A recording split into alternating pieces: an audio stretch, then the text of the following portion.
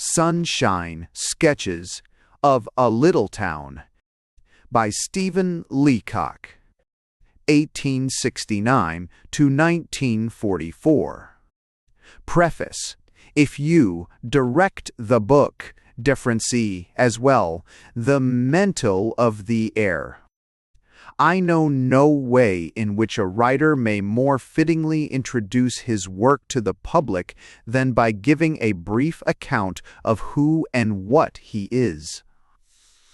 By this means, some of the blame for what he has done is very properly shifted to the extenuating circumstances of his life. I was born at Swanmore, Hants, England, on December 30, 1869. I am not aware that there was any particular conjunction of the planets at the time, but should think it extremely likely. My parents migrated to Canada in 1876, and I decided to go with them. My father took up a farm near Lake Simcoe in Ontario.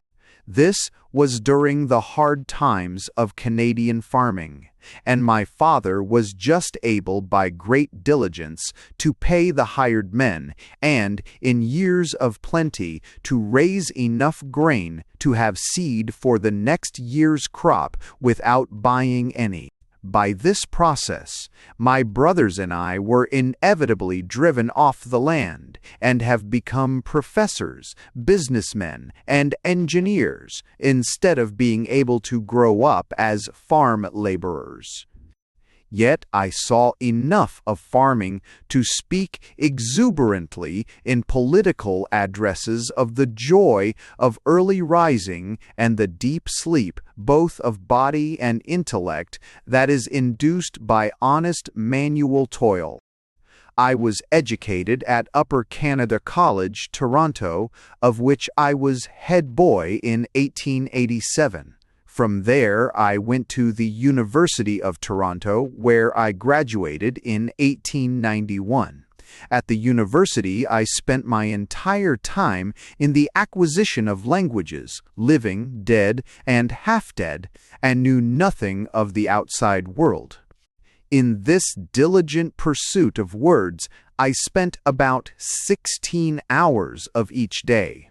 Very soon after graduation, I had forgotten the languages and found myself intellectually bankrupt. In other words, I was what is called a distinguished graduate, and, as such, I took to school teaching as the only trade I could find that need neither experience nor intellect.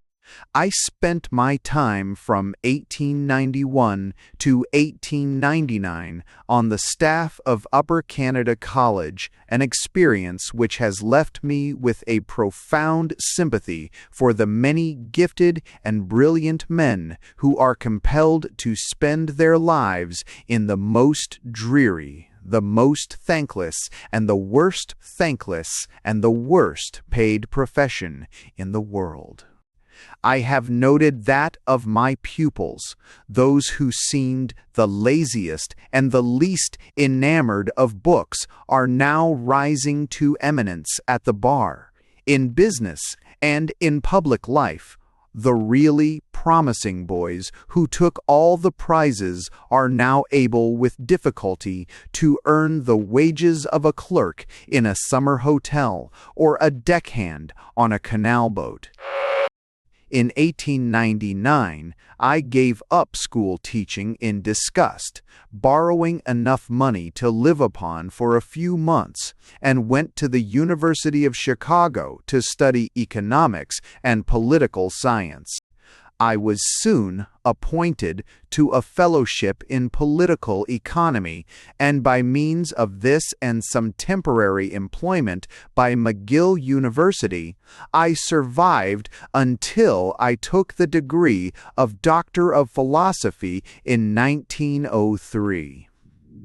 The meaning of this degree is that the recipient of instruction is examined for the last time in his life, and is pronounced completely full.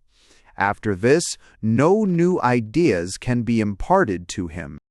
From this time and since my marriage, which had occurred at this period, I have belonged to the staff of McGill University, first as lecturer in political science and later as head of the Department of Economics and Political Science. As this position is one of the prizes of my profession, I am able to regard myself as singularly fortunate.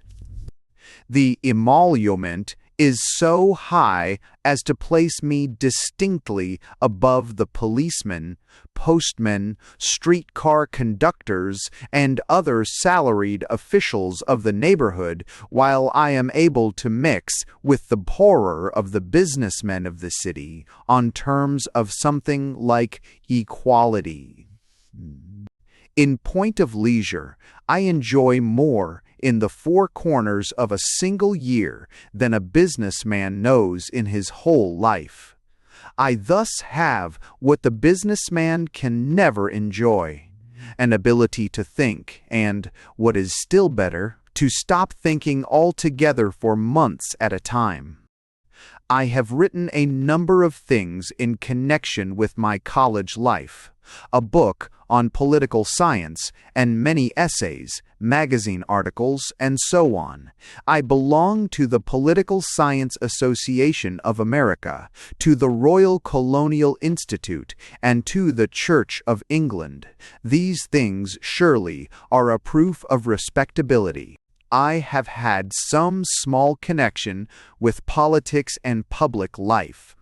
A few years ago, I went all round the British Empire, delivering addresses on imperial organization.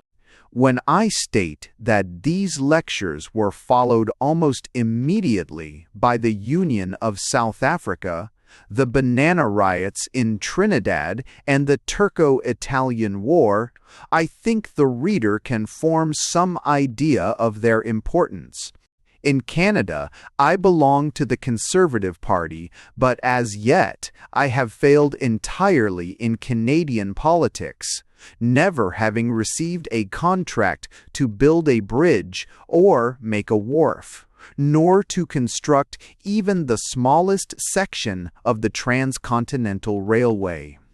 This, however, is a form of national ingratitude to which one becomes accustomed in this dominion. Apart from my college work, I have written 2 books, one called Literary Lapses and the other Nonsense Novels. Each of these is published by John Lane, London, and New York, and either of them can be obtained, absurd though it sounds, for the mere sum of 3 shillings and 6pence. Any reader of this preface, for example, ridiculous though it appears, could walk into a bookstore and buy both of these books for 7 shillings. Yet these works are of so humorous a character that for many years it was found impossible to print them. The compositors fell back from their task, suffocated with laughter and gasping for air. Nothing but the intervention of the linotype machine, or rather, of the kind of men who operate it, made it possible to print these books. Even now, people have to be very careful in circulating them, and the books should never be put into the hands of persons not in robust health. Many of my friends are under the impression that I write these humorous nothings in idle moments when the wearied brain is unable to perform the serious labors of the economist. My own experience is exactly the other way. There is no trouble in writing a scientific treatise on the folklore of Central China, or a statistical enquiry into the declining population of Prince Edward Island. But to write something out of one's own mind, worth reading for its own sake, is an arduous contrivance only to be achieved in fortunate moments, few and far between. Personally, I would sooner have written Alice in Wonderland than the whole Encyclopedia Britannica. In regard to the present work, I must disclaim at once all intentions of trying to do anything so ridiculously easy as writing about a real place and real people. You may find them all the way from Lake Superior to the sea, with the same square streets and the same maple trees and the same churches and hotels, and everywhere the sunshine of the land of hope. Similarly, the Reverend Mr. Drone is not one person, but about 8 or 10. To make him, I clapped the gaiters of one ecclesiastic round, the legs of another, added the sermons of a third, and the character of a fourth, and so let him start on his way in the book to pick up such individual attributes as he might find for himself. Mullins and Bagshaw and Judge Pepperley and the rest are, it is true, personal friends of mine.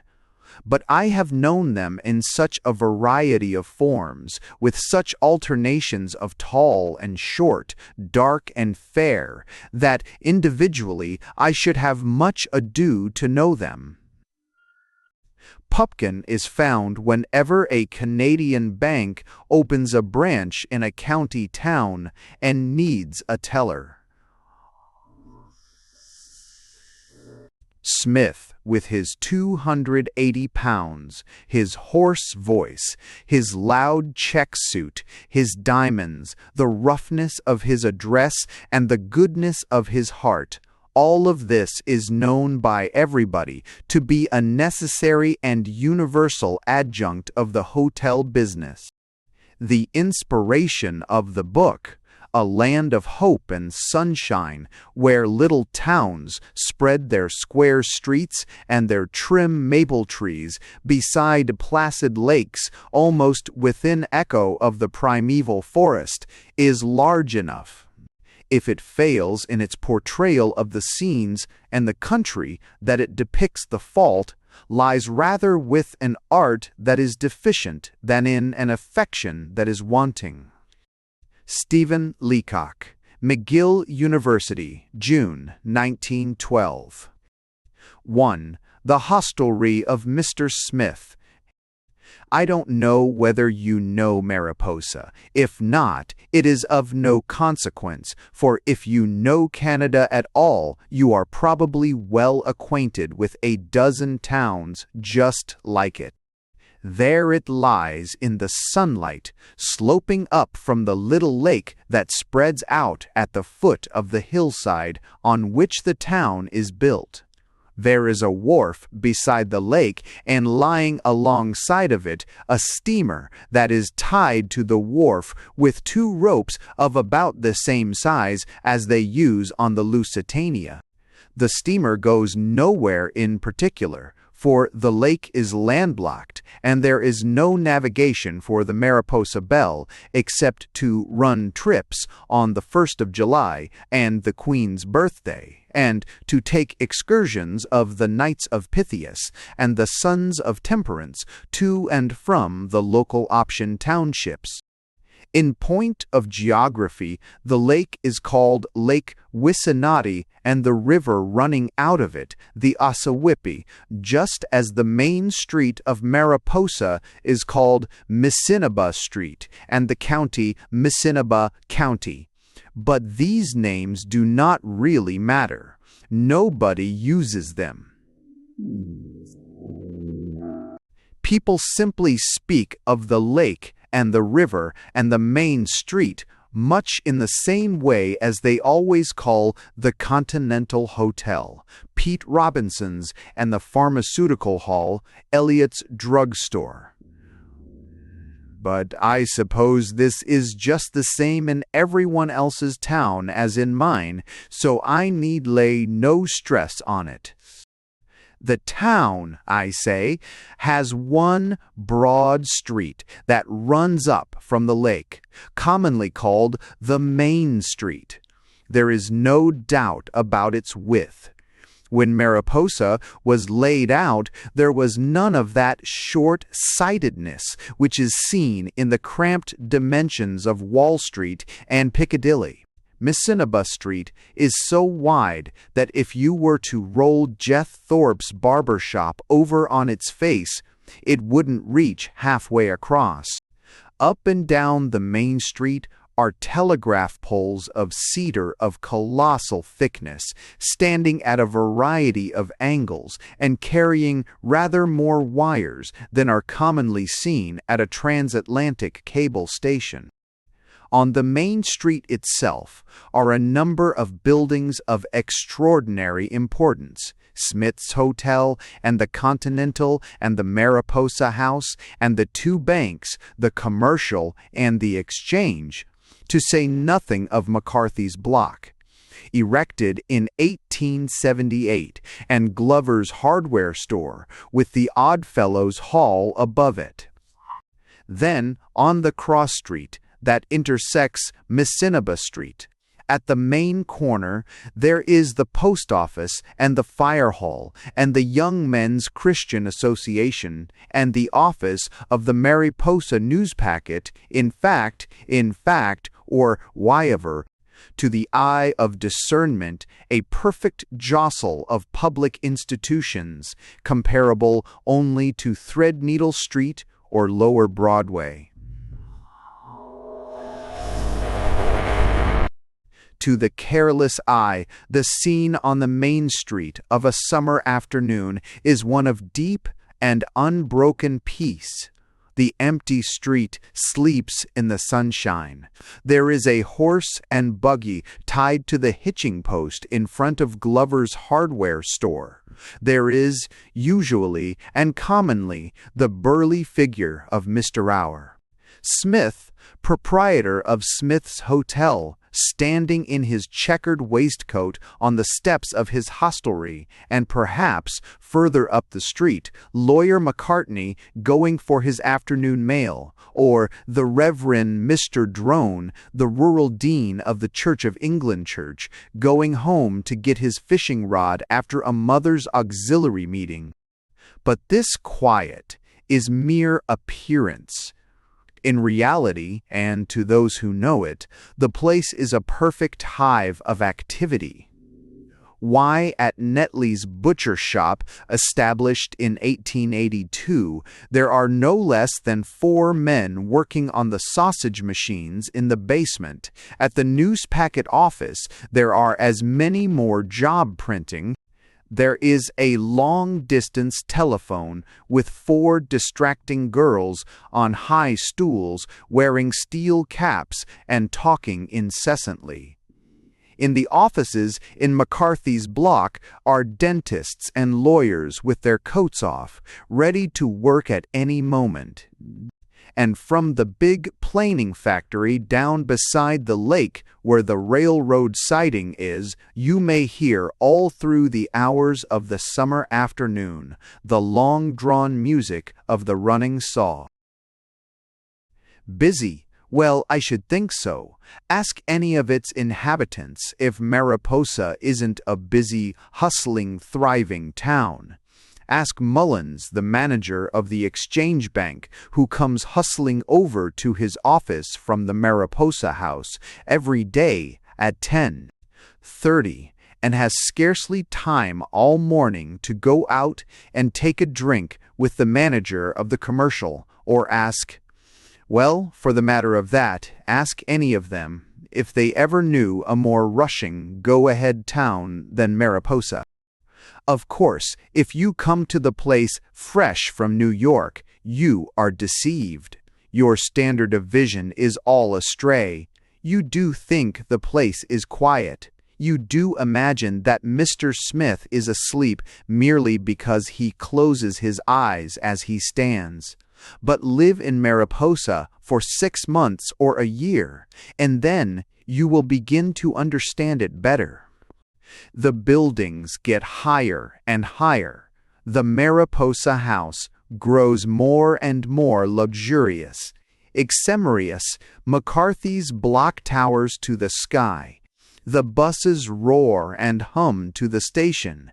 The trains shriek. The traffic multiplies. The people move faster and faster. A dense crowd swirls to and fro in the post office and the 5 and 10-cent store. And amusements. Well, now. Lacrosse, baseball, excursions, dances, the fireman's ball every winter, and the Catholic picnic every summer.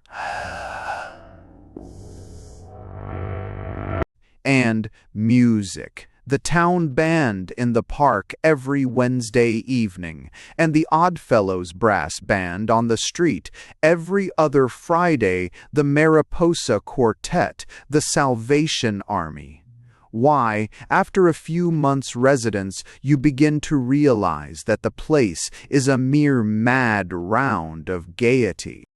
In point of population, if one must come down to figures, the Canadian census puts the numbers every time at something round 5,000. But it is very generally understood in Mariposa that the census is largely the outcome of malicious jealousy. It is usual that after the census, the editor of the Mariposa Newspacket makes a careful re-estimate based on the data of relative non-payment of subscriptions and brings the population up to 6,000. After that, the Mariposa Times-Herald makes an estimate that runs the figures up to 6,500. Then Mr. Stardy's up to Gingham, the undertaker, who collects the vital statistics for the provincial government, makes an estimate from the number of what he calls the demised as compared with the less interesting persons who are still alive, and brings the population to 7,000. After that, somebody else works it out that it's 7,500. Then the man behind the bar of the Mariposa House offers to bet the whole room that there are 9,000 people in Mariposa. That settles it, and the population is well on the way to 10,000, when down swoops the federal census taker on his next round, and the town has to begin all over again. Still, it is a thriving town, and there is no doubt of it. Even the transcontinental railways, as any townsman will tell you, run through Mariposa. But in the wakeful silence of the summer night, you may hear the long whistle of the through train for the west as it tears through Mariposa, rattling over the switches and past the semaphores and ending in a long, sullen roar as it takes the trestle bridge over the Assawipi. Or, better still, on a winter evening about 8 o'clock, you will see the long row of the Pullmans and diners of the night express going north to the mining country, the windows flashing with brilliant light, and within them a vista of cut glass and snow-white table linen, smiling Negroes and millionaires with napkins at their chins whirling past in the driving snowstorm. I can tell you the people of Mariposa are proud of the trains, even if they don't stop. The joy of being on the main line lifts the Mariposa people above the level of their neighbors in such places as Tecumseh and Nichols Corners into the cosmopolitan atmosphere of through traffic and the larger life. Of course, they have their own train too, the Mariposa local, made up right there in the station yard and running south to the city 100 miles away. That, of course, is a real train, with a box stove on end in the passenger car, fed with cordwood upside down, and with 17 flat cars of pine lumber set between the passenger car and the locomotive so as to give the train its full impact when shunting. Outside of Mariposa, there are farms that begin well, but get thinner and meaner as you go on, and end sooner or later in bush and swamp and the rock of the North Country. And beyond that again, as the background of it all, though it's far away, you are somehow aware of the great pine woods of the lumber country reaching endlessly into the north. Not that the little town is always gay or always bright in the sunshine. There never was such a place for changing its character with the season. Dark enough and dull, it seems, of a winter night, the wooden sidewalks creaking with the frost, and the lights burning dim behind the shop windows. In olden times, the lights were coal oil lamps. Now, of course, they are, or are supposed to be, electricity brought from the powerhouse on the lower Ossawippi 19 miles away.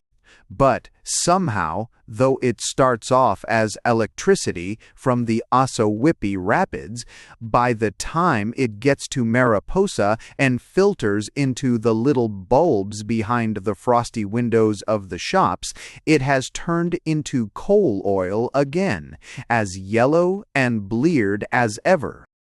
After the winter, the snow melts and the ice goes out of the lake, the sun shines high, and the shantymen come down from the lumber woods and lie round drunk on the sidewalk outside of Smith's Hotel, and that's springtime. Mariposa is then a fierce, dangerous lumber town, calculated to terrorize the soul of a newcomer who does not understand that this also is only an appearance, and that presently the rough-looking shantymen will change their clothes and turn back again into farmers. Then the sun shines warmer and the maple trees come out and Lawyer McCartney puts on his tennis trousers, and that's summertime. The Mariposa Belle churns the waters of the Wissanotti into foam as she sails out from the wharf, in a cloud of flags, the band playing, and the daughters and sisters of the Knights of Pythias dancing gaily on the deck. That changes too. The days shorten. The visitors disappear.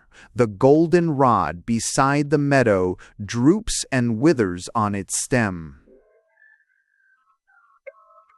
The evening closes dark and chill, and in the gloom of the main corner of Mariposa, the Salvation Army around a naphtha lamp lift up the confession of their sins. And that is autumn.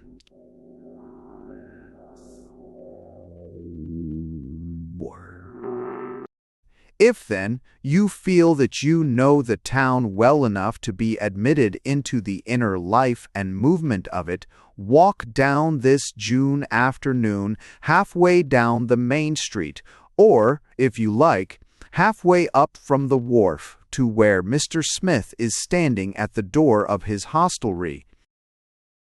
You will feel as you draw near that it is no ordinary man that you approach. It is not alone the huge bulk of Mr. Smith, 280 pounds, as tested on Netley's scales. It is not merely his costume, though the checkered waistcoat of dark blue with a flowered pattern forms, with his shepherd's plaid trousers, his gray spats, and patent leather boots, a color scheme of no mean order. Nor is it merely Mr. Smith's finely modeled face.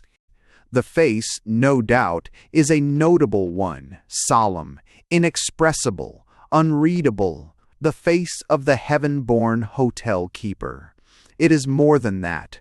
It is the strange, dominating personality of the man that somehow holds you captive. I know nothing in history to compare with the position of mystery.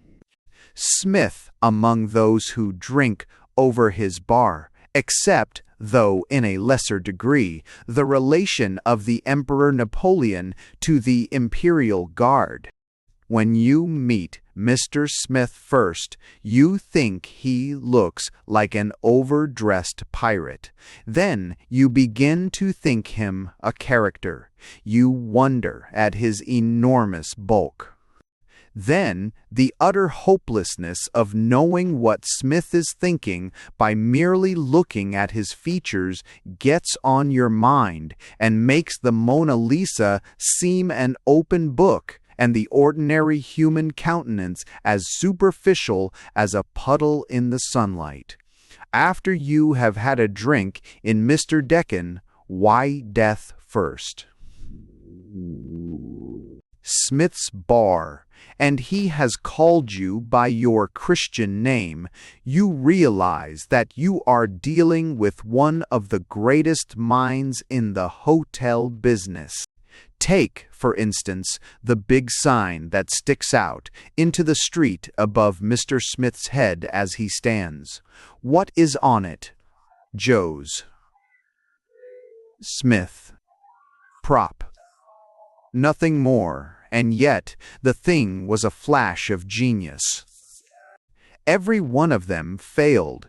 When Mr. Smith took over the hotel, he simply put up the sign with Jose, Smith, Prop, and then stood underneath in the sunshine as a living proof that a man who weighs nearly 300 pounds is the natural king of the hotel business. But on this particular afternoon, in spite of the sunshine and deep peace, there was something as near to profound concern and anxiety as the features of Mr. Smith were ever known to express. The moment was indeed an anxious one. Mr. Smith was awaiting a telegram from his legal adviser, who had that day journeyed to the county town to represent the proprietor's interest before the assembled license commissioners. If you know anything of the hotel business at all, you will understand that as beside the decisions of the license commissioners of Missinaba County, the opinions of the lords of the Privy Council are mere trifles. The matter in question was very grave. The Mariposa court had just fined Mr. Smith for the second time for selling liquors after hours. The commissioners, therefore, were entitled to cancel the license. Mr. Smith knew his fault and acknowledged it. He had broken the law. How he had come to do so, it passed his imagination to recall. By what sheer madness of the moment could he have shut up the bar on the night in question, and shut Judge Pepperley, the district judge in Missinaba County, outside of it? The more so, inasmuch as the closing up of the bar under the rigid license law of the province was a matter that the proprietor never trusted to any hands but his own. Punctually, every night at 11 o'clock, Mr. Smith strolled from the desk of the rotunda to the door of the bar. If it seemed properly full of people and all was bright and cheerful, then he closed it. If not, he kept it open a few minutes longer till he had enough people inside to warrant closing. But never unless he was assured that Pepperley, the judge of the court, and Macartney, the prosecuting attorney, were both safely in the bar, or the bar parlor, did the proprietor venture to close up. Yet on this fatal night, Pepperleigh and McCartney had been shut out, actually left on the street without a drink and compelled to hammer and beat at the street door of the bar to gain admittance.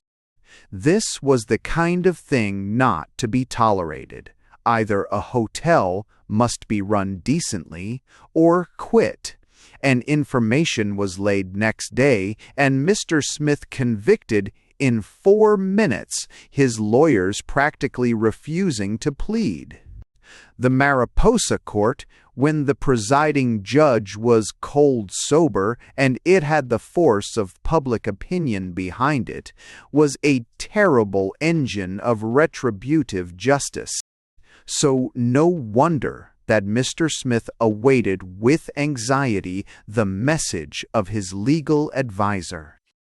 He looked alternately up the street and down it again, hauled out his watch from the depths of his embroidered pocket, and examined the hour hand and the minute hand and the second hand with frowning scrutiny. Then, wearily, and as one mindful that a hotel man is ever the servant of the public, he turned back into the hotel. "Billy," he said to the desk clerk, "if a wire comes, bring it into the bar parlor." The voice of Mr. Smith is of a deep guttural, such as Plancon or Edouard Deresky might have obtained had they had the advantages of the hotel business. His appearance to the untrained eye was merely that of an extremely stout hotel keeper walking from the rotunda to the back bar.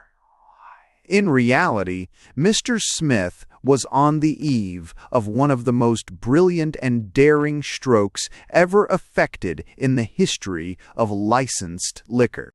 When I say that it was out of the agitation of this situation that Smith's Ladies and Gents Cafe originated, anybody who knows Mariposa will understand the magnitude of the moment.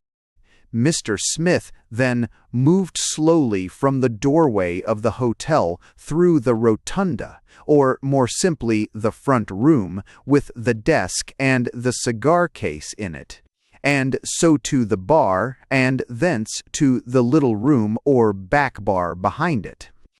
In this room, as I have said, the brightest minds of Mariposa might commonly be found in the quieter part of a summer afternoon. Today there was a group of 4 who looked up as Mr. Smith entered, somewhat sympathetically and evidently aware of the perplexities of the moment.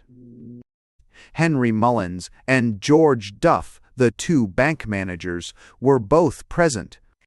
Mullins is a rather short, rather round, smooth-shaven man of less than 40, wearing one of those round banking suits of pepper and salt, with a round banking hat of hard straw, and with the kind of gold tie-pin and heavy watch chain and seals necessary to inspire confidence in matters of foreign exchange. Lord Jovord. Duff is just as round and just as short and equally smoothly shaven, while his seals and straw hat are calculated to prove that the commercial is just as sound a bank as the exchange. From the technical point of view of the banking business, neither of them had any objection to being in Smith's hotel or to taking a drink as long as the other was present. Then there was Mr. Diston, the high school teacher, commonly known as the one who drank. None of the other teachers ever entered a hotel unless accompanied by a lady or protected by a child. But as Mr. Diston was known to drink beer on occasions and to go in and out of the Mariposa House and Smith's Hotel, he was looked upon as a man whose life was a mere wreck, Whenever the school board raised the salaries of the other teachers $50 or $60 per annum at one lift, it was well understood that public morality wouldn't permit of an increase for Mr. Diston. Still more noticeable, perhaps, was the quiet, sallow-looking man dressed in black, with black gloves and with black silk hat heavily craped and placed hollow-side up on a chair. Golgotha Gingham, the undertaker of Mariposa, and his dress was due to the fact that he had just come from what he called an interment. Mr. Gingham had the true spirit of his profession, and such words as funeral or coffin or hearse never passed his lips. He spoke always of interments, of caskets and coaches, using terms that were calculated rather to bring out the majesty and sublimity of death than to parade its horrors. To be present at the hotel was in accord with Mr. Gingham's general conception of his business. No man had ever grasped the true principles of undertaking more thoroughly than Mr. Gingham. I have often heard him explain that to associate with the living, uninteresting though they appear, is the only way to secure the custom of the dead. Get to know people really well while they are alive, said Mr. Gingham. Be friends with them, close friends, and then when they die, you don't need to worry. You'll get the order every time.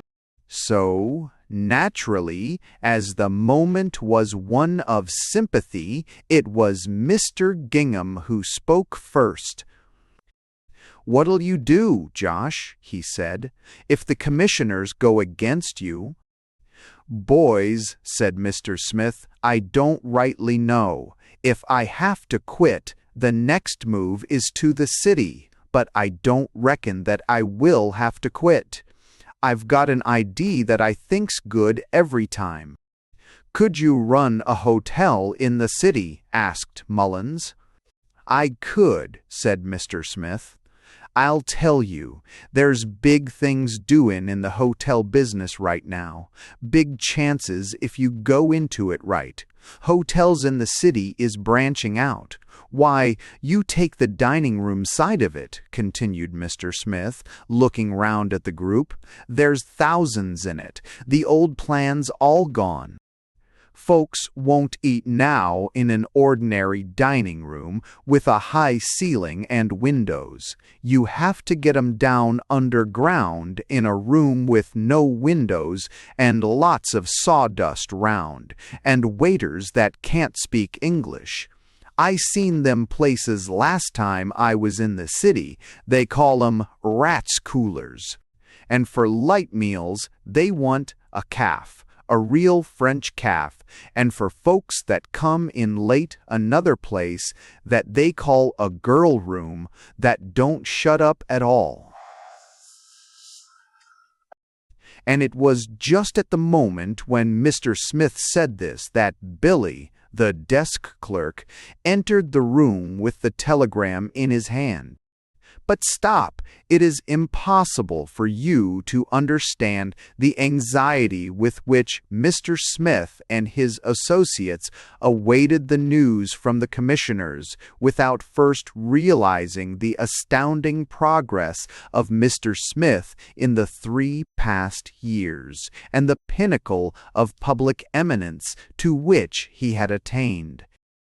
Mr. Smith had come down from the lumber country of the Spanish River, where the divide is toward the Hudson Bay, back north, as they called it, in Mariposa. He had been, it was said, a cook in the lumber shanties. To this day, Mr. Smith can fry an egg on both sides with a lightness of touch that is the despair of his own help. After that, he had run a river driver's boarding house. After that, he had taken a food contract for a gang of railroad navvies on the Transcontinental. After that, of course, the whole world was open to him. He came down to Mariposa and bought out the inside of what had been the Royal Hotel. Those who are educated understand that by the inside of a hotel is meant everything except the 4 outer walls of it: the fittings, the furniture, the bar, Billy the desk clerk, the 3 dining room girls, and above all, the license granted by King Edward VE, and ratified further by King George, for the sale of intoxicating liquors. Till then, the Royal had been a mere nothing. As Smith's Hotel, it broke into a blaze of effulgence. From the first, Mr. Smith, as a proprietor, was a wild, rapturous success. He had all the qualifications. He weighed 280 pounds. He could haul 2 drunken men out of the bar each by the scruff of the neck without the faintest anger or excitement. He carried money enough in his trousers pockets to start a bank and spent it on anything, bet it on anything, and gave it away in handfuls. He was never drunk, and, as a point of chivalry to his customers, never quite sober. Anybody was free of the hotel who cared to come in. Anybody who didn't like it could go out. Drinks of all kinds cost 5 cents or 6 for a quarter. Meals and beds were practically free. Any persons foolish enough to go to the desk and pay for them, Mr. Smith charged according to the expression of their faces. At first, the loafers and the shantymen settled down on the place in a shower, but that was not the trade that Mr. Smith wanted. He knew how to get rid of them. An army of charwomen turned into the hotel, scrubbed it from top to bottom. A vacuum cleaner, the first seen in Mariposa, hissed and screamed in the corridors. 40 brass beds were imported from the city, not, of course, for the guests to sleep in, but to keep them out. A bartender with a starched coat and wicker sleeves was put behind the bar. The loafers were put out of business. The place had become too high-toned for them. To get the high-class trade, Mr. Smith set himself to dress the part. He wore wide-cut coats of filmy serge, light as gossamer, checkered waistcoats with a pattern for every day in the week. Fedora hats light as autumn leaves, 4-in-hand ties of saffron and myrtle green with a diamond pin the size of a hazelnut. On his fingers there were as many gems as would grace a native prince of India. Across his waistcoat lay a gold watch chain in huge square links, and in his pocket a gold watch that weighed 1.5 pounds and marked minutes, seconds, and quarter-seconds. Just to look at Josh Smith's watch brought at least 10 men to the bar every evening. Every morning Mr. Smith was shaved by Jefferson Thorpe across the way. All that art could do, all that Florida water could effect, was lavished on his person. Mr. Smith became a local character. Mariposa was at his feet. All the reputable businessmen drank at Mr. Smith's bar, and in the little parlor behind it you might find at any time a group of the brightest intellects in the town.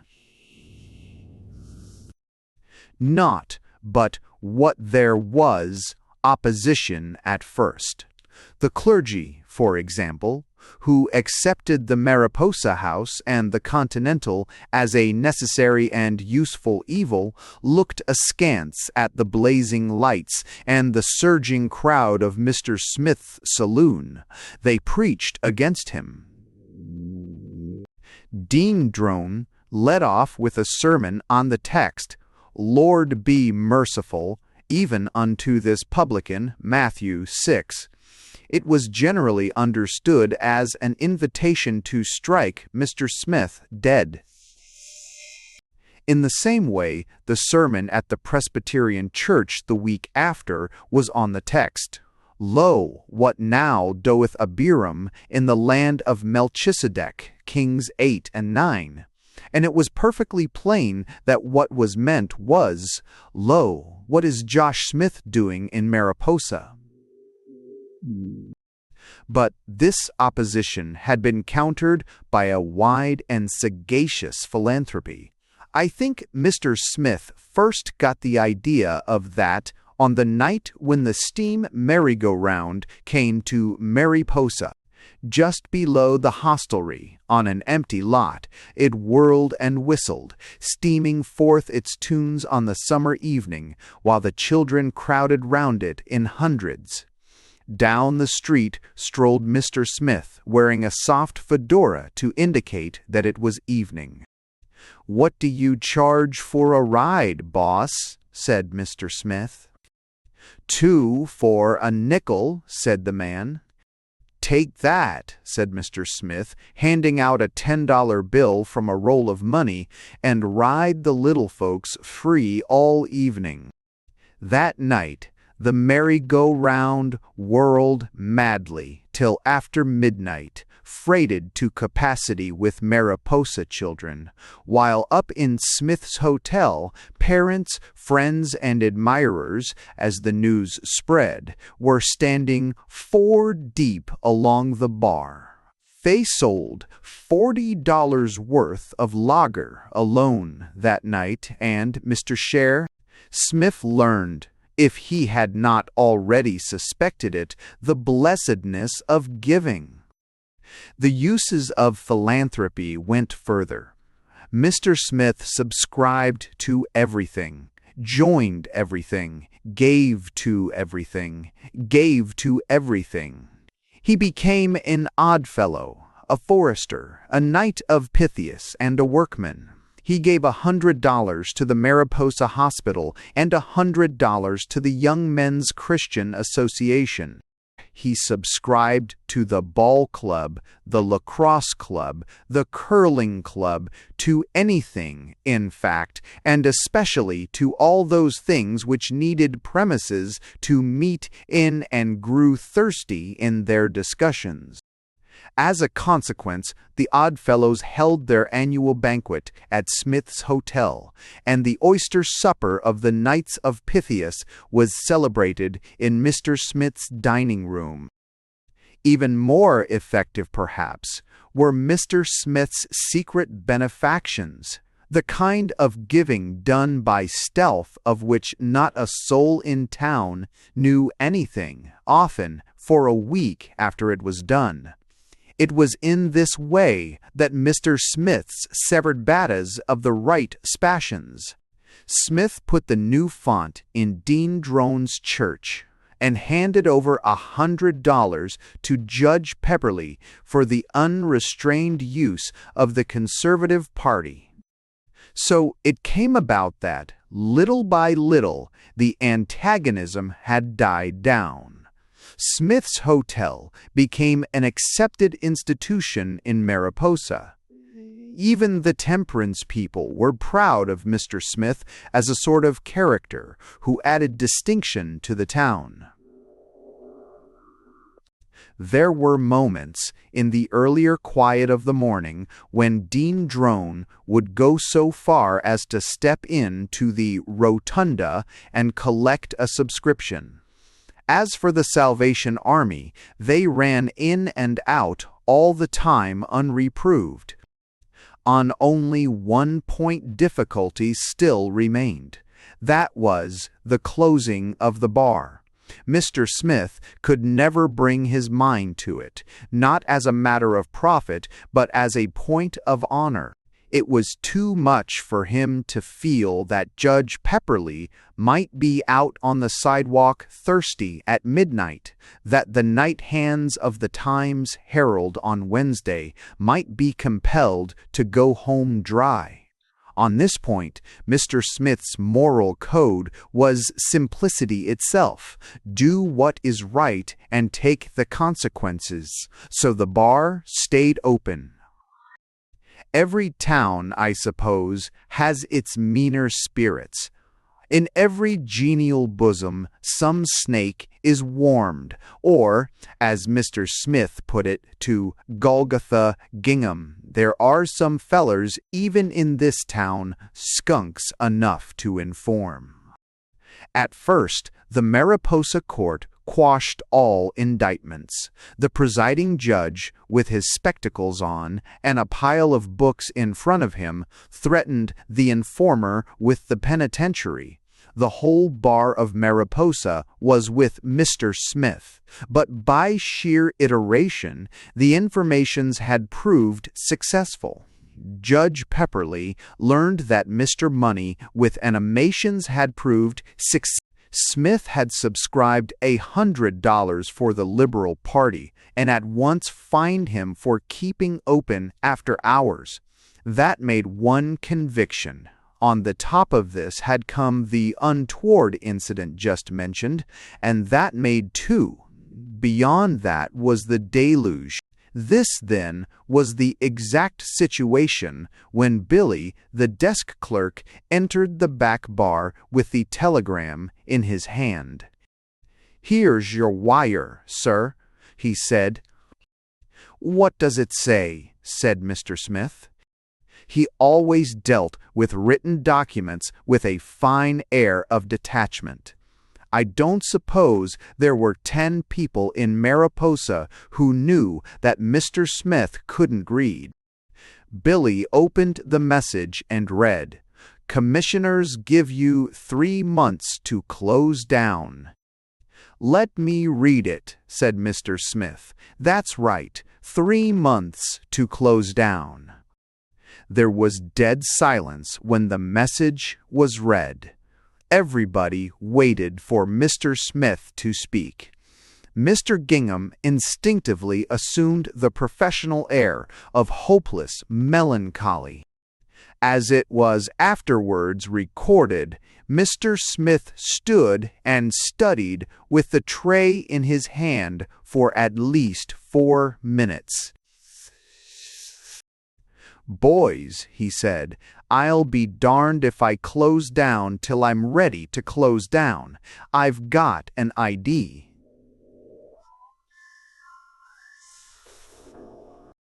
And beyond that, not another word did Mr. Smith say on the subject. But within 48 hours, the whole town knew that something was doing. The hotel swarmed with carpenters, bricklayers, and painters. There was an architect up from the city with a bundle of blueprints in his hand. There was an engineer taking the street level with a theodolite, and a gang of navvies with shovels digging like fury, as if to dig out the back foundations of the hotel. "Battle fool 'em," said Mr. Smith. Half the town was gathered round the hotel, crazy with excitement, but not a word would the proprietor say. Great dray loads of square timber and 2x8 pine joists kept arriving from the planing mill. Then the excavation deepened, and the dirt flew, and the beams went up, and the joists across, and all the day from dawn till dusk the hammers of the carpenters clattered away, working overtime at time and a half. "It don't matter what it costs," said Mr. Smith, "get it done." Rapidly, the structure took form. It extended down the side street, joining the hotel at a right angle. Spacious and graceful it looked as it reared its uprights into the air. Already you could see the place where the row of windows was to come, a veritable palace of glass, it must be, so wide and commodious were they. Below it, you could see the basement shaping itself, with a low ceiling like a vault, and big beams running across, dressed, smoothed, and ready for staining. Already in the street there were 7 crates of red and white awning. And even then nobody knew what it was, and it was not till the 17th day that Mr. Smith, in the privacy of the back bar, broke the silence and explained. "I tell you, boys," he says, "it's a calf like what they have in the city. A ladies' and gents' calf, and that underneath, what's yours, Mr. Mullins, is a rat's cooler. And when I get her started, I'll hire a French chief to do the cooking, and for the winter I will put in a girl room, like what they have in the city hotels, and I'd like to see who's going to close her up then." Within 2 more weeks, the plan was in operation. Not only was the calf built, but the very hotel was transformed. Awnings had broken out in a red and white cloud upon its face. Its every window carried a box of hanging plants, and above in glory floated the Union Jack. The place was now Smith's Summer Pavilion. It was advertised in the city as Smith's Tourists' Emporium and Smith's Northern Health Resort. Mr. Smith got the editor of the Times Herald to write up a circular all about ozone and the Mariposa pine woods, with illustrations of the Mascononge Pisces mariposas of Lake Wissanotti.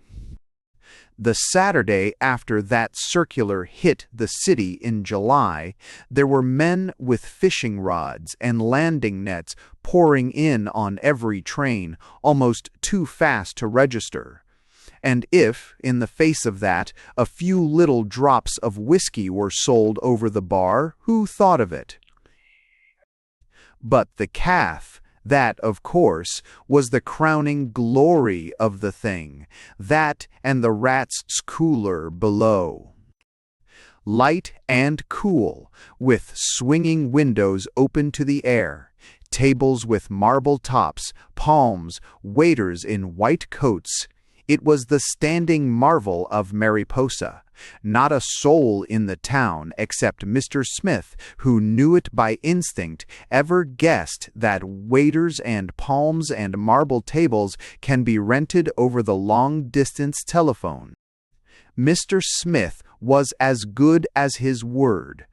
He got a French chief with an aristocratic, saturnine countenance, and a mustache and imperial that recalled the late Napoleon each.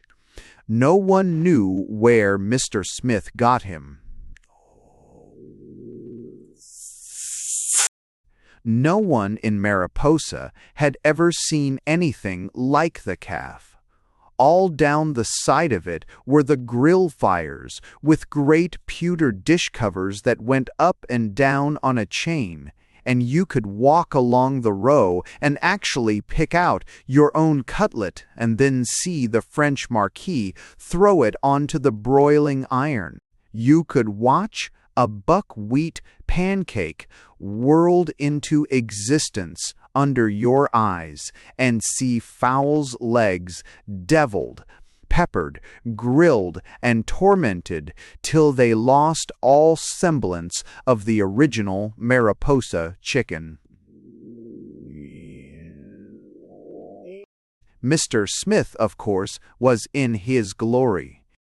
"What have you got today, Alf?" he would say as he strolled over to the marquis. The name of the chief was, I believe, Alphonse, but Alf was near enough for Mr. Smith. The Marquis would extend to the proprietor the menu. Voilà, monsieur, la carte du jour. Mr. Smith, by the way, encouraged the use of the French language in the caf.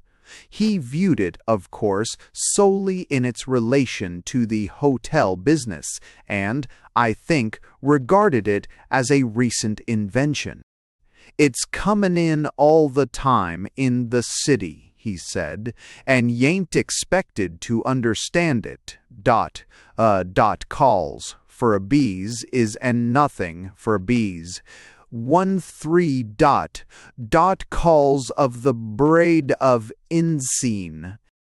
Mr. Smith would take the cart between his finger and thumb and stare at it. It was all covered with such devices as potage la mariposa, filet mignon à la propriétaire, côtelette à la Smith, and so on. But the greatest thing about the caf were the prices. Therein lay, as everybody saw at once, the hopeless simplicity of Mr. Smith. The prices stood fast at 25 cents a meal. You could come in and eat all they had in the caf for a quarter. No, sir, Mr. Smith said stoutly, I ain't going to try to raise no prices on the public.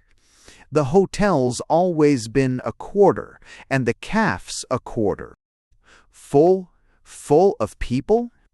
Well, I should think so. From the time the caf opened at 11 till it closed at 8:30, you could hardly find a table.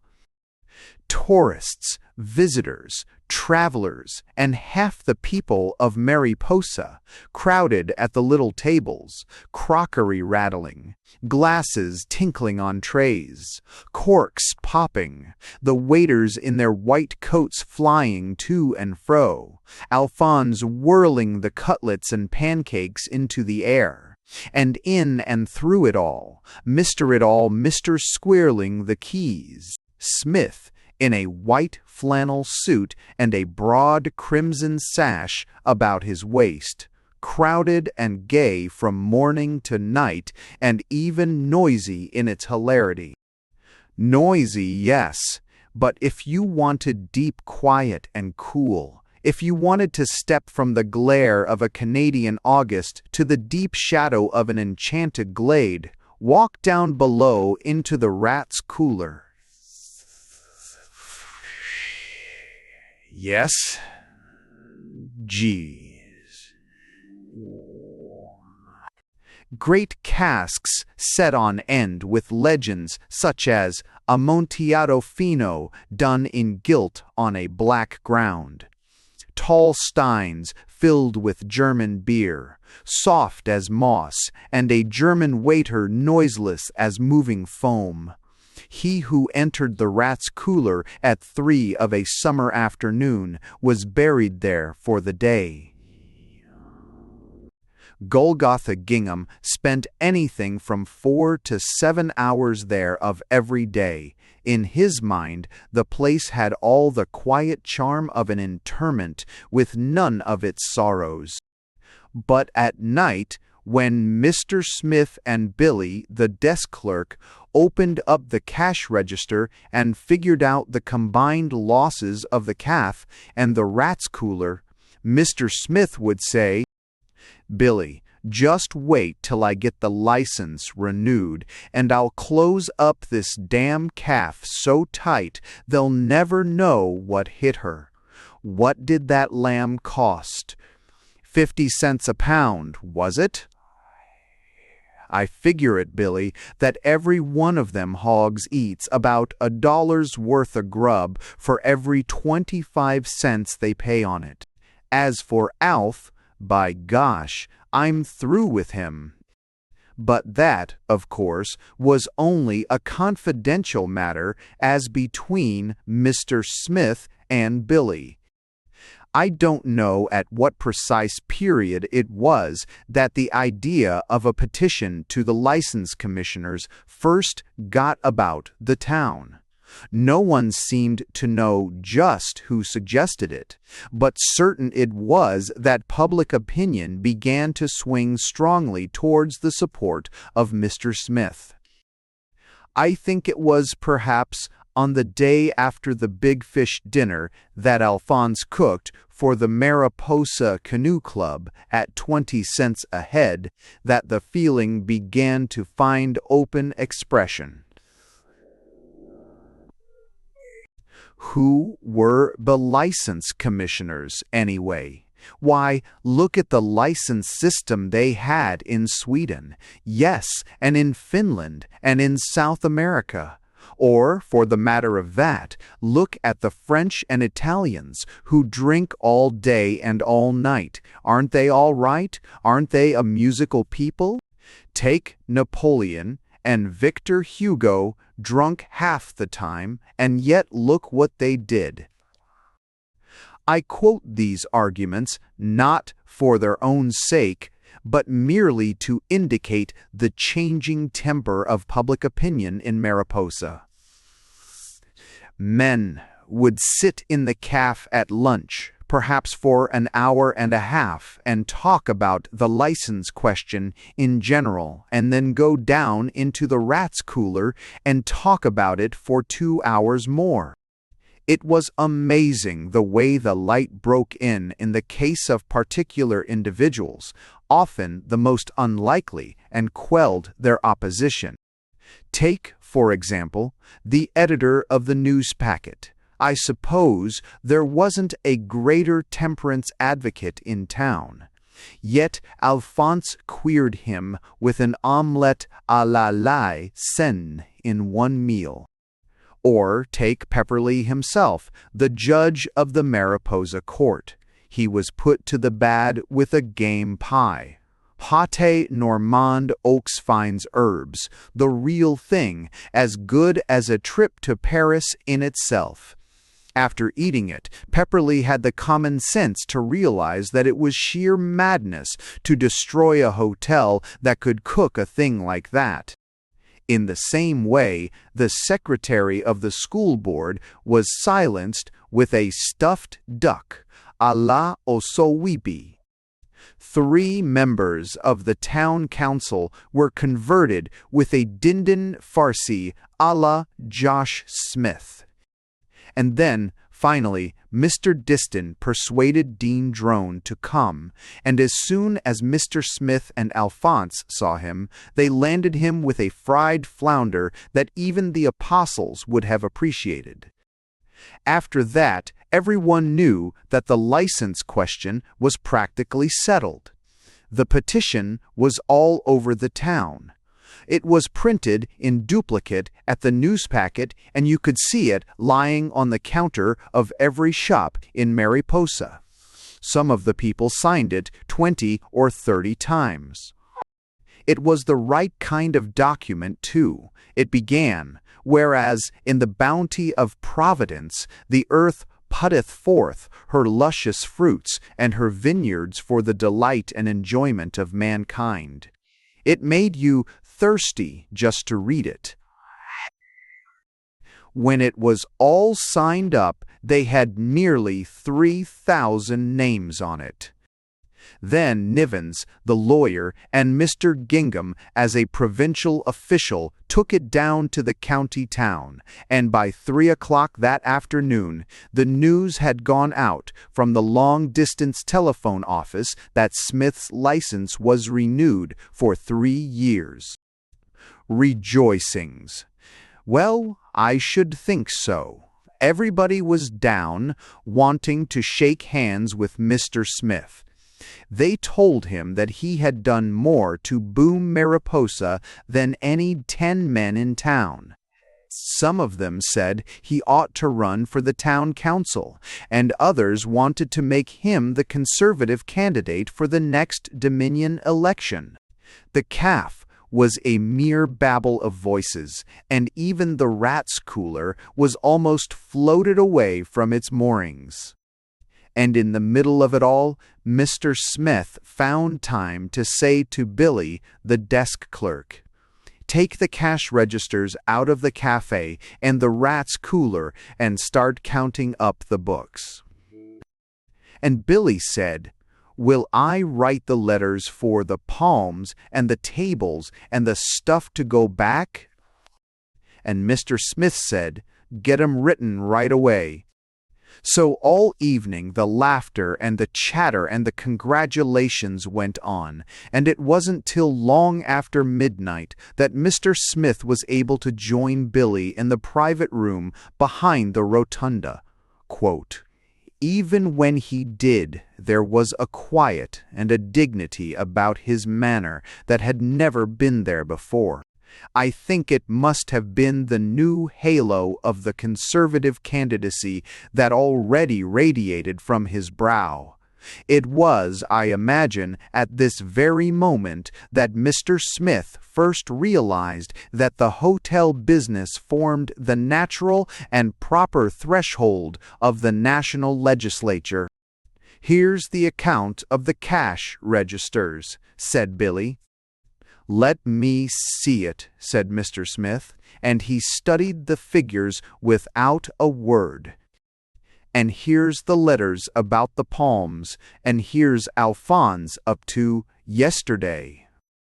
And then an amazing thing happened. "Billy," said Mr. Smith, "tear 'em up. I ain't going to do it. It ain't right, and I won't do it.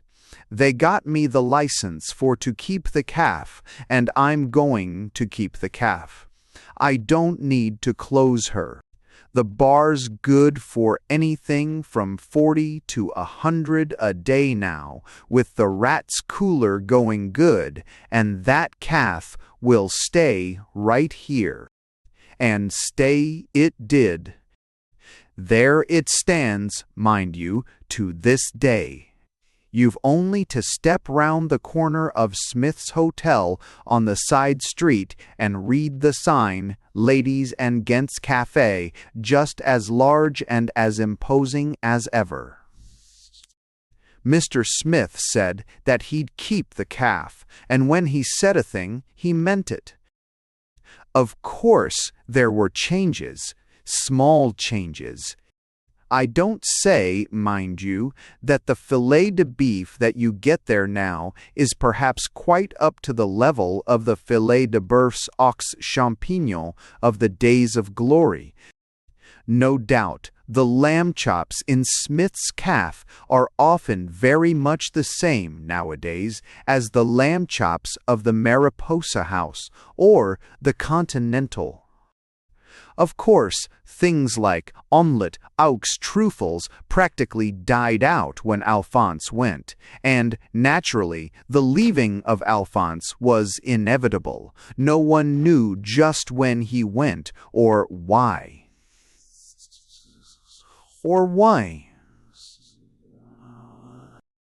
So, too, when Alf left, the use of the French language, as such, fell off tremendously in the calf. Even now they use it to some extent. You can still get filet de beef and saucisson au jus, but Billy the desk clerk has considerable trouble with the spelling. The rat's cooler, of course, closed down, or rather Mr. Smith closed it for repairs, and there is every likelihood that it will hardly open for 3 years. But the calf is there. They don't use the grills because there's no need to, with the hotel kitchen so handy. The girl room, I may say, was never opened.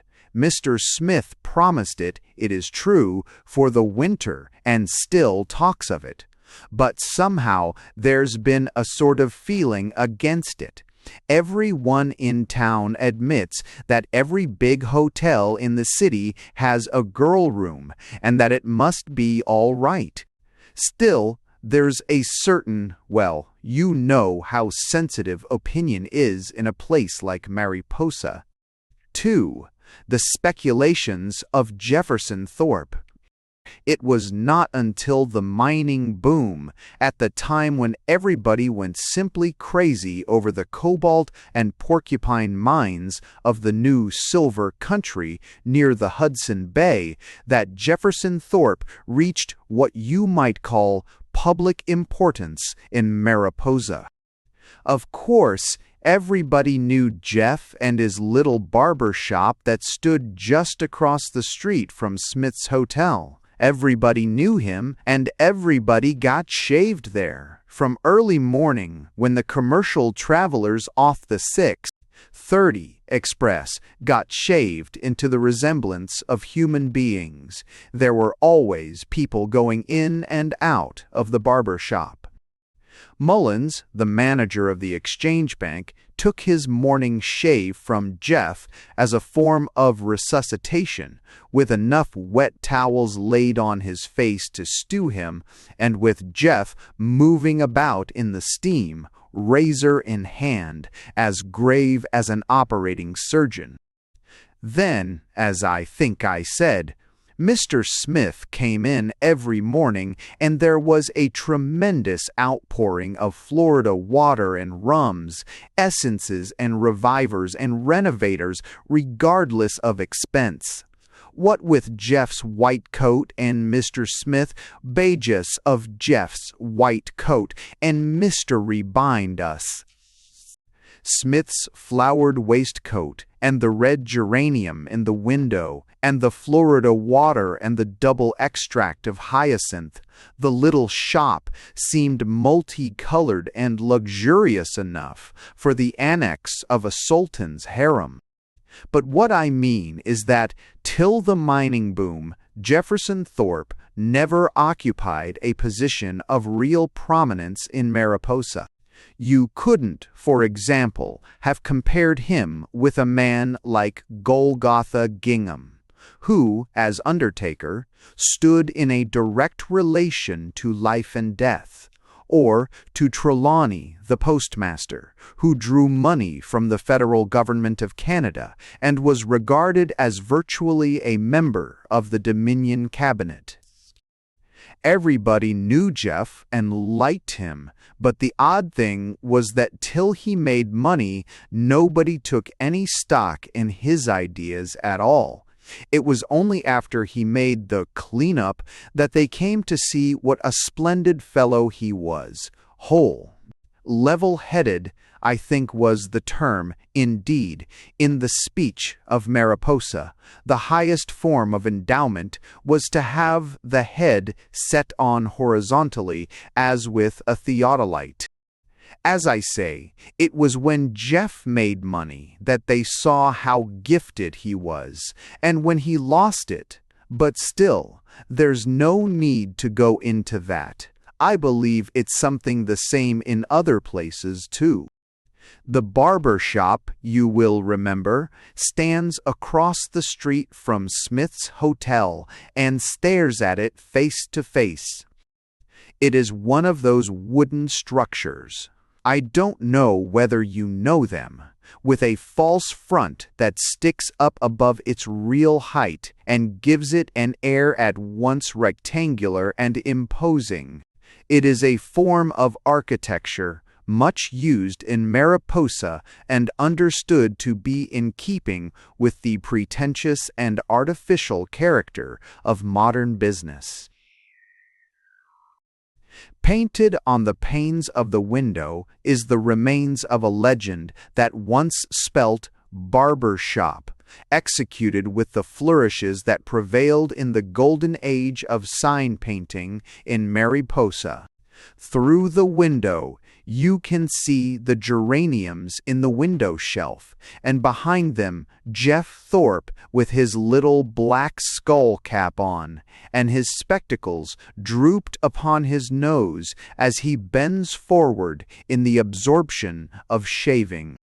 As you open the door, it sets in violent agitation, a coiled spring up above, and a bell that almost rings. Inside, there are two shaving chairs of the heavier or electrocution pattern with mirrors in front of them and pigeonholes with individual shaving mugs. There must be ever so many of them, 15 or 16. It is the current supposition of each of Jeff's customers that everyone else but himself uses a separate mug. One corner of the shop is partitioned off and bears the sign "Hot and Cold Baths, 50 cents." Still, it lends distinction somehow, just as do the faded cardboard signs that hang against the mirror with the legends Turkish shampoo, 75 cents, and Roman massage, 10LL garden. 10L. They said commonly in Mariposa that Jeff made money out of the barber shop. He may have, and it may have been, that turned his mind to investment. But it's hard to see how he could. A shave cost 5 cents and a haircut 15, or the two, if you liked, for a quarter, and at that it is hard to see how he could make money, even when he had both chairs going and shaved first in one and then in the other. You see, in Mariposa, shaving isn't the hurried, perfunctory thing that it is in the city. A shave is looked upon as a form of physical pleasure and lasts anywhere from 25 minutes to 3/4 of an hour.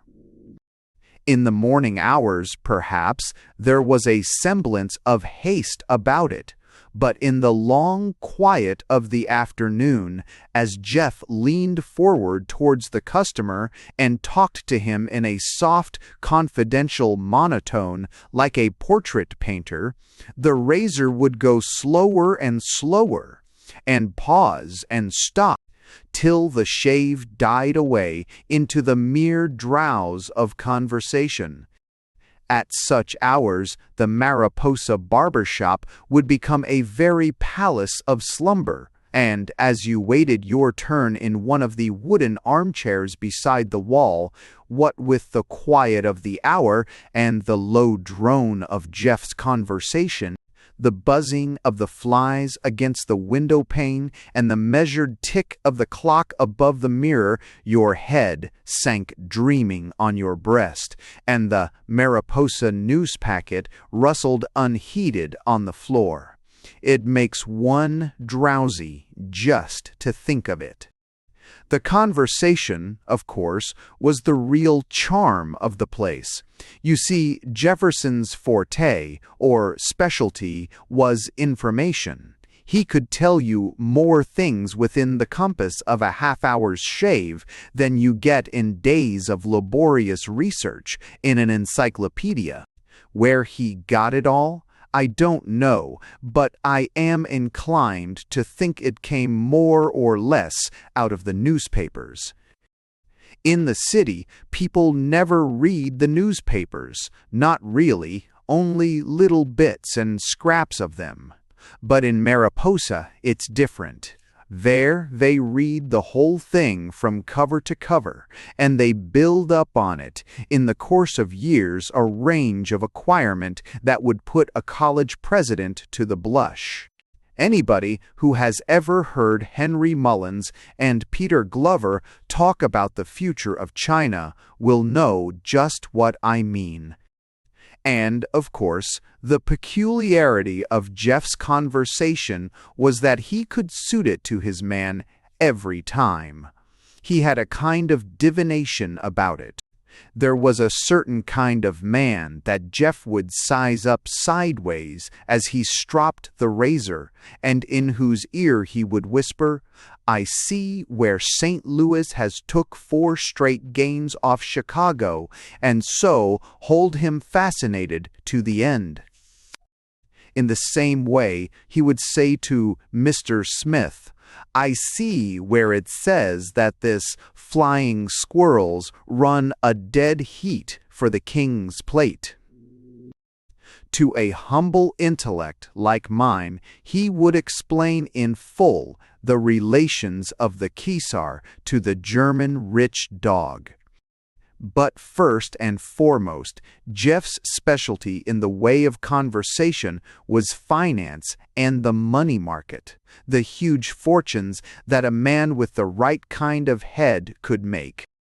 I've known Jefferson to pause in his shaving with the razor suspended in the air as long as 5 minutes while he described, with his eye half closed, exactly the kind of a head a man needed in order to make a haul or a cleanup. It was evidently simply a matter of the head, and as far as one could judge, Jeff's own was the very type required. I don't know just at what time or how Jefferson first began his speculative enterprises. It was probably in him from the start. There is no doubt that the very idea of such things as traction stock and amalgamated asbestos went to his head, and whenever he spoke of Mr. Carnegie and Mr. Rockefeller, the yearning tone of his voice made it as soft as lathered soap. I suppose the most rudimentary form of his speculation was the hens. He kept them out at the back of his house, which itself stood up a grass plot behind and beyond the barber shop. And in the old days, Jeff would say, with a certain note of pride in his voice, that the woman had sold as many as 24 eggs in a day to the summer visitors. But what with reading about amalgamated asbestos and consolidated copper and all that, the hens began to seem pretty small business, and in any case the idea of 24 eggs at a cent apiece almost makes one blush. I suppose a good many of us have felt just as Jeff did about our poor little earnings. Anyway, I remember Jeff telling me one day that he could take the whole lot of the hens and sell them off and crack the money into Chicago wheat on margin and turn it over in 24 hours. He did it, too, only somehow, when it was turned over, it came upside down on top of the hens. After that, the hen house stood empty, and the woman had to throw away chicken feed every day, at a dead loss of perhaps a shave and a half. But it made no difference to Jeff, for his mind had floated away already on the possibilities of what he called displacement, mining on the Yukon. So you can understand that when the mining boom struck Mariposa, Jefferson Thorpe was in it right from the very start. Why, no wonder it seemed like the finger of Providence. Here was this great silver country spread out to north of us, where people had thought there was only a wilderness, and right at our very doors. You could see, as I saw, the night express going north every evening, for all one knew Rockefeller or Carnegie or anyone might be on it. Here was the wealth of Calcutta, as the Mariposa Newspacket put it, poured out at our very feet. So no wonder the town went wild. All day in the street you could hear men talking of veins, and smelters and dips and deposits and faults. The town hummed with it like a geology class on examination day. And there were men about the hotels with mining outfits and theodolites and dunnage bags, and at Smith's bar they would hand chunks of rock up and down, some of which would run as high as 10 drinks to the pound. The fever just caught the town and ran through it. Within a fortnight, they put a partition down Robertson's coal and wood office and opened the Mariposa Mining Exchange, and just about every man on the main street started buying scrip. Then presently young Fizzlechip, who had been teller in Mullins's bank and that everybody had thought a worthless jackass before, came back from the cobalt country with a fortune, and loafed round in the Mariposa house in English khaki and a horizontal hat, drunk all the time, and everybody holding him up as an example of what it was possible to do if you tried. They all went in. Jim Elliot mortgaged the inside of the drugstore and jammed it into twin Tamagami. Pete Glover at the hardware store bought Nippewa stock at 13 cents and sold it to his brother at 17, and bought it back in less than a week at 19. They didn't care. Judge Pepperleigh put the rest of his wife's money into Temiskaming Common, and Lawyer McCartney got the fever, too, and put every cent that his sister possessed into Tulip Preferred. And even when young Fizzlechip shot himself in the back room of the Mariposa house, Mr. Gingham buried him in a casket with silver handles, and it was felt that there was a Monte Carlo touch about the whole thing. They all went in, or all except Mr. Smith. You see, Mr. Smith had come down from there, and he knew all about rocks and mining and canoes and the North Country. He knew what it was to eat flour-baked dampers under the lee side of a canoe propped among the underbrush, and to drink the last drop of whiskey within 50 miles. Smith had mighty little use for the North. But what he did do was to buy up enough early potatoes to send 15 carload lots into cobalt at a profit of $5 a bag. Mr. Smith, I say, hung back, but Jeff Thorpe was in the mining boom right from the start. He bought in on the Nippewa mine even before the interim prospectus was out. He took a block of 100 shares of Abitibi Development at 14 cents, and he and Johnson, the livery stable keeper next door, formed a syndicate and got 1,000 shares of Metagami Lake at 104 cents, and then unloaded them on one of the sausage men at Netley's butcher shop at a clear cent per cent advance. Jeff would open the little drawer below the mirror in the barber shop and show you all kinds and sorts of cobalt country mining certificates, blue ones, pink ones, green ones, with outlandish and fascinating names on them that ran clear from the Mattawa to the Hudson Bay. And right from the start, he was confident of winning. "There ain't no difficulty to it," he said. "There's lots of silver up there in that country, and if you buy some here and some there, you can't fail to come out somewhere. I don't say," he used to continue, with the scissors open and ready to cut, "that some of the greenhorns won't get bit. But if a feller knows the country and keeps his head level, he can't lose."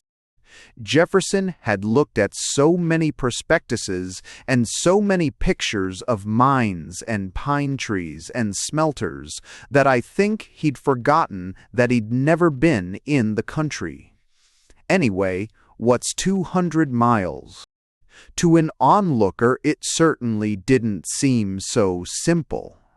I never knew the meanness, the trickery of the mining business, the sheer obstinate determination of the bigger capitalists not to make money when they might, till I heard the accounts of Jeff's different mines. Take the case of Corona Jewel. Ooh. There was a good mine simply going to ruin for lack of common sense. She ain't been developed, Jeff would say. There's silver enough in her so you could dig it out with a shovel. She's full of it, but they won't get at her and work her. Then he'd take a look at the pink and blue certificates of the Corona Jewel and slam the drawer on them in disgust. Worse than that was the Silent Pine, a clear case of stupid incompetence. Utter lack of engineering skill was all that was keeping the Silent Pine from making a fortune for its holders.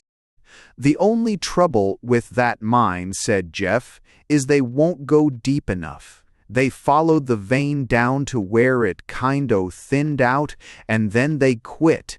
If they'd just go right into her good, they'd get it again. She's down there all right. But perhaps the meanest case of all was the Northern Star. That always seemed to me, every time I heard of it, a straight case for the criminal law. The thing was so evidently a conspiracy. I bought her, said Jeff, at 32, and she stayed right there tight, like she was stuck. Then a bunch of these fellers in the city started to drive her down, and they got her pushed down to 24, and I held on to her, and they shoved her down to 21. This morning, they've got her down to 16, but I don't mean to let go. No, sir. In another fortnight, they shoved her, the same unscrupulous crowd, down to 9 cents, and Jefferson still held on. 1. They're working her down, he admitted, but I'm holding her. No conflict between vice and virtue was ever grimmer. She's at 6, said Jeff, but I've got her. They can't squeeze me. A few days after that, the sane criminal gang had her down further than ever. They've got her down to 3 cents, said Jeff, but I'm with her. Yes, sir, they think they can shove her clean off the market, but they can't do it. I've boughten in Johnson's shares and the whole of Netley's, and I'll stay with her till she breaks. So they shoved and pushed and clawed her down, that unseen, nefarious crowd in the city. And Jeff held on to her, and they writhed and twisted at his grip, and then, I stain Fivu and Ben. And then, well, that's just the queer thing about the mining business. Why, sudden as a flash of lightning, it seemed, the news came over the wire to the Mariposa Newspacket that they had struck a vein of silver in the Northern Star as thick as a sidewalk, and that the stock had jumped to $17 a share. And even at that, you couldn't get it. And Jeff stood there, flushed and half staggered against the mirror of the little shop, with a bunch of mining scrip in his hand that was worth $40,000. Excitement. It was all over the town in a minute. They ran off a news extra at the Mariposa Newspacket, and in less than no time, there wasn't standing room in the barber shop, and over in Smith's Hotel, they had 3 extra barkeepers working on the lager beer pumps. They were selling mining shares on the main street in Mariposa that afternoon, and people were just clutching for them. Then at night, there was a big oyster supper in Smith's Cafe, with speeches and the Mariposa band outside. And the queer thing was that the very next afternoon was the funeral of young Fizzlechip, and Dean Drone had to change the whole text of his Sunday sermon at 2 days' notice for fear of offending public sentiment. But I think What Jeff liked best of it all was the sort of public recognition that it meant. He'd stand there in the shop, hardly bothering to shave, and explain to the men in the armchairs how he held her, and they shoved her, and he clung to her, and what he'd said to himself. A perfect Iliad, while he was clinging to her. The whole thing was in the city papers a few days after, with a photograph of Jeff taken specially at Ed Moore's studio upstairs over Netley's.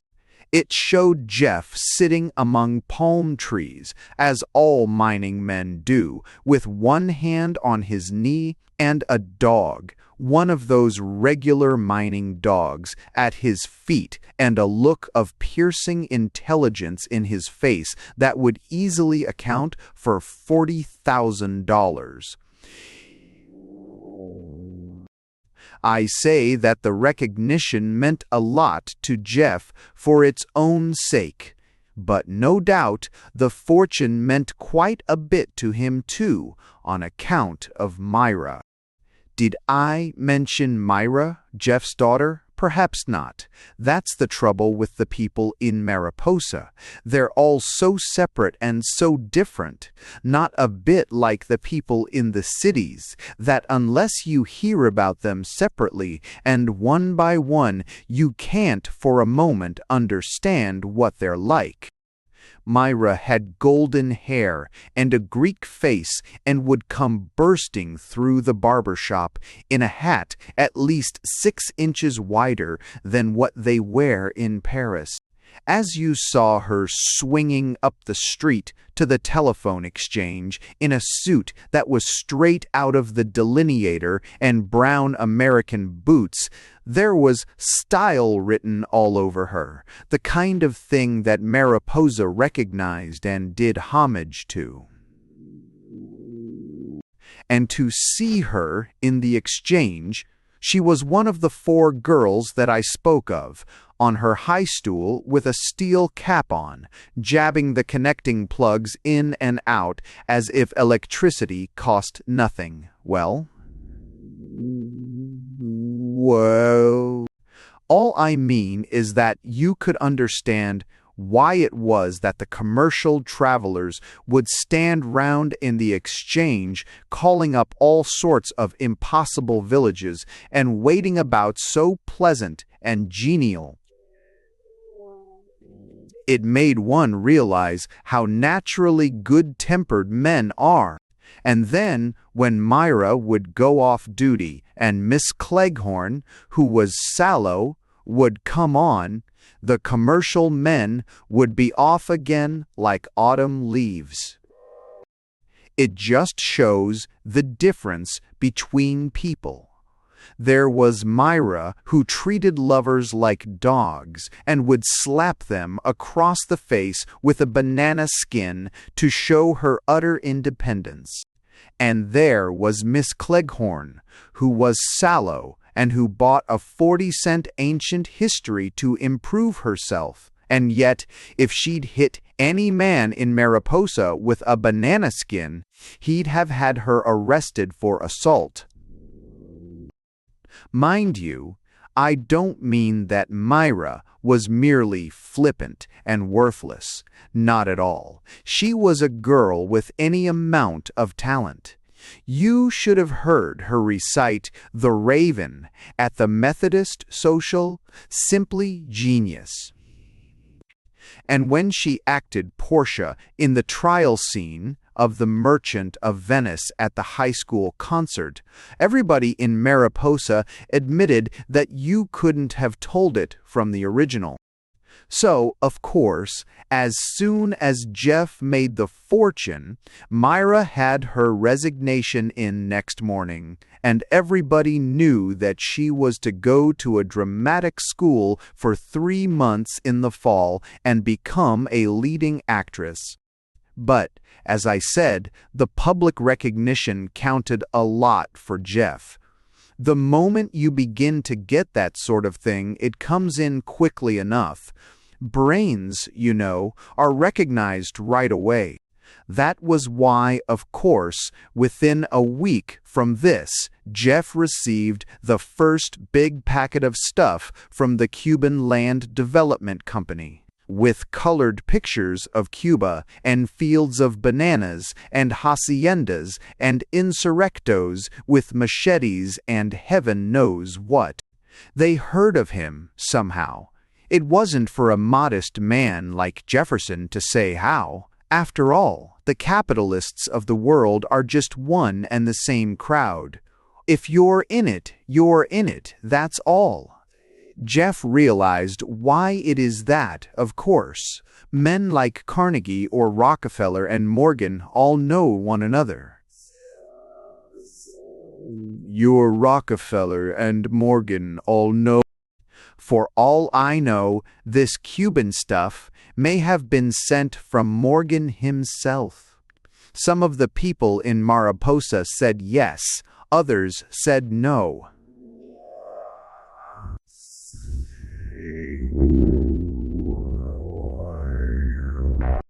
Anyway, they were fair and straight, this Cuban crowd that wrote to Jeff. They offered him to come right in and be one of themselves. If a man's got the brains, you may as well recognize it straight away.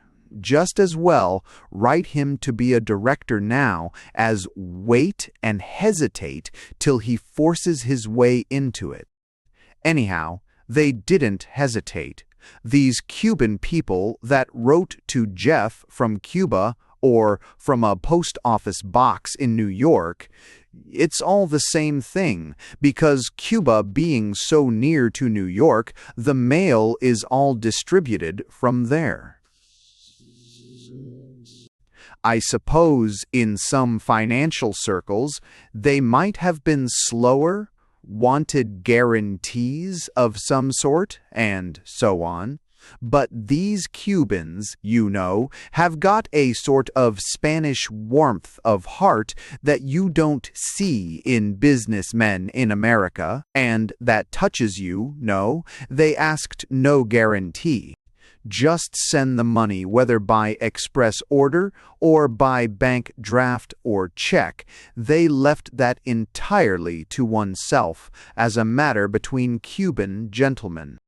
And they were quite frank about their enterprise. Bananas and tobacco in the plantation district reclaimed from the insurrectos. You could see it all there in the pictures. Tobacco plants and the insurrectos, everything.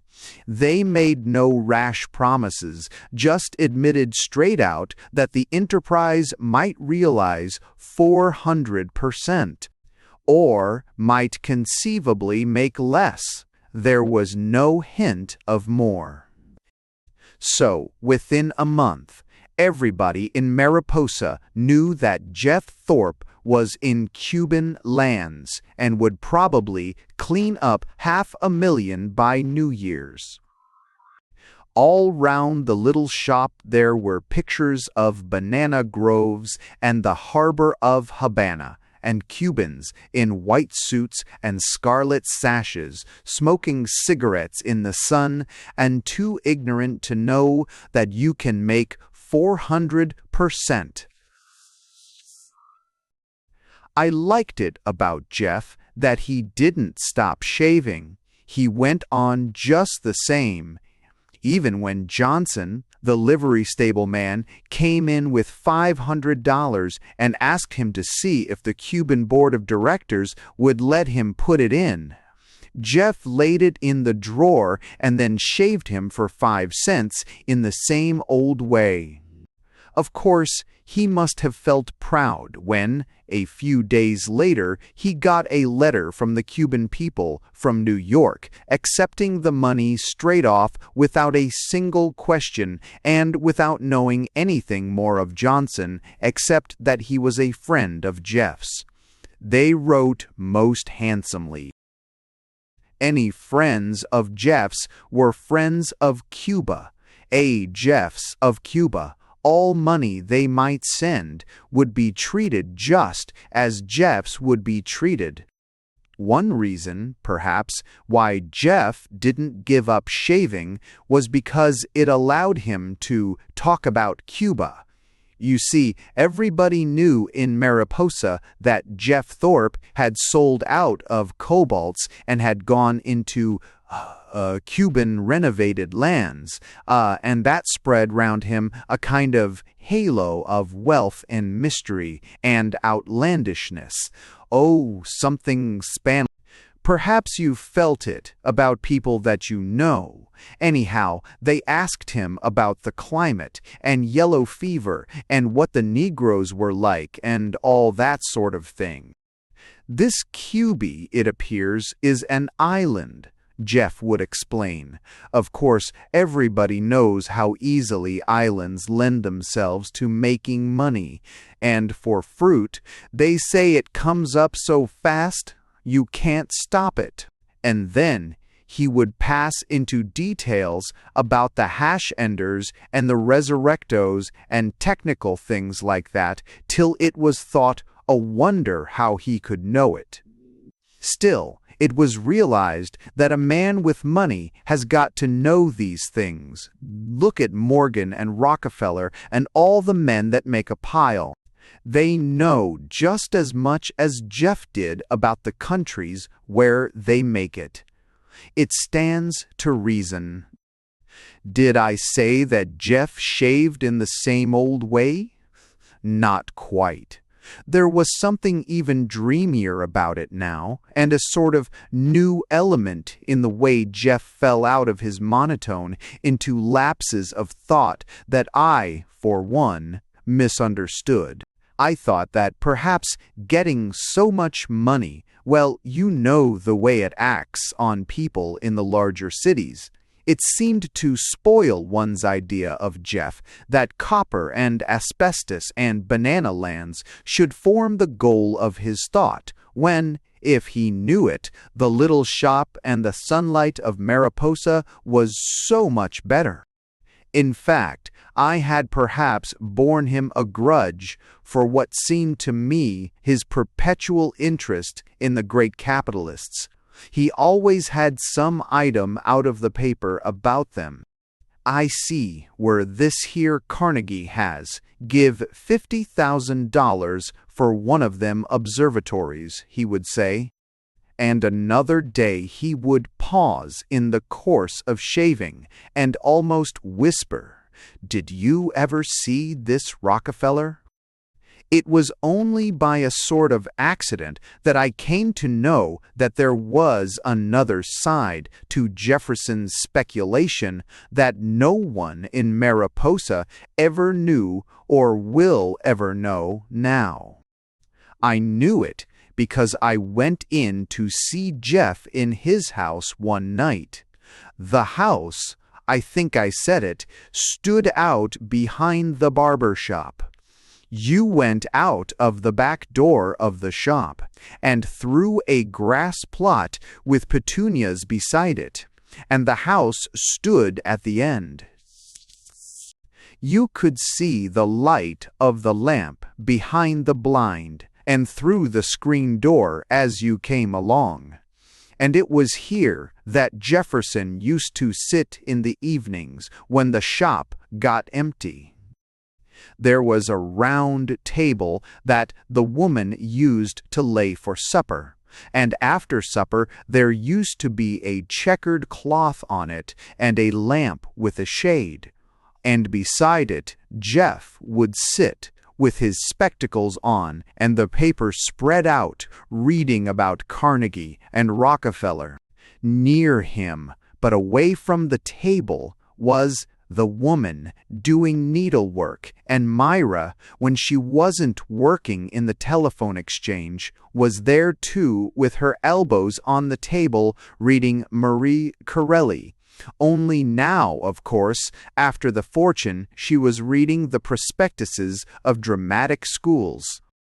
So this night, I don't know just what it was in the paper that caused it. Jeff laid down what he was reading and started to talk about Carnegie. "This Carnegie, I bet you, would be worth," said Jeff, closing up his eyes in calculation, "as much as perhaps $2 million if you was to sell him up. And this Rockefeller and this Morgan, either of them, to sell them up clean, would be worth another couple of million." I may say in parentheses that it was a favorite method in Mariposa, if you wanted to get at the real worth of a man, to imagine him clean sold up, put up for auction, as it were. It was the only way to test him. "And now look at 'em," Jeff went on. "They make their money, and what do they do with it?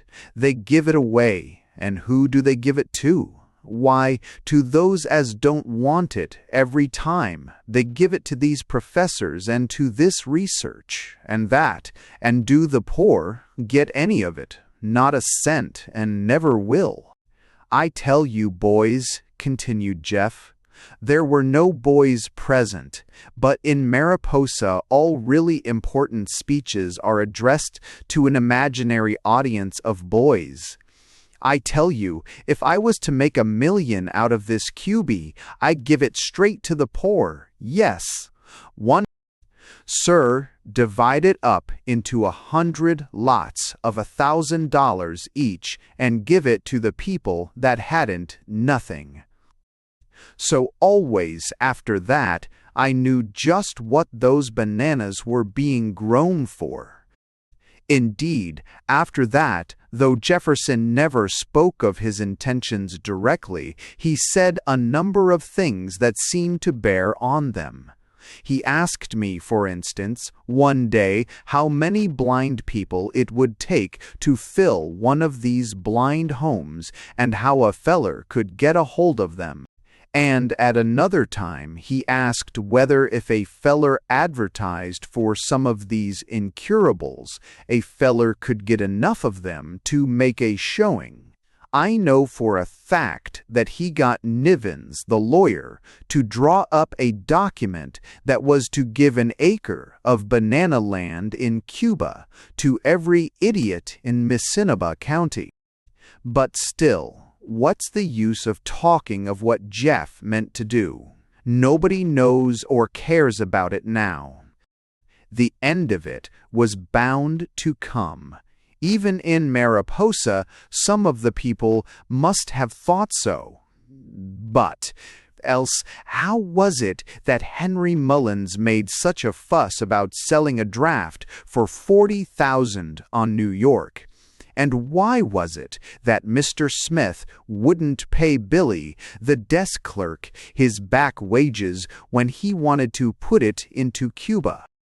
Oh yes, some of them must have seen it, and yet when it came it seemed so quiet, ever so quiet, not a bit like the Northern Star Mine, and the Oyster Supper, and the Mariposa Band.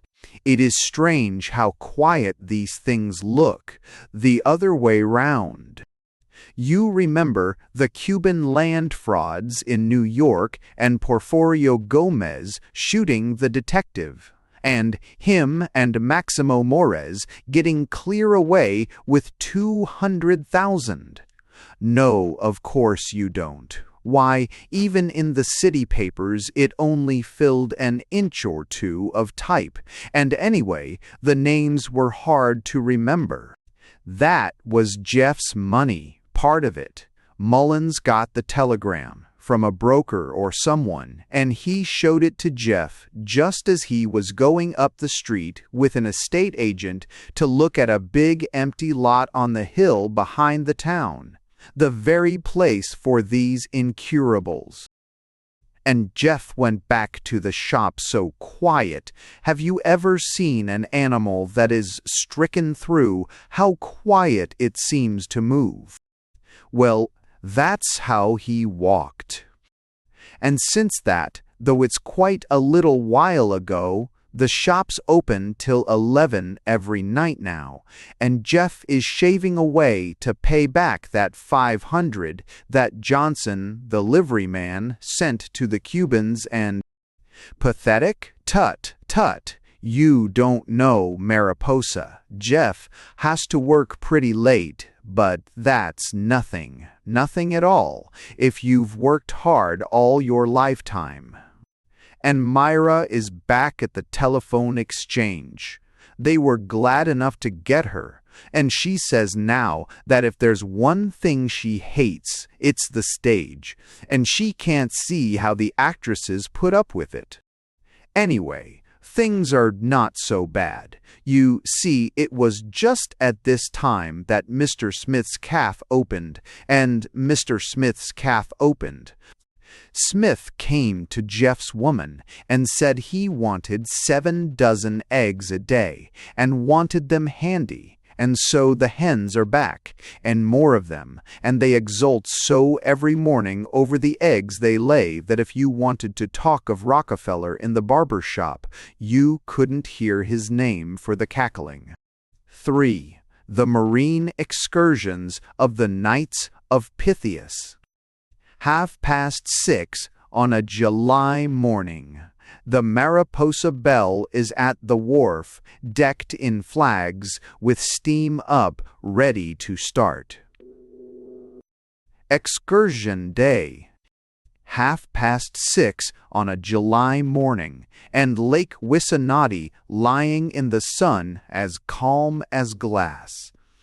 The opal colors of the morning light are shot from the surface of the water. Out on the lake, the last thin threads of the mist are clearing away like flecks of cotton wool. The long call of the loon echoes over the lake. The air is cool and fresh. There is in it all the new life of the land of the silent pine and the moving waters. Lake Wissanotti in the morning sunlight. Don't talk to me of the Italian lakes, or the Tyrol, or the Swiss Alps. Take them away. Move them somewhere else. Take them away. Move them somewhere else. I don't want them. Excursion Day, at 6:30 of a summer morning. With the boat all decked in flags, and all the people in Mariposa on the wharf, and the band in peaked caps with big cornets tied to their bodies ready to play at any minute. I say, I'd shut my eyes. For light and color give me every time an excursion out of Mariposa down the lake to the Indian's Island, out of sight in the morning mist. Talk of your papal zouaves and your Buckingham Palace guard.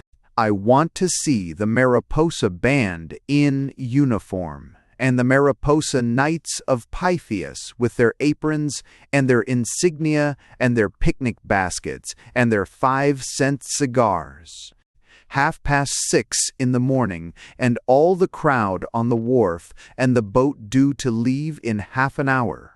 Notice it, Rue. Already she's whistled twice, at 6 and at 6:15, and at any minute now Christy Johnson will step into the pilot house and pull the string for the warning whistle that the boat will leave in half an hour. So keep ready. Don't think of running back to Smith's Hotel for the sandwiches. Don't be fool enough to try to go up to the Greek store next to Netley's and buy fruit. You'll be left behind for sure if you do. Never mind the sandwiches and the fruit. Anyway, I think I can hear them clinking. And behind Mr. Smith is the German waiter from the cafe with another basket, indubitably lager beer, and behind him the bartender of the hotel, carrying nothing as far as one can see. But of course, if you know Mariposa, you will understand that why he looks so nonchalant and empty-handed is because he has 2 bottles of rye whiskey under his linen duster. You know, I think, the peculiar walk of a man with 2 bottles of whiskey in the inside pockets of a linen coat. In Mariposa, you see, to bring beer to an excursion is quite in keeping with public opinion. But whiskey, well, one has to be a little careful. Do I say that Mr. Smith is here? Why, everybody's here. There's Hustle, the editor of the Newspacket, wearing a blue ribbon on his coat, for the Mariposa Knights of Pythias are, by their constitution, dedicated to temperance.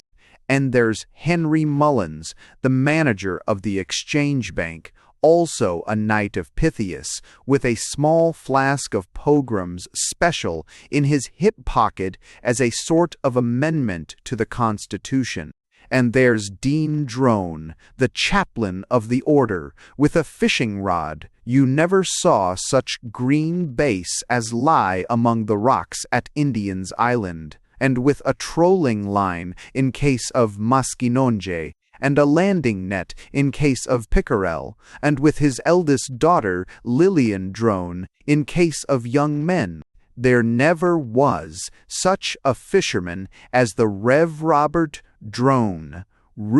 Drone. Perhaps I ought to explain that when I speak of the excursion as being of the Knights of Pythias, the thing must not be understood in any narrow sense. In Mariposa, practically everybody belongs to the Knights of Pythias, just as they do to everything else. That's the great thing about the town, and that's what makes it so different from the city. Everybody is in everything. You should see them on the 17th of March, for example, when everybody wears a green ribbon and they're all laughing and glad. You know what the Celtic nature is, and talking about home rule. On St. Andrew's Day, every man in town wears a thistle and shakes hands with everybody else, and you see the fine old Scotch honesty beaming out of their eyes. And on St. George's Day, well, there's no heartiness like the good old English spirit. After all, why shouldn't a man feel glad that he's an Englishman? Then, on the 4th of July, there are stars and stripes flying over half the stores in town, and suddenly all the men are seen to smoke cigars and to know all about Roosevelt and Bryan and the Philippine Islands. Then you learn for the first time that Jeff Thorpe's people came from Massachusetts and that his uncle fought at Bunker Hill. It must have been Bunker Hill. Anyway, Jefferson will swear it was in Dakota all right enough, and you find that George Duff has a married sister in Rochester, and that her husband is all right. In fact, George was down there as recently as 8 years ago. Oh, it's the most American town imaginable, is Mariposa on the 4th of July. But wait, just wait, if you feel anxious about the solidity of the British connection till the 12th of the month, when everybody is wearing an orange streamer in his coat, and the Orangemen, every man in town, walk in the big procession. Allegiance. Well, perhaps you remember the address they gave to the Prince of Wales on the platform of the Mariposa station as he went through on his tour to the West. I think that pretty well settled that question. So you will easily understand that, of course, everybody belongs to the Knights of Pythias and the Masons and Oddfellows, just as they all belong to the Snowshoe Club and the Girls' Friendly Society. And meanwhile, the whistle of the steamer has blown again for 6:45. Loud and long this time, for anyone not here now is late for certain. unless he should happen to come down in the last 15 minutes. What a crowd upon the wharf, and how they pile on to the steamer. It's a wonder that the boat can hold them all. I don't know. I have never known where the steamers like the Mariposa Belle come from, whether they are built by Harland and Wolff of Belfast, or whether, on the other hand, they are not built by Harland and Wolff of Belfast, is more than one would like to say offhand. The Mariposa Belle always seems to me to have some of those strange properties that distinguish Mariposa itself. I mean, her size seems to vary so. If you see her there in the winter, frozen in the ice beside the wharf with a snowdrift against the windows of the pilot house, she looks a pathetic little thing the size of a butternut. But in the summertime, especially after you've been in Mariposa for a month or two and have paddled alongside of her in a canoe, she gets larger and taller, and with a great sweep of black sides, till you see no difference between the Mariposa Belle and the Lusitania. Each one is a big steamer, and that's all you can say. Nor do her measurements help you much. She draws about 18 inches forward, and more than that, at least half an inch more, astern, and when she's loaded down with an excursion crowd, she draws a good 2 inches more. And above the water, why, look at all the decks on her. Boom. There's the deck you walk onto from the wharf, all shut in with windows along it, and the after cabin with the long table, and above that the deck with all the chairs piled upon it, and the deck in front where the band stand round in a circle, and the pilot house is higher than that. And above the pilot house is the board with the gold name, and the flagpole, and the steel ropes, and the flags, and fixed in somewhere on the different levels is the lunch counter, where they sell the sandwiches, and the engine room. And down below the deck level, beneath the waterline, is the place where the crew sleep. What with steps and stairs and passages and piles of cordwood for the engine, oh no, I guess Harland and Wolff didn't build her. They couldn't have. Yet even with a huge boat like the Mariposa Belle, it would be impossible for her to carry all of the crowd that you see in the boat and on the wharf. In reality, the crowd is made up of two classes. All of the people in Mariposa who are going on the excursion, and all those who are not. Some come for the one reason, and some for the other. The two tellers of the Exchange Bank are both there standing side by side, but one of them, the one with the cameo pin and the long face like a horse, is going, and the other, with the other cameo pin and the face like another horse, is not. In the same way, Hustle of the Newspacket is going, but his brother beside him isn't. Lillian Drone is going, but her sister can't, and so on all through the crowd. And to think that things should look like that on the morning of a steamboat accident. How strange life is. To think of all these people so eager and anxious to catch the steamer, and some of them running to catch it, and so fearful that they might miss it, the morning of a steamboat accident, and the captain blowing his whistle and warning them so severely that he would leave them behind, leave them out of the accident, and everybody crowding so eagerly to be in the accident. Perhaps life is like that all through, through.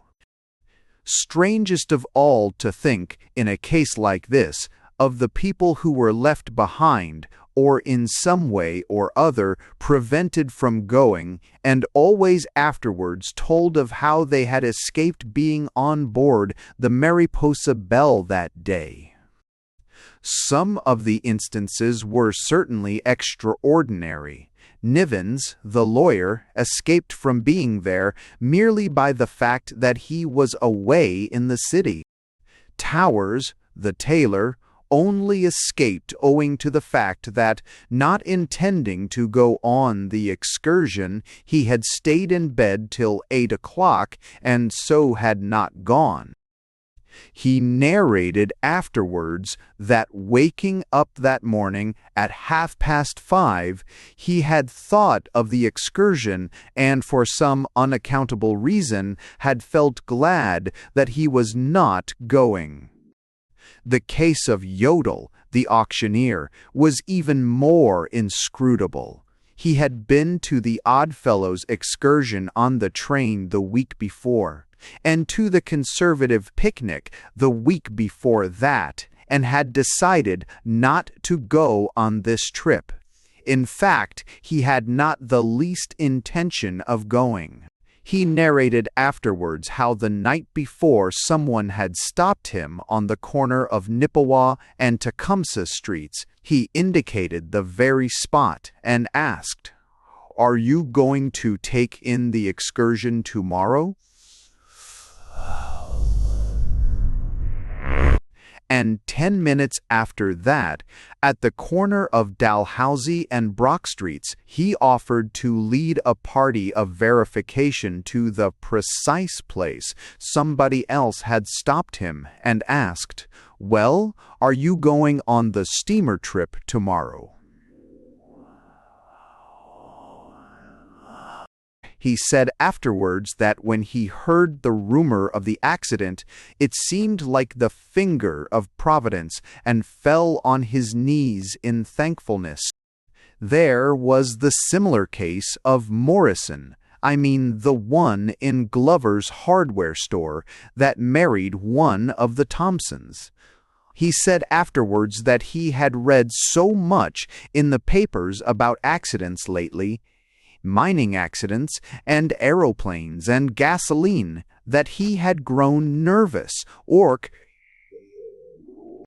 The night before, his wife had asked him at supper, "Are you going on the excursion?" He had answered, "No, I don't think I feel like it," and had added, "Perhaps your mother might like to go." And the next evening, just at dusk, when the news ran through the town, he said the first thought that flashed through his head was, "Mrs. Thompson's on that boat." He told this, right as I say it, without the least doubt or confusion. He never for a moment imagined she was on the Lusitania or the Olympic or any other boat. He knew she was on this one. He said, "You could have knocked him down where he stood."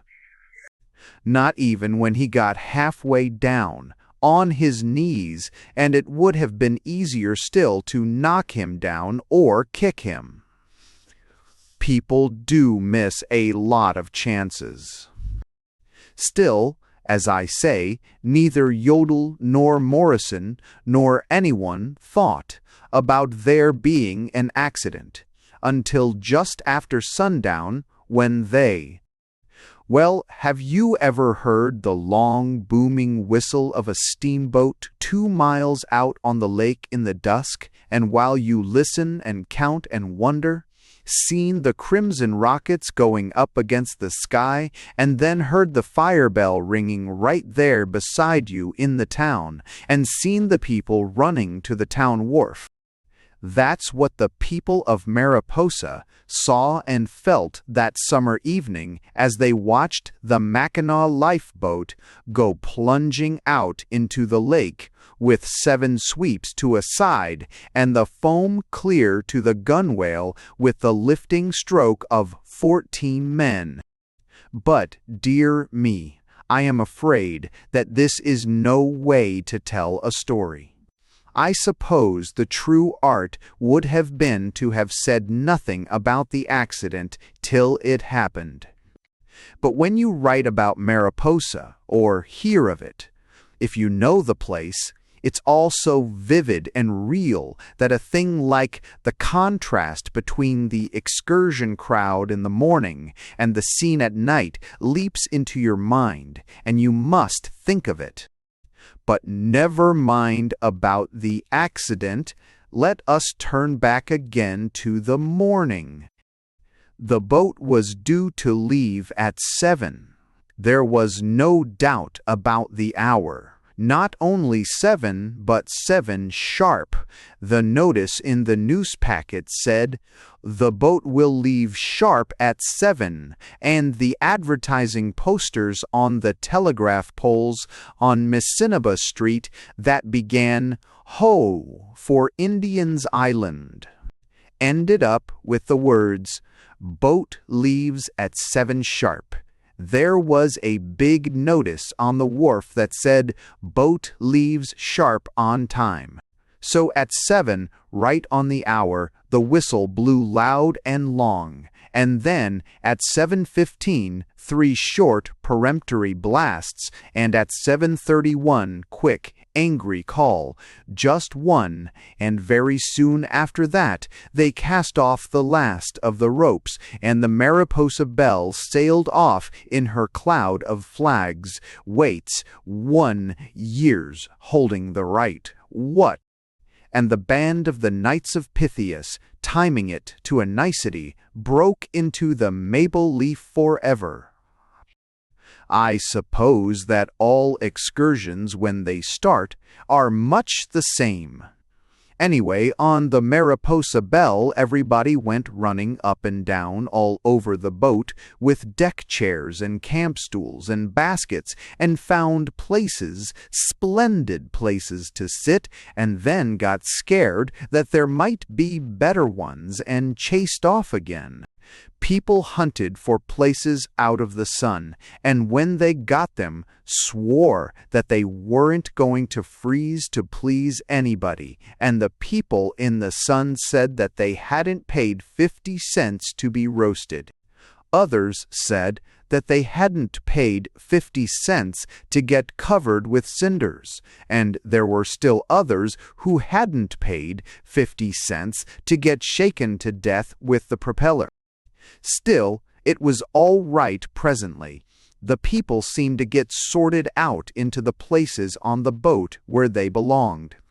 The women, the older ones, all gravitated into the cabin on the lower deck, and by getting round the table with needlework, and with all the windows shut, they soon had it, as they said themselves, just like being at home.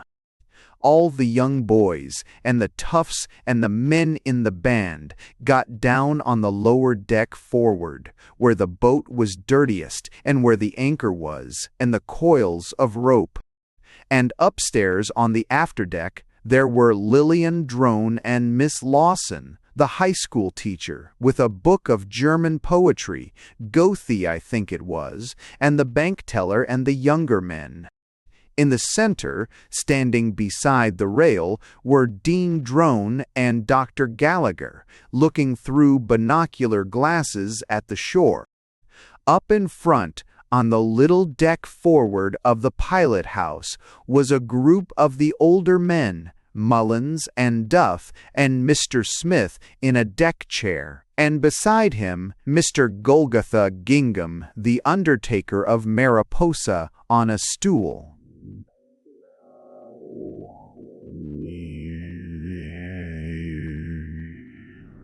Gingham's principles to take in an outing of this sort, a business matter, more or less, for you never know what may happen at these water parties. At any rate, he was there in a neat suit of black, not of course his heavier or professional suit, but a soft, clinging effect, as of burnt paper that combined gaiety and decorum to a nicety. "Yes," said Mr. Gingham, waving his black glove in a general way towards the shore. "I know the lake well, very well. I've been pretty much all over it in my time." "Canoeing?" asked somebody. "No," said Mr. Gingham, "not in a canoe." There seemed a peculiar and quiet meaning in his tone. "Sailing, I suppose," said somebody else. "No," said Mr. Gingham, "I don't understand it." "I never knowed that you went on to the water at all, Goal," said Mr. Smith, breaking in. "Ah, not now," explained Mr. Gingham. "It was years ago, the first summer I came to Mariposa. I was on the water practically all day, nothing like it to give a man an appetite and keep him in shape." "Was you camping?" asked Mr. Smith. "We camped at night," assented the undertaker, "but we put in practically the whole day on the water. You see, we were after a party that had come up here from the city on his vacation and gone out in a sailing canoe. We were dragging. We were up every morning at sunrise, lit a fire on the beach and cooked breakfast, and then we'd light our pipes and be off with the net for a whole day." "Did you get him?" asked 2 or 3 together. There was a pause before Mr. Gingham answered. "We did," he said, "down in the reeds past Horseshoe Point. But it was no use. He turned blue on me right away." After which, Mr. Gingham fell into such a deep reverie that the boat had steamed another half-mile down the lake before anybody broke the silence again.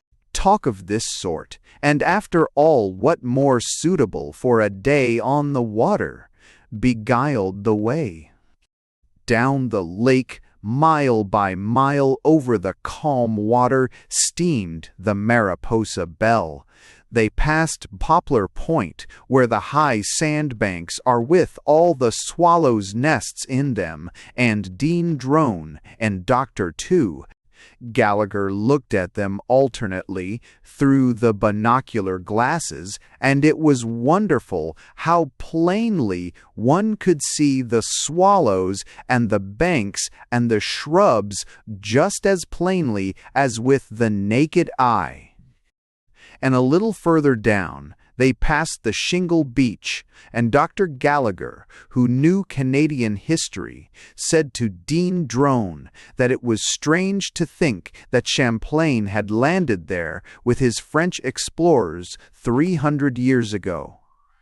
And Dean Drone, who didn't know Canadian history, said it was stranger still to think that the hand of the Almighty had piled up the hills and rocks long before that. And Dr. Tour Gallagher said it was wonderful how the French had found their way through such a pathless wilderness. And Dean Drone said that it was wonderful also to think that the Almighty had placed even the smallest shrub in its appointed place. Dr. Gallagher said it filled him with admiration. Dean Drone said it filled him with awe. Gallagher said he'd been full of it ever since he was a boy, and Dean Drone said so had he. Then a little further, as the Mariposa Belle steamed on down the lake, they passed the old Indian portage where the great gray rocks are, and doctor tourists are humane. Gallagher drew Dean Drone's attention to the place where the narrow canoe track wound up from the shore to the woods, and Dean Drone said he could see it perfectly well without the glasses. Dr. Gallagher said that it was just here that a party of 500 French had made their way with all their baggage and accoutrements across the rocks of the Divide and down to the Great Bay. And Dean Drone said that it reminded him of Xenophon leading his 10,000 Greeks over the hill passes of Armenia down to the sea. Dr. Gallagher said that he had often wished he could have seen and spoken to Champlain. And Dean Drone said how much he regretted to have never known Xenophon. And then, after that, they fell to talking of relics and traces of the past. And Dr. Gallagher said that if Dean Drone would come round to his house some night, he would show him some Indian arrowheads that he had dug up in his garden. And Dean Drone said that if Dr. Gallagher would come round to the rectory any afternoon, he would show him a map of Xerxes's invasion of Greece. Only he must come some time between the infant class and the mother's auxiliary. So presently they both knew that they were blocked out of one another's houses for some time to come, and Dr. Gallagher walked forward and told Mr. Smith, who had never studied Greek, about Champlain crossing the rock divide. Mr. Smith turned his head and looked at the divide for half a second, and then said he had crossed a worse one up north, back of the Wanipitai, and that the flies were Hades, and then went on playing freeze-out poker with the two juniors in Duff's Bank. So Dr. Gallagher realized that that's always the way when you try to tell people things, and that as far as gratitude and appreciation goes, one might as well never read books or travel anywhere or do anything. In fact, it was at this very moment that he made up his mind to give the arrows to the Mariposa Mechanics' Institute. They afterwards became, as you know, the Gallagher Collection. But, for the time being, the doctor was sick of them and wandered off round the boat and watched Henry Mullins showing George Duff how to make a John Collins without lemons, and finally went and sat down among the Mariposa band and wished that he hadn't come. So the boat steamed on, and the sun rose higher and higher, and the freshness of the morning changed into the full glare of noon, and they went on to where the lake began to narrow in at its foot, just where the Indians' Island is, all grass and trees, and with a log wharf running into the water. Below it, the lower Ossawippi runs out of the lake, and quite near are the rapids, and you can see down among the trees the red brick of the powerhouse, and hear the roar of the leaping water. The Indians' Island itself is all covered with trees and tangled vines, and the water about it is so still that it's all reflected double and looks the same either way up. Then, when the steamer's whistle blows as it comes into the wharf, you hear it echo among the trees of the island and reverberate back from the shores of the lake. The scene is all so quiet and still and unbroken that Miss Cleghorn, the sallow girl in the telephone exchange that I spoke of, said she'd like to be buried there.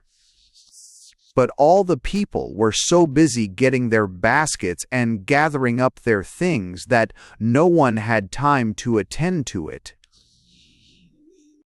I mustn't even try to describe the landing and the boat crunching against the wooden wharf and all the people running to the same side of the deck and Christy Johnson calling out to the crowd to keep to the starboard and nobody being able to find it. Everyone who has been on a Mariposa excursion knows all about that. Nor can I describe the day itself and the picnic under the trees. There were speeches afterwards, and Judge Pepperly gave such offense by bringing in conservative politics that a man called Patriotus Canadiensis wrote and asked for some of the invaluable space of the Mariposa Times Herald and exposed it.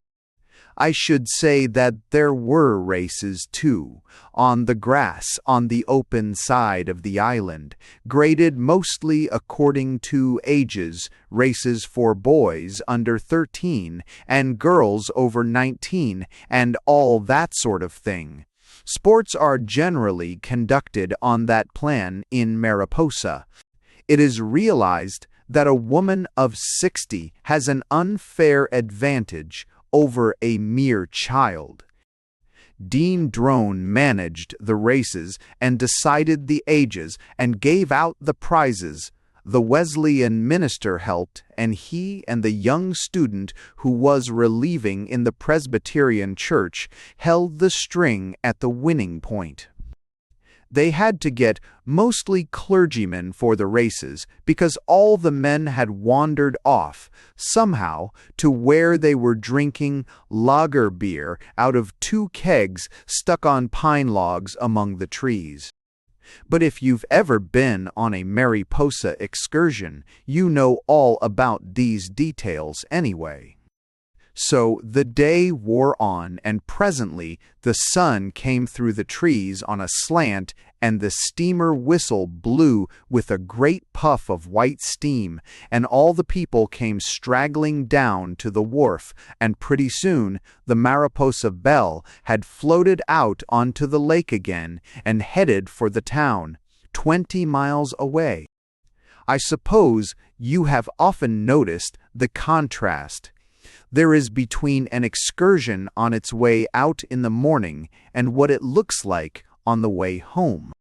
In the morning, everybody is so restless and animated and moves to and fro all over the boat and asks questions. But coming home, as the afternoon gets later and the sun sinks beyond the hills, all the people seem to get so still and quiet and drowsy. So it was with the people on the Mariposa Belle. They sat there on the benches and the deck chairs in little clusters and listened to the regular beat of the propeller and almost dozed off asleep as they sat. Then, when the sun set and the dusk drew on, it grew almost dark on the deck, and so still that you could hardly tell there was anyone on board. And if you had looked at the steamer from the shore or from one of the islands, you'd have seen the row of lights from the cabin windows shining on the water and the red glare of the burning hemlock from the funnel, and you'd have heard the soft thud of the propeller miles away over the lake. Now and then, too, you could have heard them singing on the steamer. The voices of the girls and the men blended into unison by the distance, rising and falling in long-drawn melody. O Canada, O Canada. You may talk as you will about the intoning choirs of your European cathedrals, but the sound of O or Gada, borne across the waters of a silent lake at evening, is good enough for those of us who know Mariposa. I think that it was just as they were singing like this, O Canada, that word went round that the boat was sinking. If you have ever been in any sudden emergency on the water, you will understand the strange psychology of it, the way in which what is happening seems to become known all in a moment without a word being said. The news is transmitted from one to the other by some mysterious process. At any rate, on the Mariposa Belle first one, and then the other heard that the steamer was sinking. As far as I could ever learn, the first of it was that George Duff, the bank manager, came very quietly to Dr. Gallagher and asked him if he thought that the boat was sinking. The doctor said no, that he had thought so earlier in the day, but that he didn't now think that she was. After that, Duff, according to his own account, had said to McCartney, the lawyer, that the boat was sinking, and McCartney said that he doubted it very much. Then somebody came to Judge Pepperleigh and woke him up and said that there was 6 inches of water in the steamer and that she was sinking. And Pepperleigh said it was perfect scandal and passed the news on to his wife. And she said that they had no business to allow it, and that if the steamer sank, that was the last excursion she'd go on. So the news went all round the boat, and everywhere the people gathered in groups and talked about it in the angry and excited way that people have when a steamer is sinking on one of the lakes like Lake Wissanotti. Dean Drone, of course, and some others were quieter about it and said that one must make allowances and that naturally there were 2 sides to everything. But most of them wouldn't listen to reason at all. I think perhaps that some of them were frightened. You see, the last time but one that the steamer had sunk, there had been a man drowned, and it made them nervous. What? Hadn't I explained about the depth of Lake Wissanotti?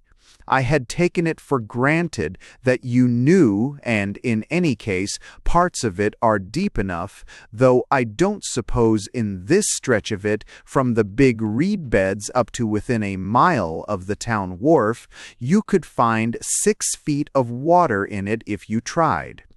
Oh, pshaw! I was not talking about a steamer sinking in the ocean and carrying down its screaming crowds of people into the hideous depths of green water. Oh, dear me, no. That kind of thing never happens on Lake Wissanotti. But what does happen is that the Mariposa Belle sinks every now and then and sticks there on the bottom till they get things straightened up.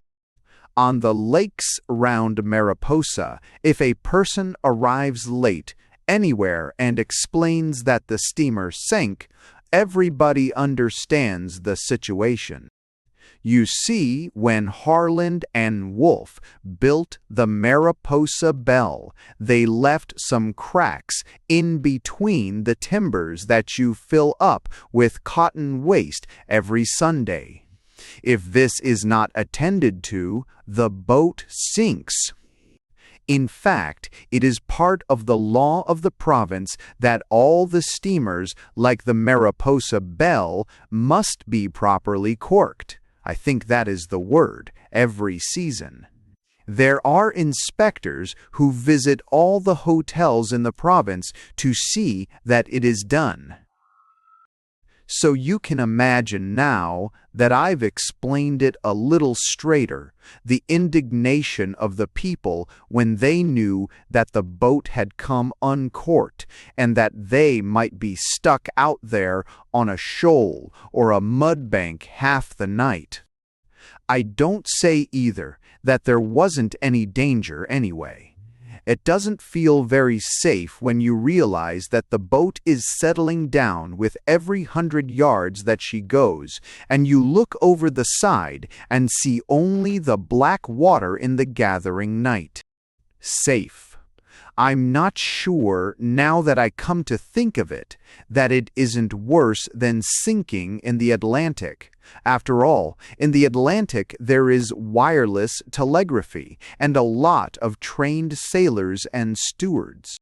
But out on Lake Wissanotti, far out, so that you can only just see the lights of the town away off to the south when the propeller comes to a stop, and you can hear the hiss of steam as they start to rake out the engine fires to prevent an explosion. And when you turn from the red glare that comes from the furnace doors as they open them to the black dark that is gathering over the lake, and there's a night wind beginning to run among the rushes. And you see the men going forward to the roof of the pilot house to send up the rockets to rouse the town. Safe? Safe yourself, if you like. As for me, let me once get back into Mariposa again, under the night shadow of the maple trees, and this shall be the last time I'll go on Lake Wissanotti. Safe. Oh yes, isn't it strange how safe other people's adventures seem after they happen? But you'd have been scared, too, if you'd been there just before the steamer sank and seen them bringing up all the women on to the top deck. I don't see how some of the people took it so calmly, how Mr. Smith, for instance, could have gone on smoking and telling how he'd had a steamer sink on him, on Lake Nipissing, and a still bigger one, a side-wheeler, sink on him in Lake Abitibi. Then, quite suddenly, with a quiver, down she went. You could feel the boat sink, down. Would it never get to the bottom? The water came flush up to the lower deck, and then, thank heaven, the sinking stopped. Really, it made one positively laugh. It seemed so queer, and anyway, if a man has a sort of natural courage, danger makes him laugh. Danger! Pshaw! Fiddlesticks!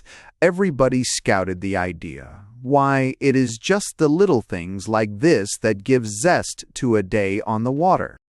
Within half a minute, they were all running round looking for sandwiches and cracking jokes and talking of making coffee over the remains of the engine fires. I don't need to tell at length how it all happened after that. I suppose the people on the Mariposa Belle would have had to settle down there all night or till help came from the town. But some of the men who had gone forward and were peering out into the dark said that it couldn't be more than a mile across the water to Miller's Point. You could almost see it over there to the left, some of them, I think, said off on the port bow, because you know when you get mixed up in these marine disasters, you soon catch the atmosphere of the thing. So pretty soon they had the davits swung out over the side and were lowering the old lifeboat from the top deck into the water. There were men leaning out over the rail of the Mariposa Belle with lanterns that threw the light as they let her down, and the glare fell on the water and the reeds. But when they got the boat lowered, it looked such a frail, clumsy thing as one saw it from the rail above, that the cry was raised, "Women and children first!" For what was the sense if it should turn out that the boat wouldn't even hold women and children of trying to jam a lot of heavy men into it? So they put in mostly women and children, and the boat pushed out into the darkness, so freighted down it would hardly float. In the bow of it was the Presbyterian student who was relieving the minister, and he called out that they were in the hands of Providence. But he was crouched and ready to spring out of them at the first moment. So the boat went and was lost in the darkness, except for the lantern in the bow that you could see bobbing on the water. Then presently it came back, and they sent another load, till pretty soon the decks began to thin out, and everybody got impatient to be gone. It was about the time that the third boatload put off that Mr. Smith took a bet with Mullins for $25 that he'd be home in Mariposa before the people in the boats had walked round the shore. No one knew just what he meant, but pretty soon they saw Mr. Smith disappear down below into the lowest part of the steamer with a mallet in one hand and a big bundle of marline in the other. They might have wondered more about it, but it was just at this time that they heard the shouts from the rescue boat, the big Mackinaw lifeboat, that had put out from the town with 14 men at the sweeps when they saw the first rockets go up. I suppose there is always something inspiring about a rescue at sea or on the water. After all, the bravery of the lifeboat man is the true bravery, expended to save life, not to destroy it. Certainly, they told for months after of how the rescue boat came out to the Mariposa Belle. I suppose that when they put her in the water, the lifeboat touched it for the first time since the old MacDonald government placed her on Lake Wizanati. Anyway, the water poured in at every seam, but not for a moment. Even with 2 miles of water between them and the steamer, did the rowers pause for that? By the time they were halfway there, the water was almost up to the thwarts, but they drove her on, panting and exhausted, for, mind you, if you haven't been in a fool boat like that for years, rowing takes it out of you. The rowers stuck to their task. They threw the ballast over and chucked into the water the heavy cork jackets and lifebelts that encumbered their movements. There was no thought of turning back. They were nearer to the steamer than the shore. "Hang to it, boys," called the crowd from the steamer's deck, and hang they did. They were almost exhausted when they got them. Men leaning from the steamer threw them ropes, and one by one every man was hauled aboard, just as the lifeboat sank under their feet. Saved, by heaven, saved by one of the smartest pieces of rescue work ever seen on the lake. There's no use describing it. You need to see rescue work of this kind by lifeboats to understand it. Nor were the lifeboat crew the only ones that distinguished themselves. Boat after boat and canoe after canoe had put out from Mariposa to the help of the steamer. Pupkin, the other bank teller, with a face like a horse, who hadn't gone on the excursion, as soon as he knew that the boat was signaling for help and that Miss Lawson was sending up rockets, rushed for a rowboat, grabbed an oar, 2 would have hampered him, and paddled madly out into the lake. He struck right out into the dark, with the crazy skiff almost sinking beneath his feet. But they got him, they rescued him, they watched him, almost dead with exhaustion, make his way to the steamer, where he was hauled up with ropes. Saved, saved, saved. They might have gone on that way half the night, picking up the rescuers, only at the very moment when the 10th load of people left for the shore, just as suddenly and saucily as you please, up came the Mariposa Belle from the mud bottom and floated. Why, of course she did. If you take 150 people off a steamer that has sunk, and if you get a man as shrewd as Mr. Smith to plug the timber seams with mallet and marline, and if you turn 10 bandsmen of the Mariposa Band onto your hand pump on the bow of the lower decks, float, why, what else can she do? Then, if you stuff in hemlock into the embers of the fire that you were raking out, till it hums and crackles under the boiler, it won't be long before you hear the propeller thudding at the stern again, and before the long roar of the steam whistle echoes over to the town. And so the Mariposa Belle, with all steam up again and with the long train of sparks careering from the funnel, is heading for the town. But no Christy Johnson at the wheel in the pilot house this time. Smith, get Smith, is the cry. Can he take her in? Well, now.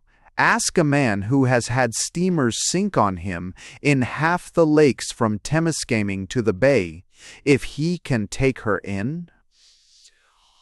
Ask a man who has run a York boat down the rapids of the Moose when the ice is moving, if he can grip the steering wheel of the Mariposa Belle. So there she steams, safe and sound, to the town wharf.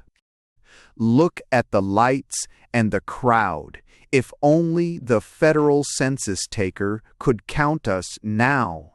Hear them calling and shouting back and forward, from the deck to the shore. Listen. There is the rattle of the shore ropes as they get them ready, and there's the Mariposa Band, actually forming in a circle on the upper deck just as she docks, and the leader with his baton. 104, ready now. O can a da. 4. The ministrations of the Rev. Mr. Drone. The Church of England in Mariposa is on a side street where the maple trees are thickest, a little up the hill from the heart of the town. The trees above the church and the grass plot that was once the cemetery till they made the new one the necropolis over the brow of the hill fill out the whole corner. Down behind the church, with only the driving shed and a lane between, is the rectory. It is a little brick house with odd angles. There is a hedge and a little gate and a weeping ash tree with red berries. At the side of the rectory, churchward, is a little grass lawn with low hedges, and at the side of that 2 wild plum trees that are practically always in white blossom. Underneath them is a rustic table and chairs, and it is here that you may see rural Dean Drone, the incumbent of the Church of England. Church sitting in the checkered light of the plum tress that is neither sun nor shadow. Generally you will find him reading, and when I tell you that at the end of the grass plot, where the hedge is highest, there is a yellow beehive with 7 bees that belong to Dean Drone, you will realize that it is only fitting that the Dean is reading in the Greek. For what better could a man be reading beneath the blossom of the plum trees, within the very sound of the bees, than the pastorals of Theocritus? The light trash of modern romance might put a man to sleep in such a spot, but with such food for reflection as Theocritus, a man may safely close his eyes and muse on what he reads without fear of dropping into slumber. Some men, I suppose, terminate their education when they leave their college. Not so Dean Drone. I have often heard him say that if he couldn't take a book in the Greek out on the lawn in a spare half hour, he would feel lost. It's a certain activity of the brain that must be stilled somehow. The dean, too, seemed to have a native feeling for the Greek language. I have often heard people who might sit with him on the lawn ask him to translate some of it. But he always refused. One couldn't translate it, he said. It lost so much in the translation that it was better not to try. It was far wiser not to attempt it. If you undertook to translate it, there was something gone, something missing immediately. I believe that many classical scholars feel this way and like to read the Greek just as it is without the hazard of trying to put it into so poor a medium as English. So that, when Dean Drone said that he simply couldn't translate it, I believe he was perfectly sincere. Sometimes, indeed, he would read it aloud. That was another matter. Whenever, for example, Dr. Gallagher, of course, old Dr. Gallagher. Gallagher, not the young doctor who was always out in the country in the afternoon, would come over and bring his latest Indian relics to show to the dean. The latter always read to him a passage or two. As soon as the doctor laid his tomahawk on the table, the dean would reach for his Theocritus. I remember that on the day when Dr. Gallagher brought over the Indian skull that they had dug out of the railway embankment and placed it on the rustic table, the dean read to him so long from Theocritus that the doctor, I truly believe, dozed off in his chair. The dean had to wait and fold his hands with the book across his knee and close his eyes till the doctor should wake up again. And the skull was on the table between them, and from above the plum blossoms fluttered down till they made flakes on it as white as Dr. Gallagher's hair. I don't want you to suppose that the Reverend Mr. Drone spent the whole of his time under the trees. Not at all. In point of fact, the rector's life was one round of activity which Lai himself might deplore but was powerless to prevent. He had hardly sat down beneath the trees of an afternoon after his midday meal when there was the infant class at 3. And after that, with scarcely an hour between, the mother's auxiliary at 5, and the next morning the book club, and that evening the Bible study class, and the next morning the early workers' guild at 11:30. The whole week was like that, and if one found time to sit down for an hour or so to recuperate, it was the most one could do. I suppose, take it all in all, there wasn't a busier man than the rural dean among the Anglican clergy of the diocese. If the dean ever did snatch a half-day from his incessant work, he spent it in fishing, but not always that, for as likely as not, instead of taking a real holiday, he would put in the whole afternoon amusing the children and the boys that he knew by making kites and toys and clockwork steamboats for them. It was fortunate for the dean that he had the strange interest and aptitude for mechanical advices which he possessed, or otherwise this kind of thing would have been too cruel an imposition. I think I never heard him preach a better sermon than the one on aeroplanes. Lo, what now see you on high? Jeremiah 2. So it was that he spent 2 whole days making a kite with Chinese wings for Teddy Moore, the photographer's son, and closed down the infant class for 48 hours, so that Teddy Moore should not miss the pleasure of flying it, or rather seeing it flown. It is foolish to trust a Chinese kite to the hands of a young child. In the same way, the dean made a mechanical top for little Marjorie Trelawney, the cripple, to see spun. It would have been unwise to allow the afflicted girl to spin it. There was no end to the things that Mr. Drone could make, and always for the children.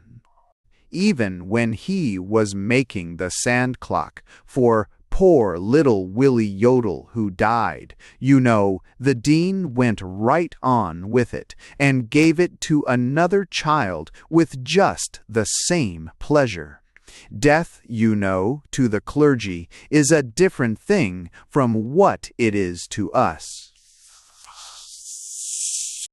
Gingham used often to speak of it as they walked through the long grass of the new cemetery, the necropolis, and when your Sunday walk is to your wife's grave, as the dean's was, perhaps it seems different to anybody. The Church of England, church, I said, stood close to the rectory, a tall, sweeping church, and inside a great reach of polished cedar beams that ran to the point of the roof. There used to stand on the same spot the little stone church that all the grown-up people in Mariposa still remember, a quaint little building in red and gray stone. It was the old cemetery, but that was all smoothed out later into the grass plot round the new church, and the headstones laid out flat, and no new graves have been put there for ever so long. But the Mariposa children still walk round and read the headstones lying flat in the grass and look for the old ones, because some of them are ever so old, 40 or 50 years back.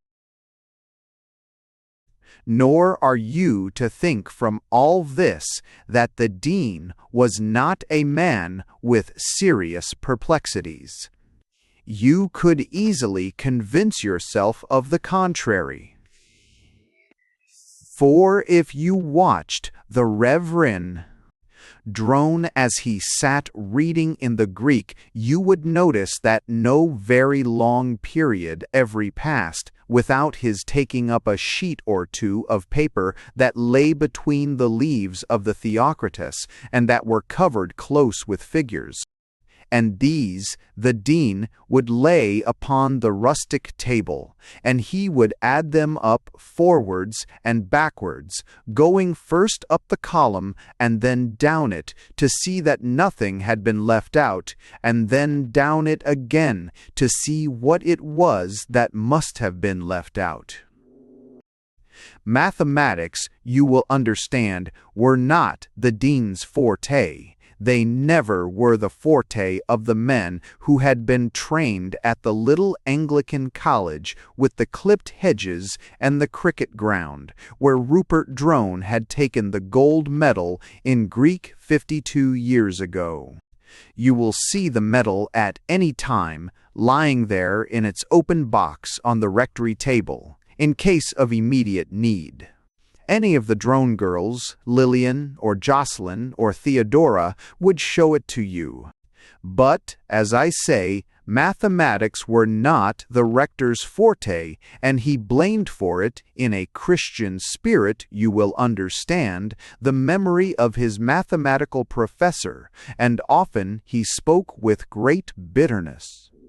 I have often heard him say that, in his opinion, the colleges ought to dismiss, of course in a Christian spirit, all the professors who are not, in the most reverential sense of the term, fit for their jobs. No doubt many of the clergy of the diocese had suffered more or less, just as the dean had, from lack of mathematical training. But the dean always felt that his own case was especially to be lamented. For you see, if a man is trying to make a model aeroplane for a poor family in the lower part of the town, and he is brought to a stop by the need of reckoning the coefficient of torsion of cast-iron rods, it shows plainly enough that the colleges are not truly filling their divine mission. But the figures that I speak of were not those of the model aeroplane. These were far more serious. Night and day they had been with the rector now for the best part of 10 years, and they grew, if anything, more intricate. If, for example, you try to reckon the debt of a church, a large church with a great sweep of polished cedar beams inside, for the special glorification of the All-Powerful, and with imported tiles on the roof, for the greater glory of heaven, and with stained glass windows for the exaltation of the All-Seeing. If, I say, you try to reckon up the debt on such a church, and figure out its interest and its present worth, less a fixed annual payment, it makes a pretty complicated sum.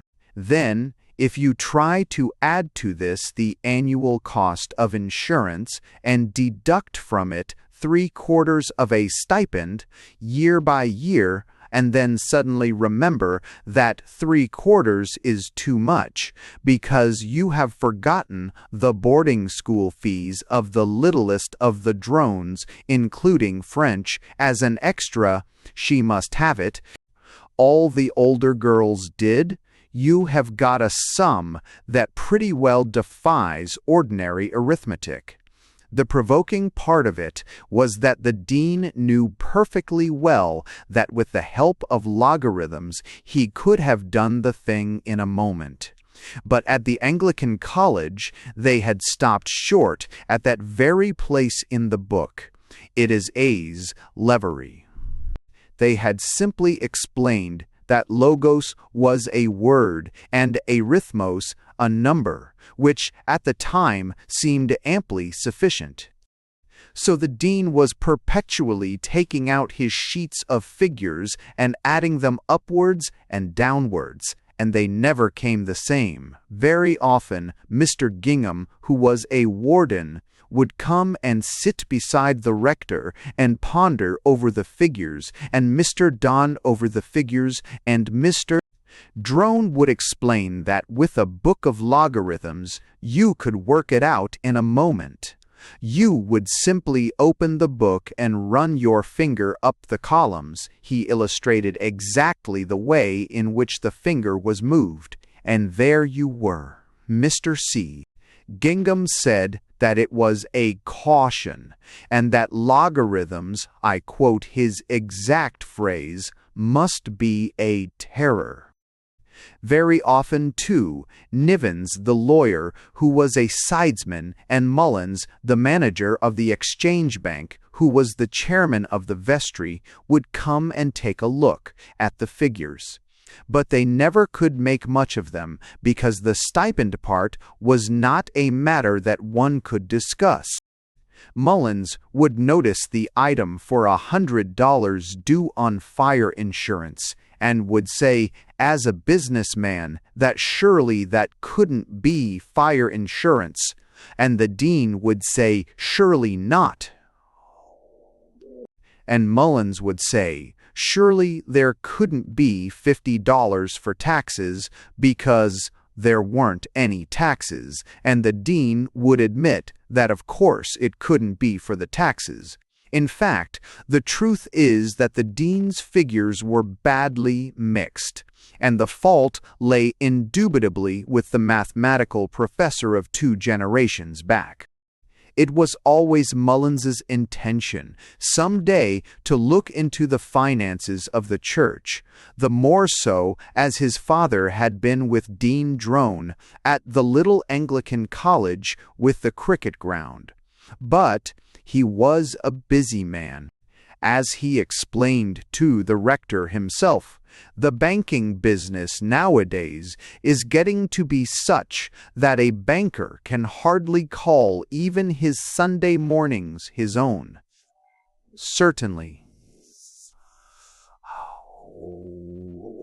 They belonged largely to Smith's Hotel, and during the fishing season they belonged away down the lake, so far away that practically no one, unless it was George Duff of the Commercial Bank, could see them.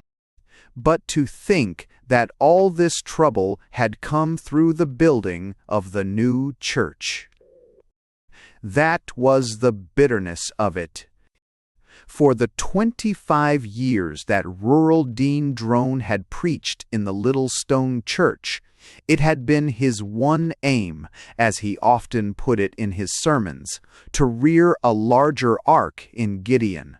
His one hope had been to set up a greater evidence, or, very simply stated, to kindle a brighter beacon. After 25 years of waiting, he had been able at last to kindle it. Everybody in Mariposa remembers the building of the church. First of all, they had demolished the little stone church to make way for the newer evidence. It seemed almost a sacrilege, as the dean himself said, to lay hands on it. Indeed, it was at first proposed to take the stone of it and build it into a Sunday school as a lesser testimony. Then, when that proved impracticable, it was suggested that the stone be reverently fashioned into a wall that should stand as a token. And when even that could not be managed, the stone of the little church was laid reverently into a stone pile. Afterwards, it was devoutly sold to a building contractor, and, like so much else in life, was forgotten. But the building of the church, no one, I think, will forget. The dean threw himself into the work. Where else, with his coat off and his white shirt sleeves conspicuous among the gang that were working at the foundations, he set his hand to the shovel, himself guided the road scraper, urging on the horses, cheering and encouraging the men, till they begged him to desist. He mingled with the stonemasons, advising, helping, and giving counsel, till they pleaded with him to rest. He was among the carpenters, sawing, hammering, inquiring, suggesting, till they besought him to lay off. And he was night and day with the architect's assistants, drawing, planning, revising, till the architect told him to cut it out. So great was his activity that I doubt whether the new church would ever have been finished, had not the wardens and the vestrymen insisted that Mr. Drone must take a holiday, and sent him on the Mackinaw trip up the lakes, the only foreign travel of the dean's life. So, in due time, the new church was built, and it towered above the maple trees of Mariposa like a beacon on a hill. It stood so high that from the open steeple of it, where the bells were, you could see all the town lying at its feet, and the farmsteads to the south of it. and the railway like a double pencil line, and Lake Wissanotti spread out like a map. You could see and appreciate things from the height of the new church, such as the size and the growing wealth of Mariposa, that you never could have seen from the little stone church at all.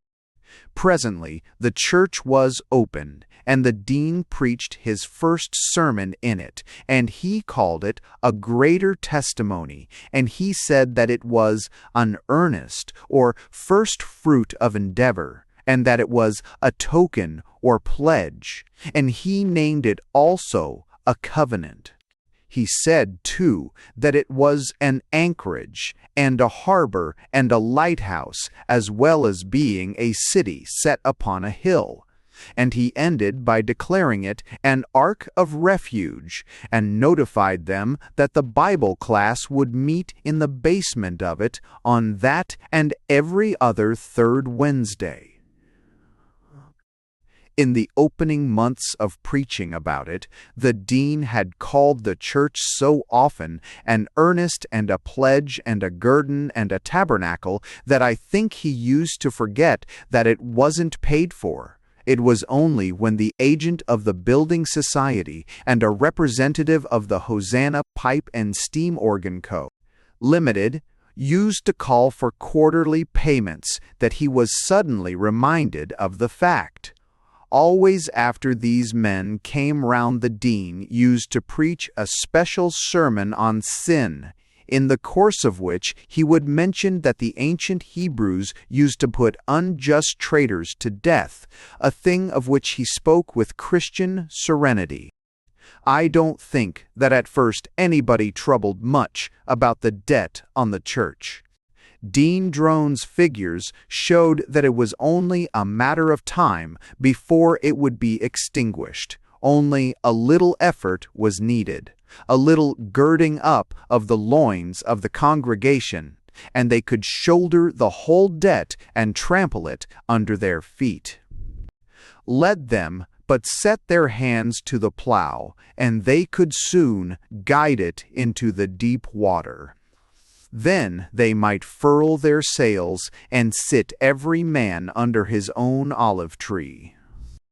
Meantime, while the congregation was waiting to gird up its loins, the interest on the debt was paid somehow, or, when it wasn't paid, was added to the principal. I don't know whether you have had any experience with greater testimonies and with beacons set on hills. If you have, you will realize how at first gradually and then rapidly their position from year to year grows more distressing. What with the building loan and the organ installment and the fire insurance, a cruel charge, and the heat and light, the rector began to realize as he added up the figures that nothing but logarithms could solve them. Then the time came when not only the rector, but all the wardens knew, and the sidesmen knew, that the debt was more than the church could carry. Then the choir knew, and the congregation knew, and at last everybody knew. And there were special collections at Easter, and special days of giving, and special weeks of tribulation, and special arrangements with the Hosanna Pipe and Steam Organ Co. And it was noticed that when the rural dean announced a service of Lenten sorrow aimed more especially at the businessmen, the congregation had diminished by 40%. I suppose things are just the same elsewhere. I mean, the peculiar kind of discontent that crept into the Church of England congregation in Mariposa after the setting up of the beacon. There were those who claimed that they had seen the error from the first, though they had kept quiet, as such people always do, from breadth of mind. What was worse was that there were others who grew dissatisfied with the whole conduct of the church. Yodel, the auctioneer, for example, narrated how he had been to the city and had gone into a service of the Roman Catholic Church, I believe, to state it more fairly. He had dropped in, the only recognized means of access to such a service. He claimed that the music that he had heard there was music, and that, outside of his profession, the chanting and intoning could not be touched. Ed Moore, the photographer, also related that he had listened to a sermon in the city, and that if anyone would guarantee him a sermon like that, he would defy you to keep him away from church. Meanwhile, failing the guarantee, he stayed away. The very doctrines were impeached. Some of the congregation began to cast doubts on eternal punishment, doubts so grave as to keep them absent from the Lenten services of sorrow. Indeed, Lawyer McCartney took up the whole question of the Athanasian Creed one afternoon with Joe Milligan, the dentist, and hardly left a clause of it intact. All this time, you will understand, Dean Drone kept on with his special services, and leaflets, calls, and appeals went out from the Ark of Gideon like rockets from a sinking ship. More and more with every month, the debt of the church lay heavy on his mind. At times, he forgot it. At other times, he woke up in the night and thought about it. Sometimes, as he went down the street from the lighted precincts of the Greater Testimony and past the Salvation Army, praying around a naphtha lamp under the open sky, it smote him to the heart with a stab. But the congregation were wrong, I think, in imputing fault to the sermons of Dean Drone. There I do think they were wrong. I can speak from personal knowledge when I say that the rector's sermons were not only stimulating in matters of faith, but contained valuable material in regard to the Greek language, to modern machinery, and to a variety of things that should have proved of the highest advantage to the congregation. There was, I say, the Greek language. The dean always showed the greatest delicacy of feeling in regard to any translation in or out of it that he made from the pulpit. He was never willing to accept even the faintest shade of rendering different from that commonly given, without being assured of the full concurrence of the congregation. Either the translation must be unanimous and without contradiction, or he could not pass it. He would pause in his sermon and would say, "The original Greek is hosen, but perhaps you will allow me to translate it as equivalent to hoyen." And they did.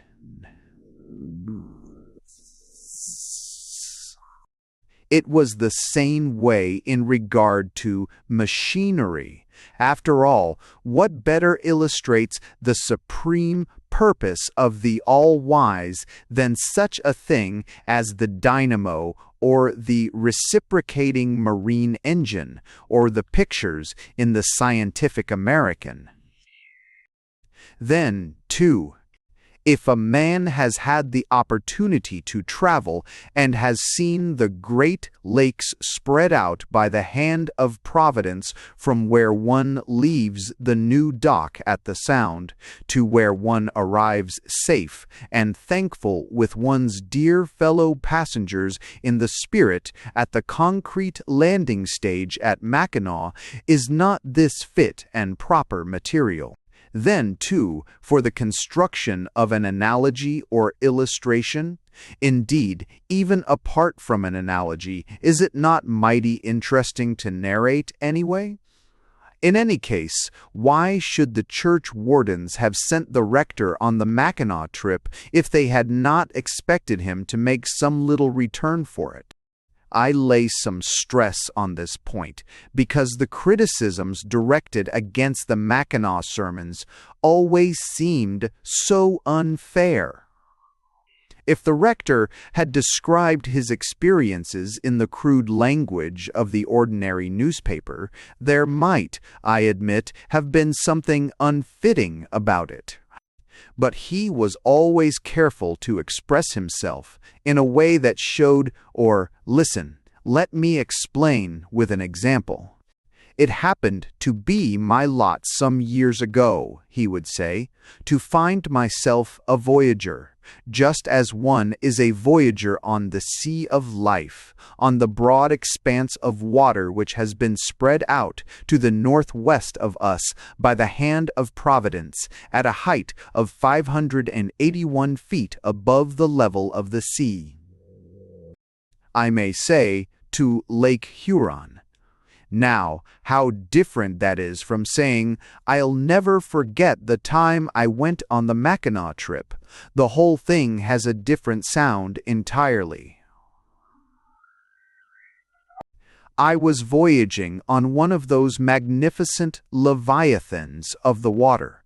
I refer to the boats of the Northern Navigation Company, and was standing beside the forward rail, talking with a dear brother in the faith who was journeying westward also. I may say he was a commercial traveler, and beside us was a dear sister in the spirit seated in a deck chair, while near us were two other dear souls in grace engaged in Christian pastime on the deck. I allude more particularly to the game of deck billiards. I leave it to any reasonable man, whether, with that complete and fair-minded explanation of the environment, it was not perfectly proper to close down the analogy, as the rector did, with the simple words. In fact, it was an extremely fine morning. Yet there were some people, even in Mariposa, that took exception and spent their Sunday dinner time in making out that they couldn't understand what Dean Drone was talking about, and asking one another if they knew. Once, as he passed out from the doors of the Greater Testimony, the rector heard someone say, "The church would be all right if that old mugwump was out of the pulpit." You know, perhaps, how a remark of that sort can stay and rankle and make you wish you could hear it again to make sure of it, because perhaps you didn't hear it aright, and it was a mistake after all. Perhaps no one said it anyway. I have seen the dean take down the encyclopedia in the rectory and move his finger slowly down the pages of the letter M, looking for mugwump, but it wasn't there. I have known him, in his little study upstairs, turn over the pages of the Animals of Palestine, looking for a mugwump, but there was none there. It must have been unknown in the greater days of Judea. So things went on from month to month, and from year to year, and the debt and the charges loomed like a dark and gathering cloud on the horizon. I don't mean to say that efforts were not made to face the difficulty and to fight it. Time after time, the workers of the congregation got together and thought out plans for the extinction of the debt. But somehow, after every trial, the debt grew larger with each year, and every system that could be devised turned out more hopeless than the last. They began, I think, with the endless chain of letters of appeal. You may remember the device, for it was all popular in clerical circles some 10 or 15 years ago.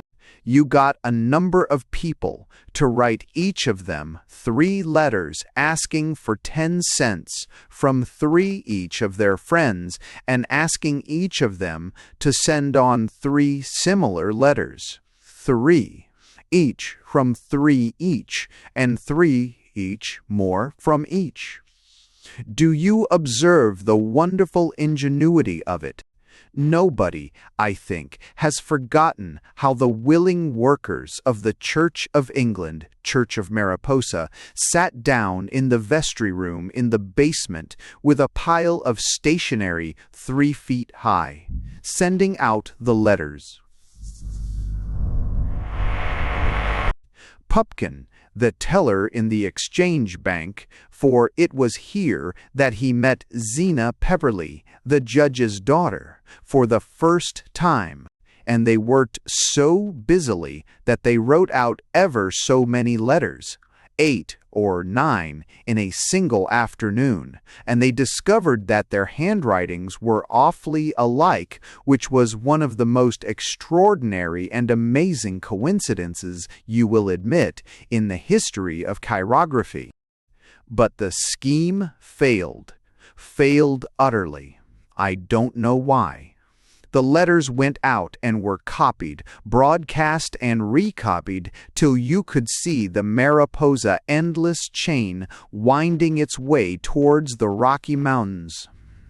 But they never got the 10 cents. The willing workers wrote for it in thousands, but by some odd chance they never struck the person who had it. Then, after that, there came a regular winter of effort. First of all, they had a bazaar that was got up by the girls' auxiliary and held in the basement of the church. All the girls wore special costumes that were brought up from the city, and they had booths where there was every imaginable thing for sale. Pincushion covers, and chair covers, and sofa covers, everything that you can think of. If the people had once started buying them, the debt would have been lifted in no time. Even as it was, the bazaar only lost $20. After that, I think, was the magic lantern lecture that Dean Drone gave on Italy and her invaders. They got the lantern and the slides up from the city, and it was simply splendid. Some of the slides were perhaps a little confusing, but it was all there. The pictures of the dense Italian jungle, and the crocodiles, and the naked invaders with their invading clubs. It was a pity that it was such a bad night, snowing hard, and a curling match on, or they would have made a lot of money out of the lecture. As it was, the loss, apart from the breaking of the lantern, which was unavoidable, was quite trifling. I can hardly remember all the things that there were after that. I recollect that it was always Mullins who arranged about renting the hall and printing the tickets and all that sort of thing.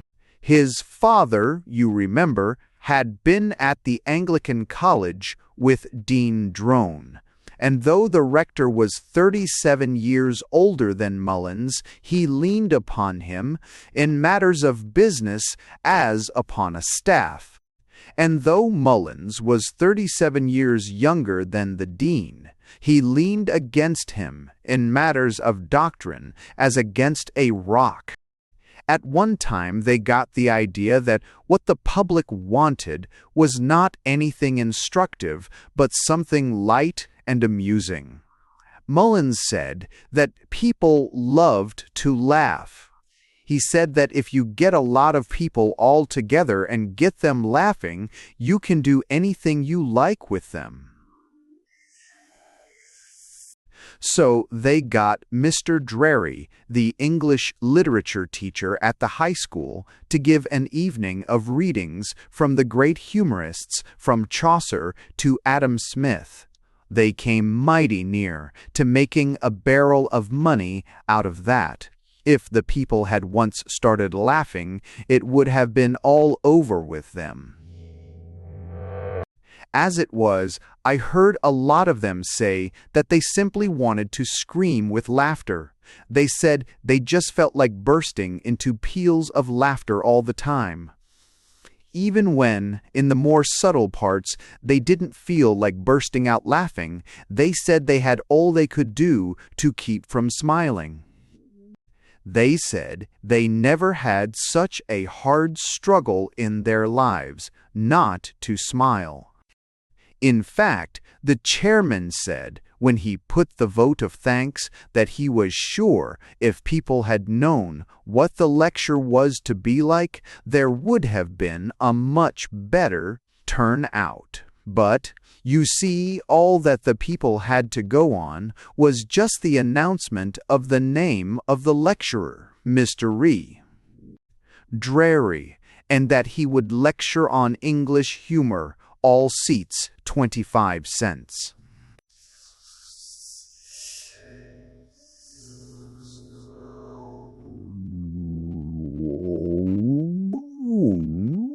But how could they get an idea that it would be so amusing with practically nothing to go upon? After that attempt, things seemed to go from bad to worse. Nearly everybody was disheartened about it. What would have happened to the debt, or whether they would have ever paid it off, is more than I can say, if it hadn't occurred that light broke in on Mullins in the strangest and most surprising way you can imagine. It happened that he went away for his bank holidays. And while he was away, he happened to be present in one of the big cities and saw how they went at it there to raise money. He came home in such a state of excitement that he went straight up from the Mariposa station to the rectory, valise and all, and he burst in one April evening to where the rural dean was sitting with the 3 girls beside the lamp in the front room, and he cried out, "Mr. Drone, I've got it. I've got a way that will clear the debt before you're a fortnight older. We'll have a whirlwind campaign in Mariposa." But stay. The change from the depth of depression to the pinnacle of hope is too abrupt. I must pause and tell you in another chapter of the whirlwind campaign in Mariposa. 5. The Whirlwind Campaign in Mariposa. It was Mullins, the banker, who told Mariposa all about the plan of a whirlwind campaign and explained how it was to be done. He'd happened to be in one of the big cities when they were raising money by a whirlwind campaign for one of the universities, and he saw it all. He said he would never forget the scene on the last day of it, when the announcement was made that the total of the money raised was even more than what was needed. It was a splendid sight, the businessmen of the town all cheering and laughing and shaking hands, and the professors with the tears streaming down their faces, and the deans of the faculties, who had given money themselves, sobbing aloud. He said it was the most moving thing he ever saw. So, as I said, Henry Mullins, who had seen it, explained to the others how it was done. He said that, first of all, a few of the businessmen got together quietly, very quietly, indeed, the more quietly the better, and talked things over, Perhaps one of them would dine, just quietly, with another one, and discuss the situation. Then these two would invite a third man, possibly even a fourth, to have lunch with them and talk in a general way, even talk of other things. And so on. In this way, things would be discussed and looked at in different lights and viewed from different angles, and then, when everything was ready, they would go at things with a rush. A central committee would be formed and subcommittees with captains of each group and recorders and secretaries, and on a stated day the whirlwind campaign would begin. Each day the crowd would all agree to meet at some stated place, and each lunch together, say at a restaurant, or at a club, or at some eating place. This would go on every day with the interest getting keener and keener, and everybody getting more and more excited, till presently the chairman would announce that the campaign had succeeded, and there would be the kind of scene that Mullins had described. So that was the plan that they set in motion in Mariposa. I don't wish to say too much about the whirlwind campaign itself. I don't mean to say that it was a failure. On the contrary, in many ways it couldn't have been a greater success, and yet somehow it didn't seem to work out just as Henry Mullins had said it would. It may be that there are differences between Mariposa and the larger cities that one doesn't appreciate at first sight. Perhaps it would have been better to try some other plan. Yet they followed along the usual line of things closely enough. They began with the regular system of some of the businessmen getting together in a quiet way. First of all, for example, Henry Mullins came over quietly to Duff's rooms over the commercial bank with a bottle of rye whiskey, and they talked things over. And the night after that, George Duff came over quietly to Mullins's rooms over the Exchange Bank with a bottle of Scotch whiskey. A few evenings after that, Mullins and Duff went together, in a very unostentatious way, with perhaps a couple of bottles of rye, to Pete Glover's room over the hardware store. And then all three of them went up one night with Ed Moore, the photographer, to Judge Pepperleigh's house under pretense of having a game of poker. The very day after that, Mullins and Duff and Ed Moore and Pete Glover and the judge got Will Harrison, the harness maker, to go out without any formality on the lake on the pretext of fishing.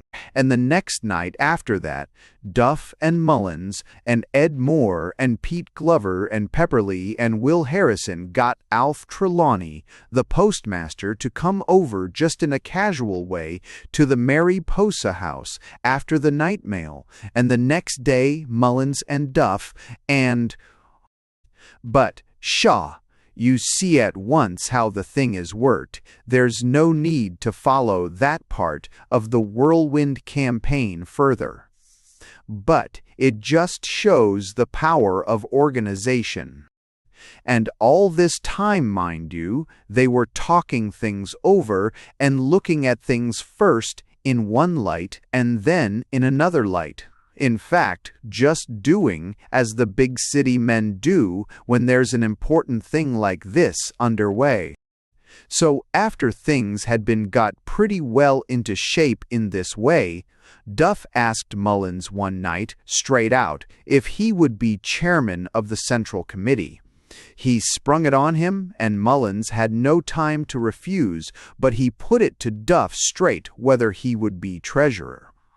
And Duff had no time to refuse. That gave things a start, and within a week they had the whole organization on foot. There was the Grand Central Committee and 6 groups or subcommittees of 20 men each, and a captain for every group. They had it all arranged on the lines most likely to be effective. In one group there were all the bankers, Mullins and Duff and Pupkin with the cameo pin, and about 4 others.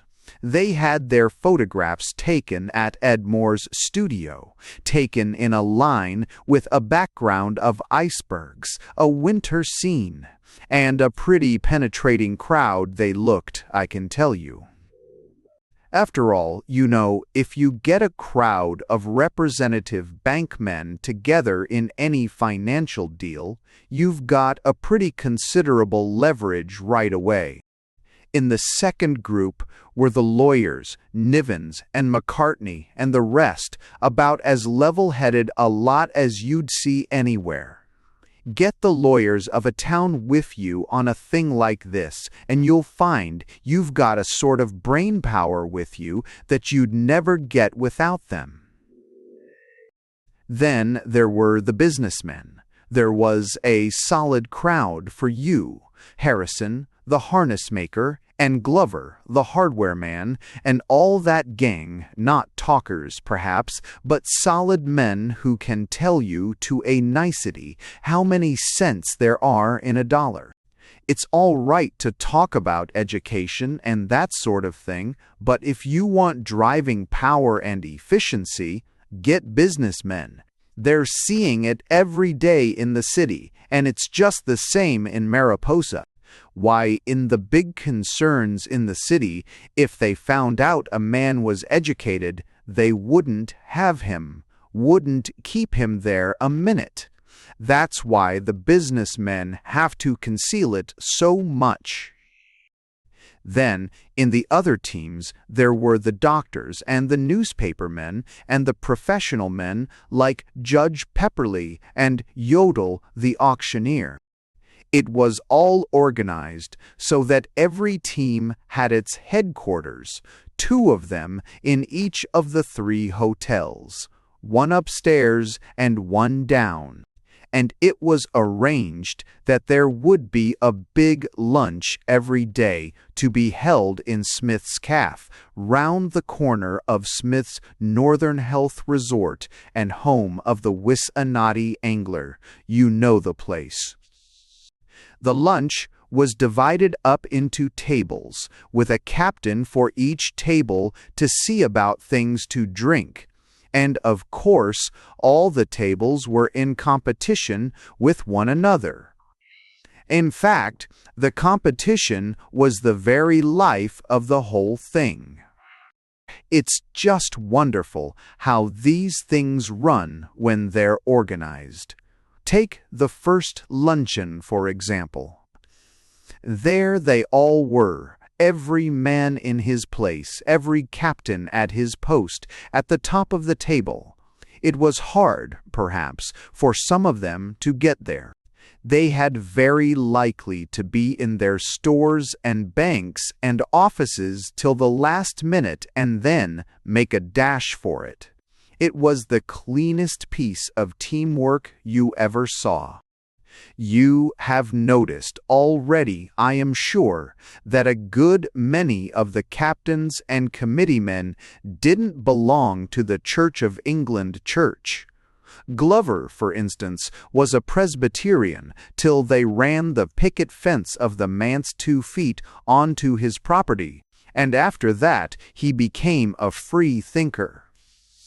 But in Mariposa, as I have said, everybody likes to be in everything, and naturally, a whirlwind campaign was a novelty. Anyway, it would have been a poor business to keep a man out of the lunches merely on account of his religion. I trust that the day for that kind of religious bigotry is past.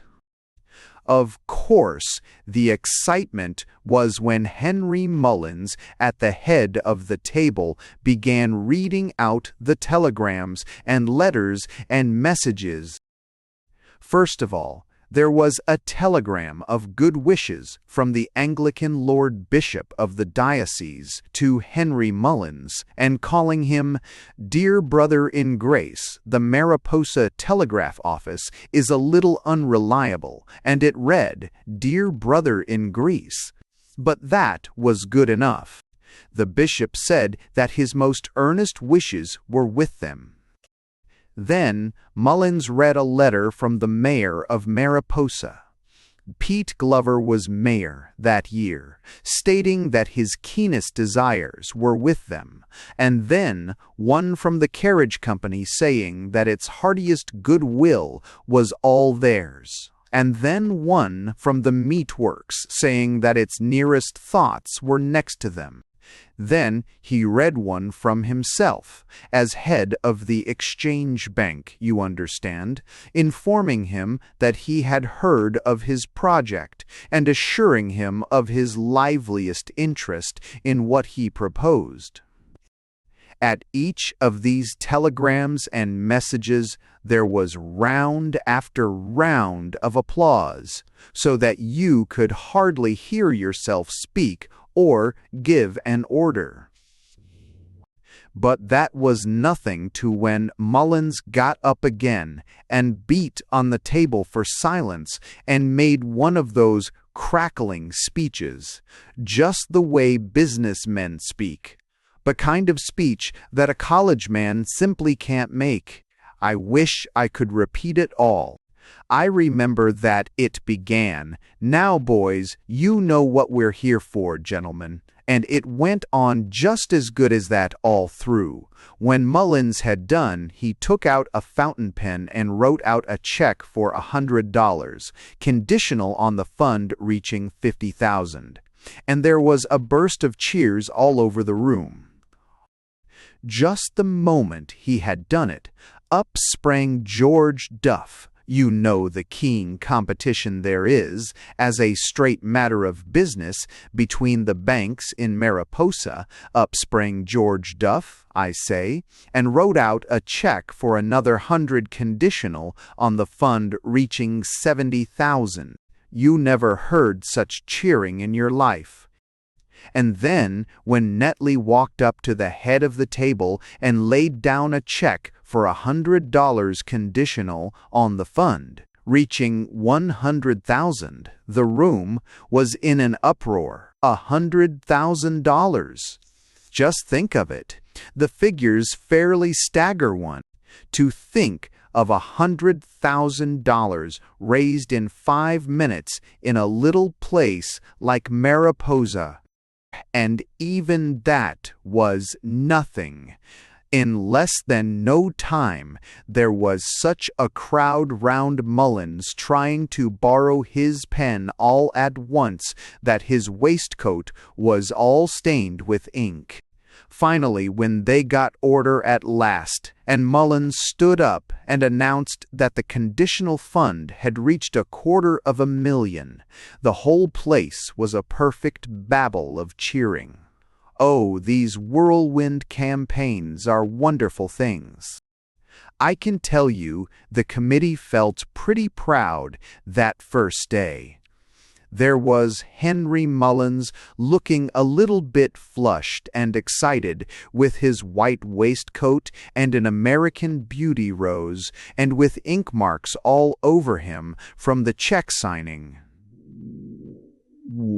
And he kept telling them that he'd known all along that all that was needed was to get the thing started, and telling again about what he'd seen at the university campaign and about the professors crying and wondering if the high school teachers would come down for the last day of the meetings. Looking back on the Mariposa whirlwind, I can never feel that it was a failure. After all, there is a sympathy and a brotherhood in these things when men work shoulder to shoulder. If you had seen the canvassers of the committee going round the town that evening, shoulder to shoulder, from the Mariposa House to the Continental and up to Mullins's rooms and over to Duff's, shoulder to shoulder, you'd have understood it. I don't say that every lunch was quite such a success as the first.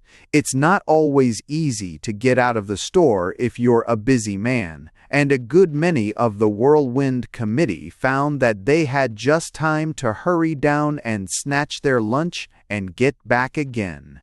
Still, they came and snatched it. As long as the lunches lasted, they came. Even if they had simply to rush it and grab something to eat and drink without time to talk to anybody, they came. No, it was not lack of enthusiasm that killed the Whirlwind campaign in Mariposa. It must have been something else. I don't just know what it was, but I think it had something to do with the financial, the bookkeeping side of the thing. It may have been, too, that the organization was not quite correctly planned. You see, if practically everybody is on the committees, it is awfully hard to try to find men to canvass, and it is not allowable for the captains and the committee men to canvass one another because their gifts are spontaneous.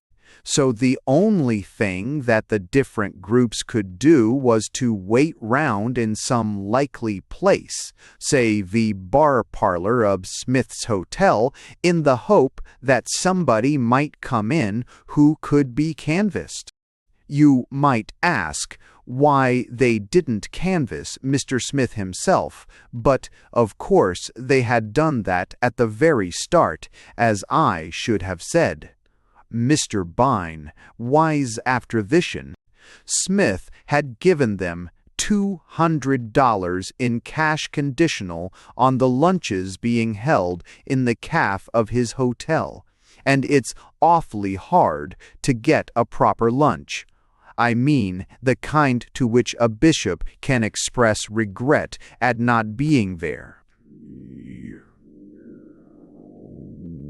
Smith got back his own money, and the crowd began eating into the benefactions, and it got more and more complicated whether to hold another lunch in the hope of breaking even or to stop the campaign. It was disappointing, yes. In spite of all the success and the sympathy, it was disappointing. I don't say it didn't do good. No doubt a lot of the men got to know one another better than ever they had before. I have myself heard Judge Pepperleigh say that after the campaign he knew all of Pete Glover that he wanted to. There was a lot of that kind of complete satiety. The real trouble about the Whirlwind campaign was that they never clearly understood which of them were the Whirlwind and who were to be the campaign. Some of them, I believe, took it pretty much to heart. I know that Henry Mullins did. You could see it. The first day he came down to the lunch, all dressed up with the American Beauty and the white waistcoat. The second day he only wore a pink carnation and a gray waistcoat. The third day he had on a dead daffodil and a cardigan undervest, and on the last day, when the high school teachers should have been there, he only wore his office suit. And he hadn't even shaved. It was that night that he went up to the rectory to tell the news to Dean Drone. It had been arranged, you know, that the rector should not attend the lunches, so as to let the whole thing come as a surprise, so that all he knew about it was just scraps of information about the crowds at the lunch and how they cheered and all that. Once, I believe, he caught sight of the news packet with a 2-inch headline, 250,000, but he wouldn't let himself read further because it would have spoilt the surprise. I saw Mullins, as I say, go up the street on his way to Dean Drone's. It was middle April, and there was ragged snow on the streets, and the nights were dark still and cold. I saw Mullins grit his teeth as he walked, and I know that he held in his coat pocket his own check for the 100, with the condition taken off it. And he said that there were so many skunks in Mariposa that a man might as well be in the head office in the city. The dean came out to the little gate in the dark.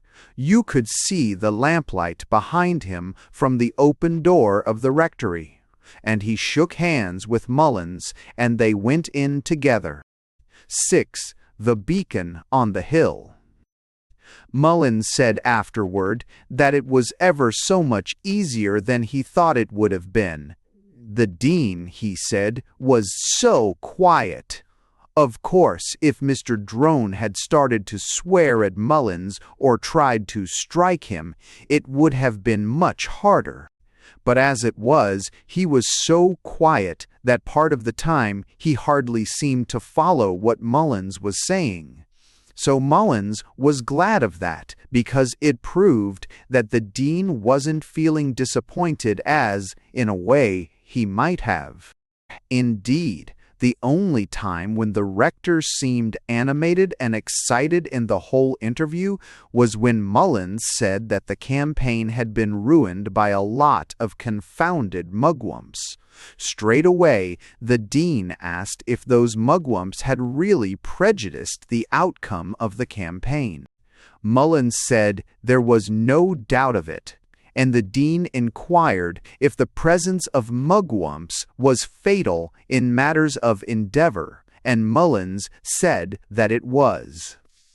Then the rector asked if even one mugwump was, in the Christian sense, deleterious. After that, the dean hardly spoke at all. In fact, the rector presently said that he mustn't detain Mullins too long, and that he had detained him too long already, and that Mullins must be weary from his train journey, and that in cases of extreme weariness nothing but a sound sleep was of any avail. He himself, unfortunately, would not be able to avail himself of the priceless boon of slumber until he had first retired to his study to write some letters, so that Mullins, who had a certain kind of social quickness of intuition, saw that it was time to leave, and went away. It was midnight as he went down the street, and a dark, still night. That can be stated positively because it came out in court afterwards. Mullins swore that it was a dark night. He admitted, under examination, that there may have been the stars, or at least some of the less important of them, though he had made no attempt, as brought out on cross-examination, to count them. There may have been, too, the electric lights, and Mullins was not willing to deny that it was quite possible that there was more or less moonlight.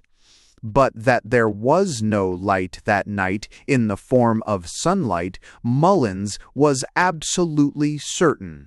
All that, I say, came out in court. But meanwhile the rector had gone upstairs to his study and had seated himself in front of his table to write his letters. It was here always that he wrote his sermons. From the window of the room you looked through the bare white maple trees to the sweeping outline of the church shadowed against the night sky, and beyond that, though far off, was the new cemetery where the rector walked of a Sunday. I think I told you why. Beyond that again, for the window faced the east, there lay, at no very great distance, the New Jerusalem. There were no better things that a man might look towards from his study window, nor anything that could serve as a better aid to writing. But this night the dean's letters must have been difficult indeed to write, for he sat beside the table holding his pen and with his head bent upon his other hand, and though he sometimes put a line or two on the paper, for the most part he sat motionless. The fact is that Dean Drone was not trying to write letters, but only one letter. He was writing a letter of resignation. If you have not done that for 40 years, it is extremely difficult to get the words. So at least the dean found it. First he wrote one set of words, and then he sat and thought and wrote something else. But nothing seemed to suit. The real truth was that Dean Drone, perhaps more than he knew himself, had a fine taste for words and effects, and when you feel that a situation is entirely out of the common, you naturally try, if you have that instinct, to give it the right sort of expression. I believe that at the time when Rupert Drone had taken the medal in Greek, over 50 years ago, it was only a twist of fate that had prevented him from becoming a great writer. There was a buried author in him, just as there was a buried financier in Jefferson Thorpe. In fact, there were many people in Mariposa like that, and for all I know, you may yourself have seen such elsewhere. For instance, I am certain that Billy Rawson, the telegraph operator at Mariposa, could easily have invented radium. In the same way, one has only to read the advertisements of Mr. Two. Gingham, the undertaker, to know that there is still in him a poet who could have written on death far more attractive verses than the Thanatopsis of Cullen Bryant, and under a title less likely to offend the public and drive away custom. So the dean tried first this and then that, and nothing would seem to suit. First of all, he wrote, "It is now 40 years since I came among you, a youth full of life and hope and ardent in the work before me." Then he paused, doubtful of the accuracy and clearness of the expression, read it over again and again in deep thought, and then began again. "It is now 40 years since I came among you, a broken and melancholy boy, without life or hope, desiring only to devote to the service of this parish such few years as might remain of an existence blighted before it had truly begun." He read what he had written, he frowned, he crossed it through with his pen. This was no way to write, this thin egotistical strain of complaint. Once more he started. "It is now 40 years since I came among you, a man already tempered and trained, except possibly in mathematics." And then again the rector paused, and his mind drifted away to the memory of the Anglican professor that I spoke of, who had had so little sense of his higher mission as to omit the teaching of logarithms. And the rector mused so long that when he began again, it seemed to him that it was simpler and better to discard the personal note altogether, and he wrote, "There are times, gentlemen, in the life of a parish, when it comes to an epoch which brings it to a moment when it reaches a point." The dean stuck fast again, but refusing this time to be beaten, went resolutely on. reaches a point where the circumstances of the moment make the epoch such as to focus the life of the parish in that time. Then the dean saw that he was beaten, and he knew that he not only couldn't manage the parish, but couldn't say so in proper English. And of the two, the last was the bitterer discovery. He raised his head and looked for a moment through the window at the shadow of the church against the night, so outlined that you could almost fancy that the light of the New Jerusalem was beyond it. Then he wrote, and this time not to the world at large, but only to Mullins. "My dear Harry, I want to resign my charge. Will you come over and help me?" When the dean at last rose from writing that, I think it was far on in the night. As he rose, he looked again through the window, looked once, and then once more, and so stood with widening eyes, and his face set towards what he saw. What was that? That light in the sky there? Eastward? Near or far? He could not say. Was it already the dawn of the New Jerusalem brightening in the east, or was it? Look, in the church itself. What is that?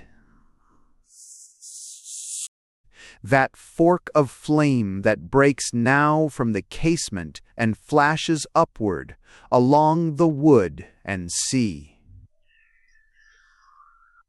till the dark night and the bare trees and sleeping street of Mariposa are all illumined with its glow. Fire! Fire! And the sudden sound of the bell now breaking upon the night. So stood the dean erect, with one hand pressed against the table for support, while the Mariposa fire bell struck out its warning to the sleeping town, stood there, while the street grew loud with a tumult of voices, with the roaring gallop of the fire brigade, with the harsh note of the gong, and over all other sounds, the great seething of the flames that tore their way into the beams and rafters of the pointed church and flared above it like a torch into the midnight sky. So stood the dean, and as the church broke thus into a very beacon kindled upon a hill, sank forward without a sign, his face against the table, stricken. You need to see a fire in a place such as Mariposa, a town still half of wood, to know what fire means. In the city it is all different. To the onlooker, at any rate, a fire is only a spectacle, nothing more. Everything is arranged, organized, certain. It is only once, perhaps in a century, that fire comes to a large city as it comes to the little wooden town like Mariposa as a great terror of the night. That, at any rate, is what it meant in Mariposa that night in April, the night the Church of England church burnt down. Had the fire gained but 100 feet, or less, it could have reached from the driving shed behind the church to the backs of the wooden shops of the main street, and once there not all the waters of Lake Wissanotti could stay the course of its destruction. It was for that 100 feet that they fought, the men of Mariposa, from the midnight call of the bell till the slow coming of the day.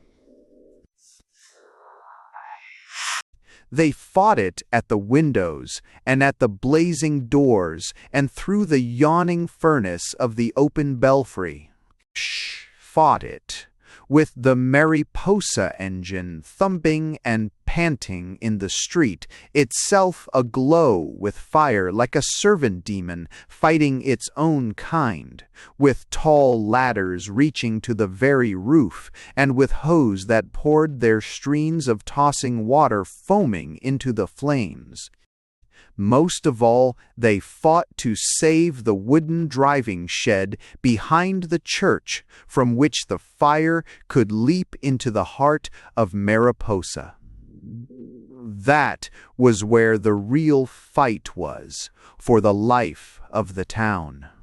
I wish you could have seen how they turned the hose against the shingles, ripping and tearing them from their places with the force of the driven water.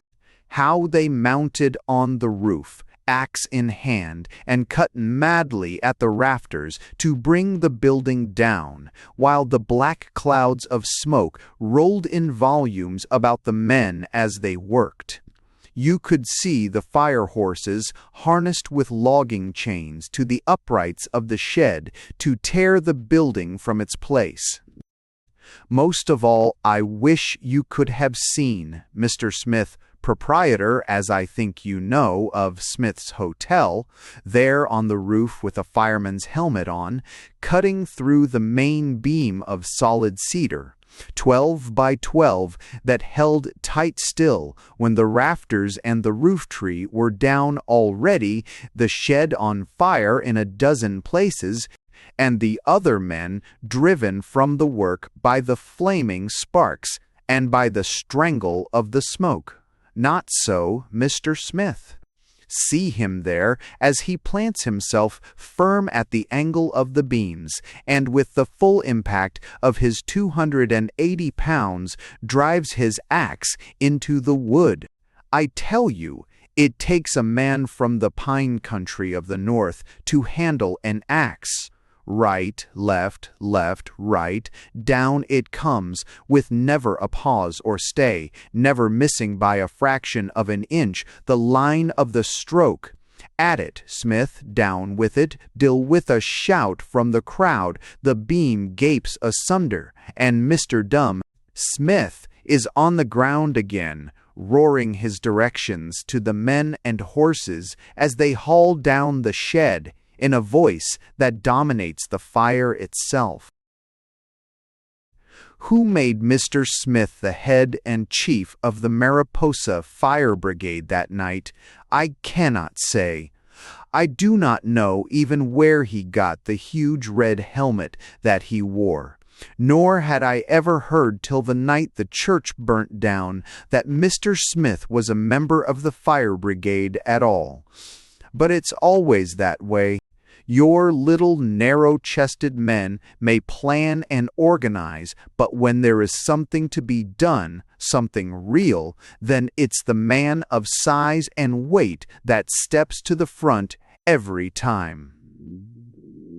Look at Bismarck and Mr. Gladstone and President Taft and Mr. Smith, the same thing in each case.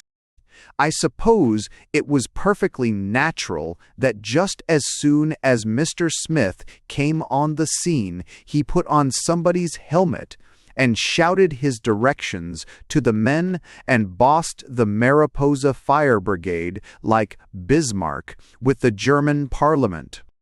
The fire had broken out late at night, and they fought it till the day. The flame of it lit up the town and the bare gray maple trees, and you could see in the light of it the broad sheet of the frozen lake, snow-covered still. It kindled such a beacon as it burned that from the other side of the lake the people on the night express from the north could see it 20 miles away. It lit up such a testimony of flame that Mariposa has never seen the like of it before or since. Then, when the roof crashed in and the tall steeple tottered and fell, so swift a darkness seemed to come that the gray trees and the frozen lake vanished in a moment as if blotted out of existence. When the morning came, the great church of Mariposa was nothing but a ragged group of walls with a sodden heap of bricks and blackened wood, still hissing here and there beneath the hose with the sullen anger of a conquered fire. Round the ruins of the fire walked the people of Mariposa next morning, and they pointed out where the wreck of the steeple had fallen, and where the bells of the church lay in a molten heap among the bricks, and they talked of the loss that it was, and how many dollars it would take to rebuild the church, and whether it was insured, and for how much. And there were at least 14 people who had seen the fire first, and more than that who had given the first alarm, and ever so many who knew how fires of this sort could be prevented. Most noticeable of all, you could see the sidesmen and the wardens and Mullins, the chairman of the vestry, talking in little groups about the fire. Later in the day there came from the city the insurance men and the fire appraisers, and they too walked about the ruins and talked with the wardens and the vestrymen. There was such a luxury of excitement in the town that day that it was just as good as a public holiday. But the strangest part of it was the unexpected sequel. I don't know through what error of the dean's figures it happened, through what lack of mathematical training the thing turned out as it did. No doubt the memory of the mathematical professor was heavily to blame for it, but the solid fact is that the Church of England, Church of Mariposa, turned out to be insured for 100,000. And there were the receipts and the vouchers, all signed and regular, just as they found them in a drawer of the rector's study. There was no doubt about it. The insurance people might protest as they liked. The straight, plain fact was that the church was insured for about twice the whole amount of the cost, and the debt and the rector's salary and the boarding school fees of the littlest of the drones all put together. There was a whirlwind campaign for you, talk of raising money, that was something like, I wonder if the universities and the city institutions that go round trying to raise money by the slow and painful method called a whirlwind campaign, that takes perhaps all day to raise $50,000, ever thought of anything so beautifully simple as this. The greater testimony that had lain so heavily on the congregation went flaming to its end, and burned up its debts and its obligations, and enriched its worshippers by its destruction. Why? I wish you could have seen how the wardens and the sidesmen and Mullins, the chairman of the vestry, smiled and chuckled at the thought of it. Hadn't they said all along that all that was needed was a little faith and effort? And here it was, just as they said, and they'd been right after all.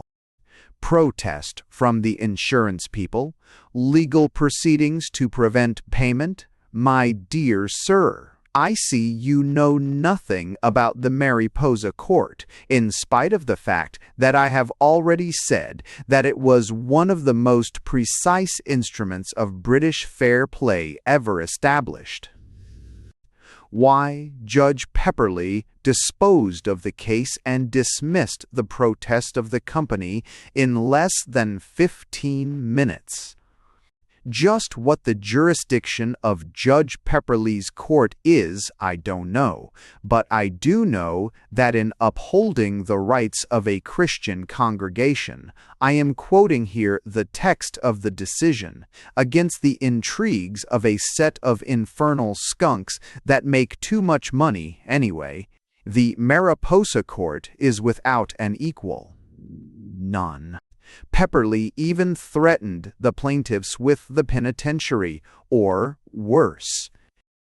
How the fire started, no one ever knew. There was a queer story that went about to the effect that Mr. Smith and Mr. Gingham's assistant had been seen very late that night carrying an automobile can of kerosene up the street. But that was amply disproved by the proceedings of the court and by the evidence of Mr. Smith himself. He took his dying oath, not his ordinary one as used in the license cases, but his dying one, that he had not carried a can of kerosene up the street, and that anyway it was the rottenest kind of kerosene he had ever seen, and no more use than so much molasses. So that point was settled. Dean Drone? Did he get well again? Why, what makes you ask that? You mean, was his head at all affected after the stroke? No, it was not. Absolutely not.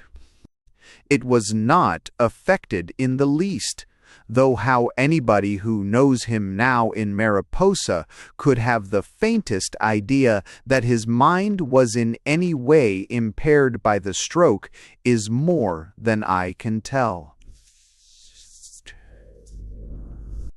Uttermost, the curate, whom perhaps you have heard preach in the new church, had nothing whatever to do with Dean Drone's head.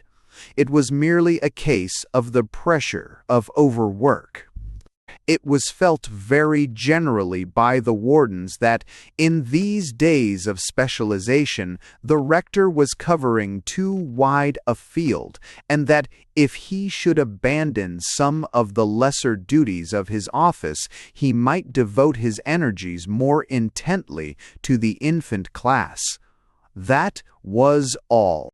You may hear him there any afternoon, talking to them, if you will stand under the maple trees and listen through the open windows of the new infant school.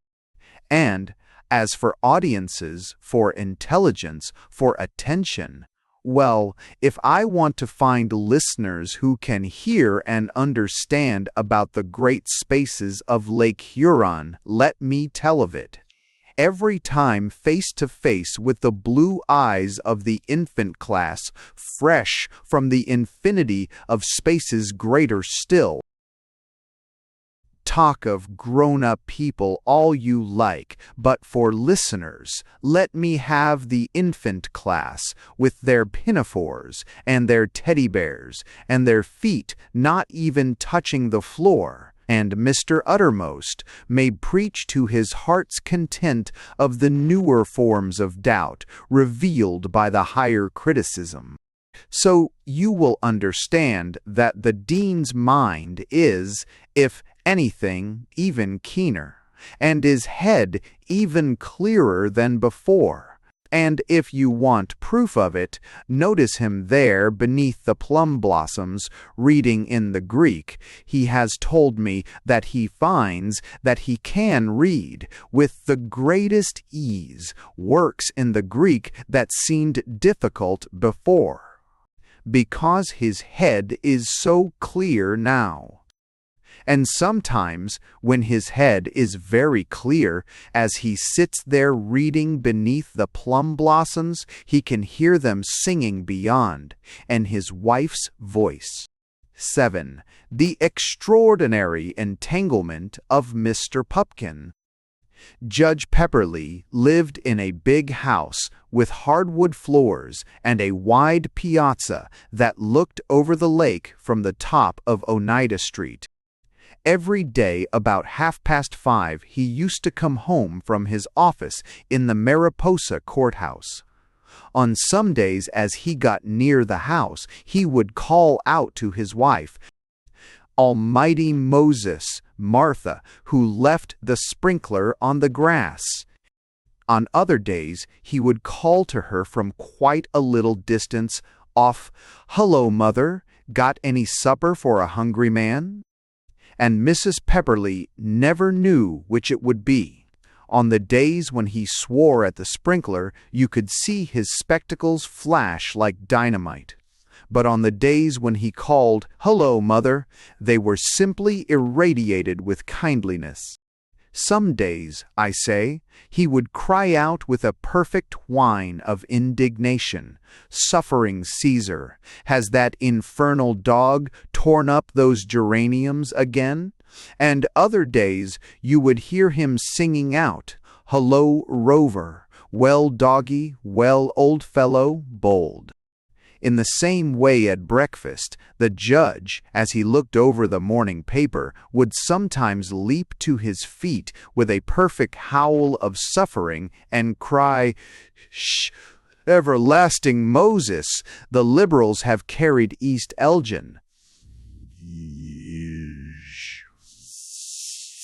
Ha! The Conservatives have carried South Norfolk. And yet he was perfectly logical when you come to think of it.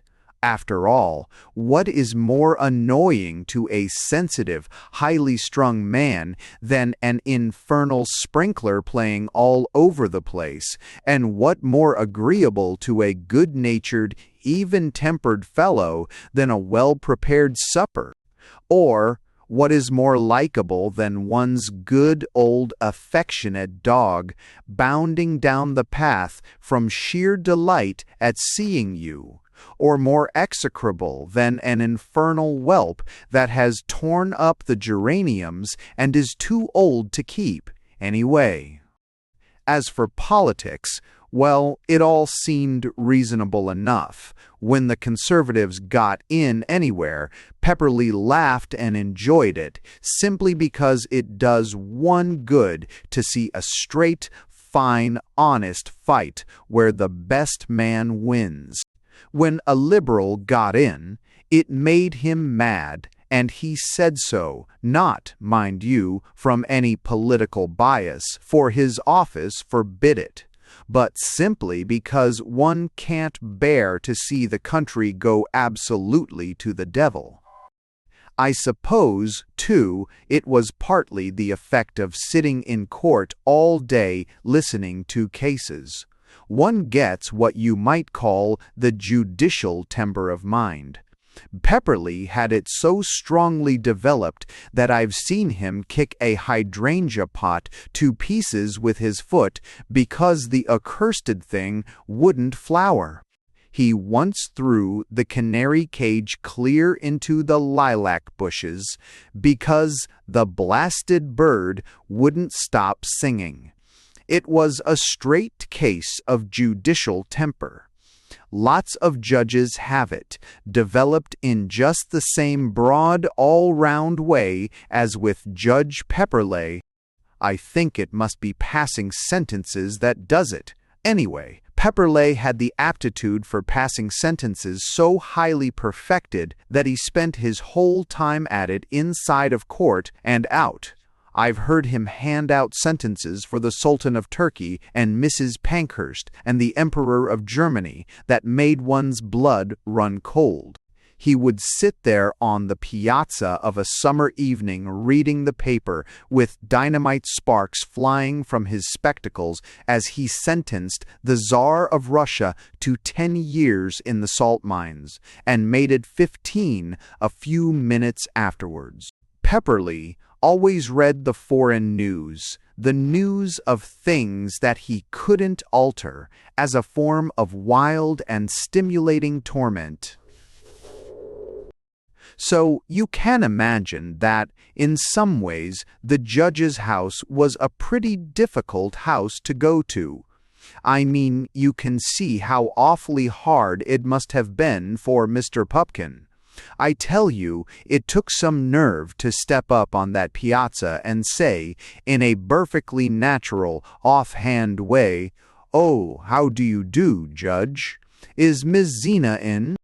"No, I won't stay, thanks. I think I ought to be going. I simply called."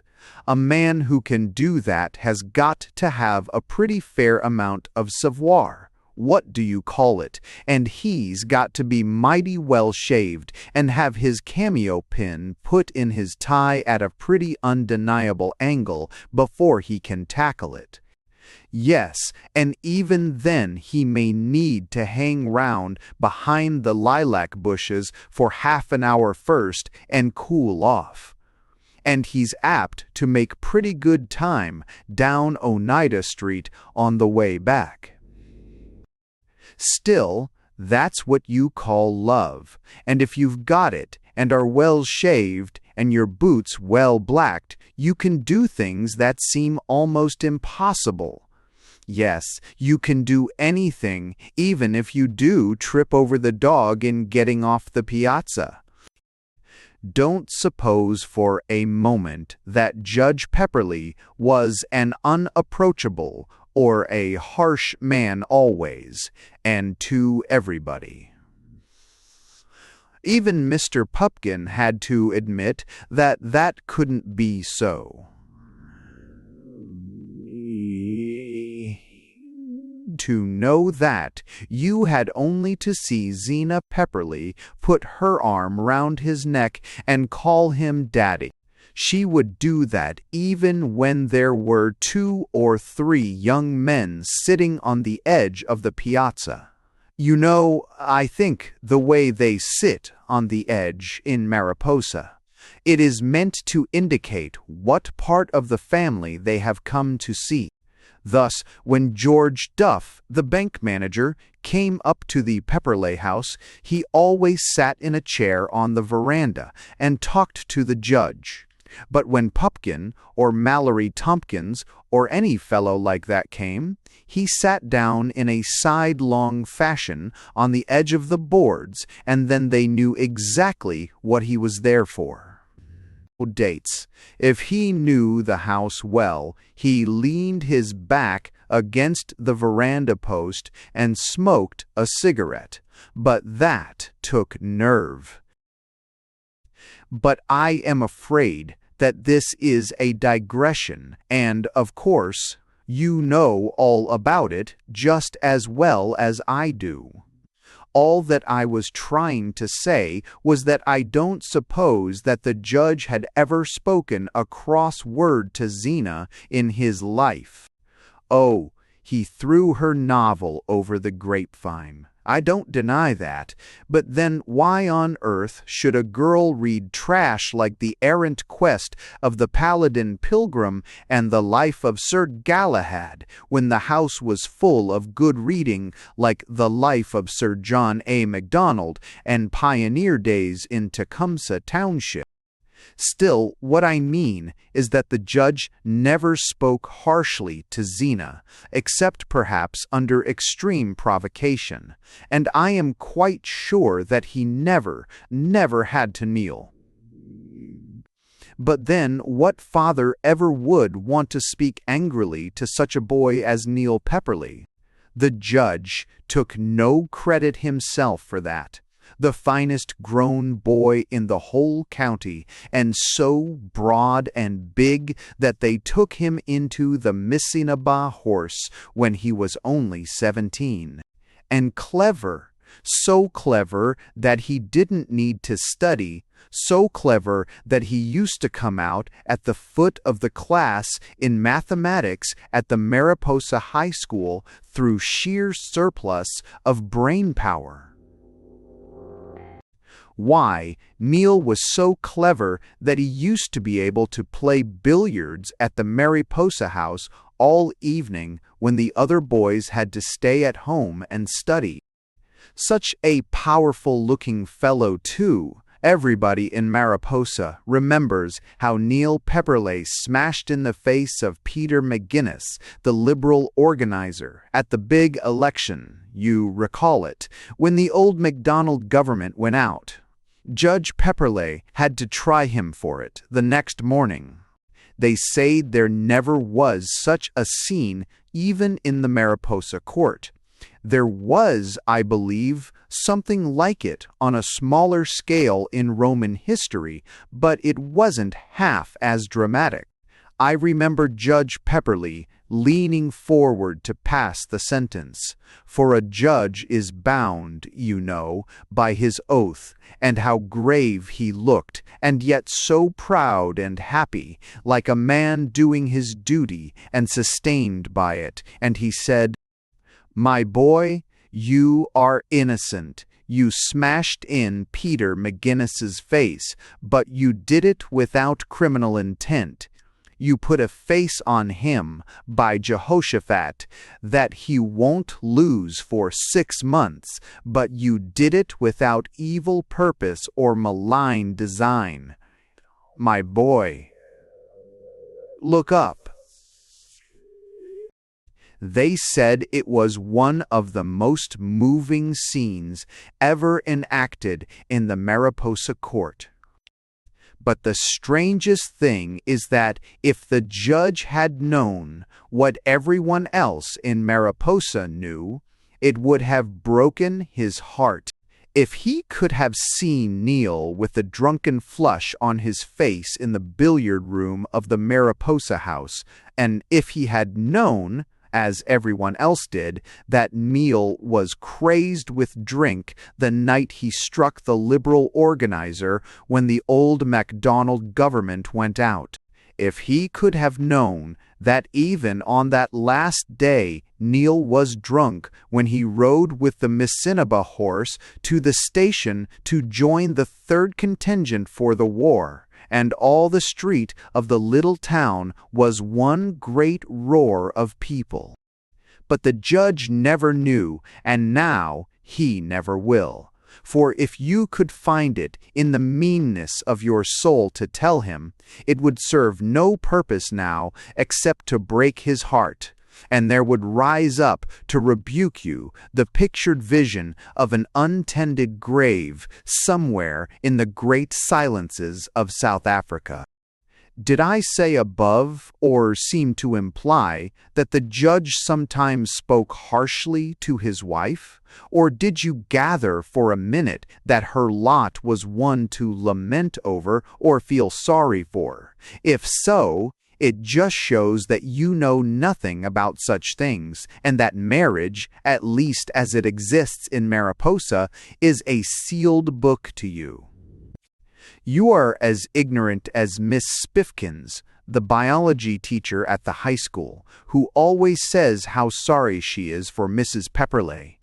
You get that impression simply because the judge howled like an Algonquin Indian when he saw the sprinkler running on the lawn. But are you sure you know the other side of it? Are you quite sure, when you talk like Miss Spiffkins does about the rights of it, that you are taking all things into account?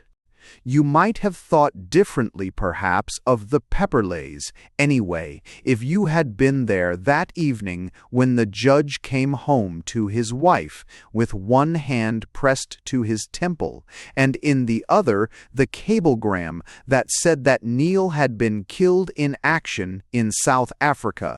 That night they sat together with her hand in his, just as they had sat together 30 years ago when he was a law student in the city. Go and tell Miss Spiffkins that. Hydrangeas, canaries, temper, blazes. What does Miss Spiffkins know about it all? But in any case, if you tried to tell Judge Pepperleigh about Neil, now he wouldn't believe it. He'd laugh it to scorn. That is Neil's picture, in uniform, hanging in the dining room beside the Fathers of Confederation. That military-looking man in the picture beside him is General Kitchener, whom you may perhaps have heard of, for he was very highly spoken of in Neil's letters. All round the room, in fact, and still more in the judge's library upstairs, you will see pictures of South Africa and the departure of the Canadians. There are none of the return, and of mounted infantry, and of unmounted cavalry, and a lot of things that only soldiers and the fathers of soldiers know about. So you can realize that, For a fellow who isn't military and who wears nothing nearer to a uniform than a daffodil tennis blazer, the judge's house is a devil of a house to come to. I think you remember young Mr. Pupkin, do you not? I have referred to him several times already as the junior teller in the exchange bank. But if you know Mariposa at all, you have often seen him. You have noticed him, I am sure, going for the bank mail in the morning in an office suit effect of clinging gray with a gold necktie pin shaped like a riding whip. You have seen him often enough going down to the lakefront after supper in tennis things, smoking a cigarette and with a paddle and a crimson canoe cushion under his arm. You have seen him entering Dean Drone's church in a top hat and a long frock coat nearly to his feet. You have seen him, perhaps, playing poker in Peter Glover's room over the hardware store and trying to look as if he didn't hold 3 aces. In fact, giving absolutely no sign of it beyond the wild flush in his face and the fact that his hair stands on end. That kind of reticence is a thing you simply have to learn in banking. I mean, if you've got to be in a position where you know for a fact that the Mariposa Packing Company's account is overdrawn by $64 and yet daren't say anything about it, not even to the girls that you play tennis with, I don't say, not a casual hint as a reference, but not really tell them, not, for instance, bring down the bank ledger to the tennis court and show them you learn a sort of reticence and self-control that people outside of banking circles never can attain. Why, I've known Pupkin at the fireman's ball lean against the wall in his dress suit and talk away to Jim Elliot, the druggist, without giving the faintest hint or indication that Elliot's note for $27 had been protested that very morning. Not a hint of it. I don't say he didn't mention it in a sort of way in the supper room just to 1 or 2, but I mean there was nothing in the way he leant up against the wall to suggest it. But, however, I don't mention that as either for or against Mr. Pupkin. That sort of thing is merely the ABC of banking, as he himself told me when explaining why it was that he hesitated to divulge the exact standing of the Mariposa Carriage Company. Of course, once you get past the ABC, you can learn a lot that is mighty interesting. So I think that if you know Mariposa and understand even the rudiments of banking, you are perfectly acquainted with Mr. Pupkin. What? You remember him as being in love with Miss Lawson, the high school teacher. In love with her. You mean merely because on the night when the Mariposa Belle sank with every soul on board, Pupkin put off from the town in a skiff to rescue Miss Lawson. Oh, but you're quite wrong. That wasn't love. I've heard Pupkin explain it himself a dozen times. That sort of thing, paddling out to a sinking steamer at night in a crazy skiff, may indicate a sort of attraction, but not real love, not what Pupkin came to feel afterwards. Indeed, when he began to think of it, it wasn't even attraction, it was merely respect. That's all it was. And anyway, that was long before, 6 or 7 months back, and Pupkin admitted that at the time he was a mere boy. Mr. Pupkin, I must explain, lived with Mallory Tompkins in rooms over the Exchange Bank on the very top floor, the third with Mullins's own rooms below them. Extremely comfortable quarters they were, with 2 bedrooms and a sitting room that was all fixed up with snowshoes and tennis rackets on the walls and dance programs and canoe club badges and all that sort of thing. Mallory Tompkins was a young man with long legs and check trousers who worked on the Mariposa Times-Herald. That was what gave him his literary taste. He used to read Ibsen and that other Dutch author, Bumstone. Bumstone, isn't it? He was so intellectual that he was, as he himself admitted, a complete agnostic. He and Pupkin used to have the most tremendous arguments about creation and evolution, and how if you study at a school of applied science, you learn that there's no hell beyond the present life. Mallory Tompkins used to prove absolutely that the miracles were only electricity, and Pupkin used to admit that it was an awfully good argument, but claimed that he had heard it awfully well answered in a sermon, though unfortunately he had forgotten how. Tompkins used to show that the flood was contrary to geology, and Pupkin would acknowledge that the point was an excellent one, but that he had read a book, the title of which he ought to have written down, which explained geology away altogether. Mallory Tompkins generally got the best of the merely logical side of the arguments, but Pupkin, who was a tremendous Christian, was much stronger in the things he had forgotten. So the discussions often lasted till far into the night, and Mr. Rees of the merely logical side of the best. Pupkin would fall asleep and dream of a splendid argument which would have settled the whole controversy, only unfortunately he couldn't recall it in the morning. Of course, Pupkin would never have thought of considering himself on an intellectual par with Mallory Tompkins. That would have been ridiculous. Mallory Tompkins had read all sorts of things and had half a mind to write a novel himself, either that or a play.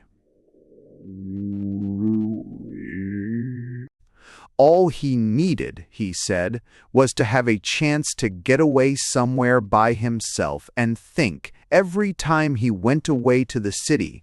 Pupkin expected that he might return with the novel all finished, but though he often came back with his eyes red from thinking, the novel as yet remained incomplete.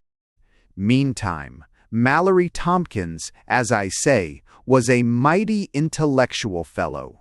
You could see that from the books on the bamboo bookshelves in the sitting room. There was, for instance, the Encyclopedia Metropolitana in 40 volumes that he bought on the installment plan for $2 a month. Then, when they took that away, there was the History of Civilization in 50 volumes at 50 cents a week for 50 years. Tompkins had read in it halfway through the Stone Age before they took it from him. After that, there was the Lives of the Painters, 1 volume at a time, a splendid thing in which you could read all about Eathrins and Achenthal and Ajax and men of that class. After all, there's nothing like educating oneself. Mallory Tompkins knew about the opening period of all sorts of things, and in regard to people whose names began with you couldn't stick him. I don't mean that he and Mr. Pupkin lived a mere routine of studious evenings. That would be untrue.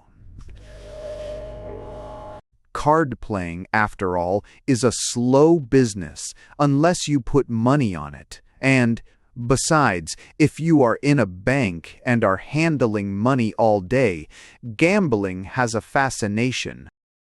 I've seen Pupkin and Mallory Tompkins and Joe Milligan, the dentist, and Mitchell, the ticket agent, and the other boys sitting round the table with matches enough piled up in front of them to stock a factory. 10 matches counted for 1 chip, and 10 chips made a cent. So you see, they weren't merely playing for the fun of the thing. Of course, it's a hollow pleasure. You realize that when you wake up at night parched with thirst, 10,000 matches to the bad. But banking is a wild life, and everybody knows it. Sometimes Pupkin would swear off and keep away from the cursed thing for weeks, and then, perhaps, he'd see by sheer accident a pile of matches on the table, or a match lying on the floor, and it would start the craze in him. I am using his own words. A craze, that's what he called it, when he told Miss Lawson all about it, and she promised to cure him of it. She would have, too, only, as I say, Pupkin found that what he had mistaken for attraction was only respect.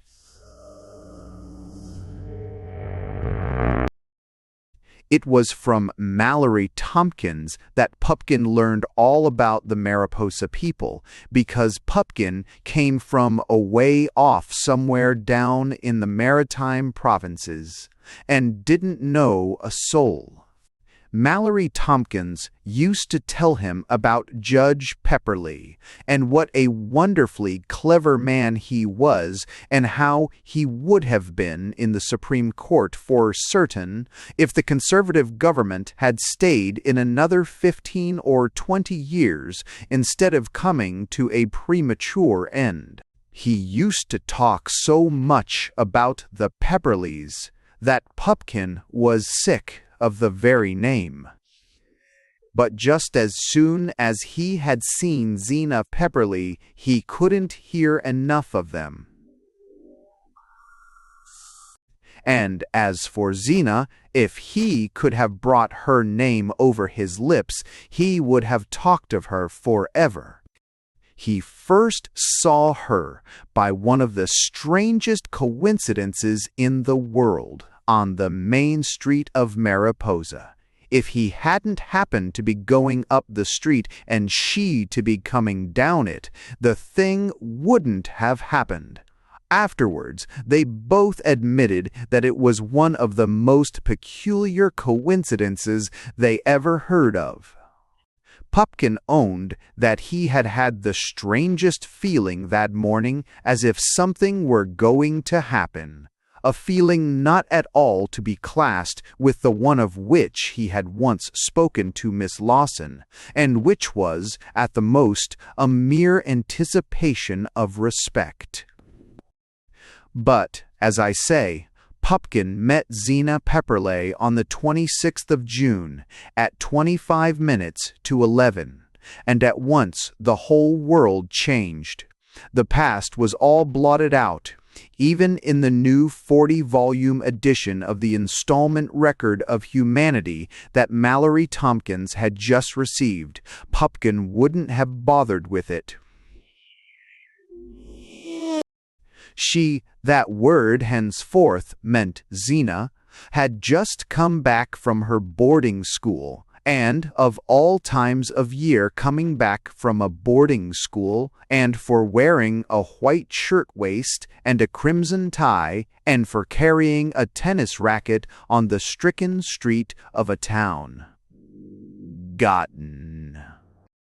And, for Pupkin, straight away the whole town was irradiated with sunshine, And there was such a singing of the birds, and such a dancing of the rippled waters of the lake, and such a kindliness in the faces of all the people, that only those who have lived in Mariposa and been young there can know at all what he felt.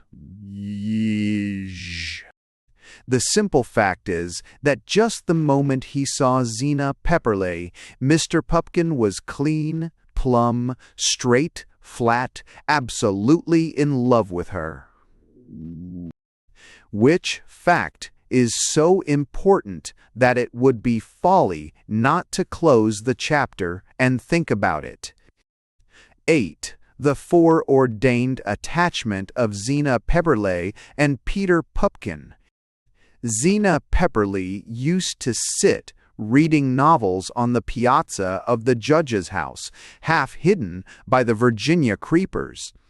At times, the book would fall upon her lap, and there was such a look of unstilled yearning in her violet eyes that it did not entirely disappear, even when she picked up the apple that lay beside her and took another bite out of it. With hands clasped, she would sit there dreaming all the beautiful daydreams of girlhood. When you saw that faraway look in her eyes, it meant that she was dreaming that a plumed and armored knight was rescuing her from the embattled keep of a castle beside the Danube.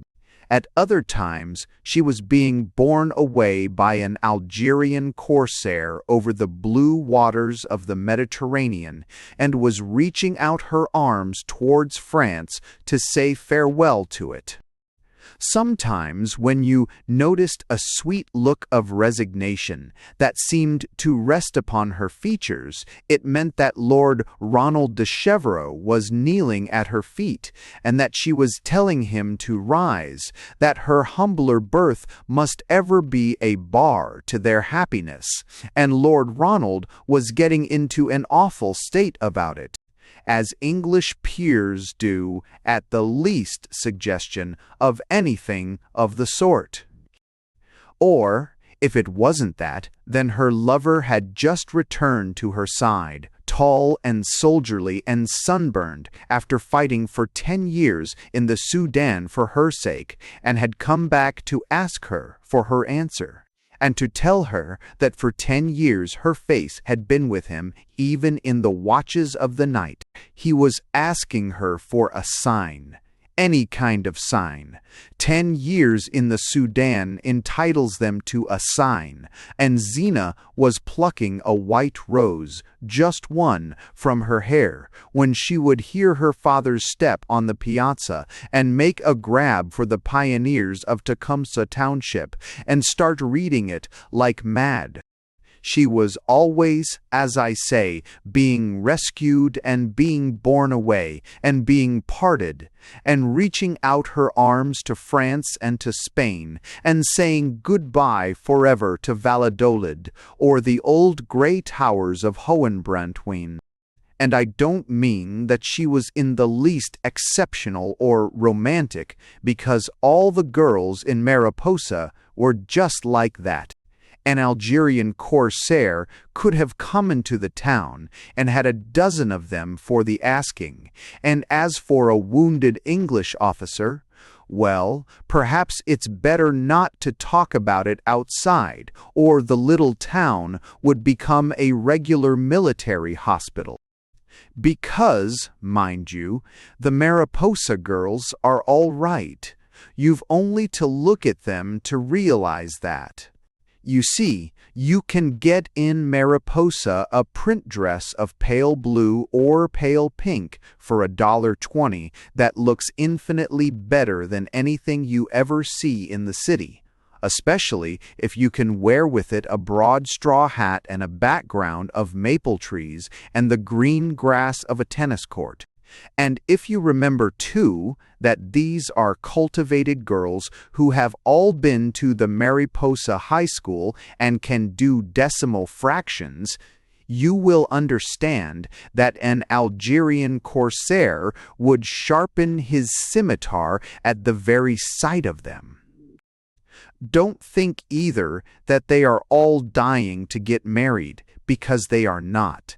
I don't say they wouldn't take an errant knight, or a buccaneer, or a Hungarian refugee, but for the ordinary marriages of ordinary people they feel nothing but a pitying disdain.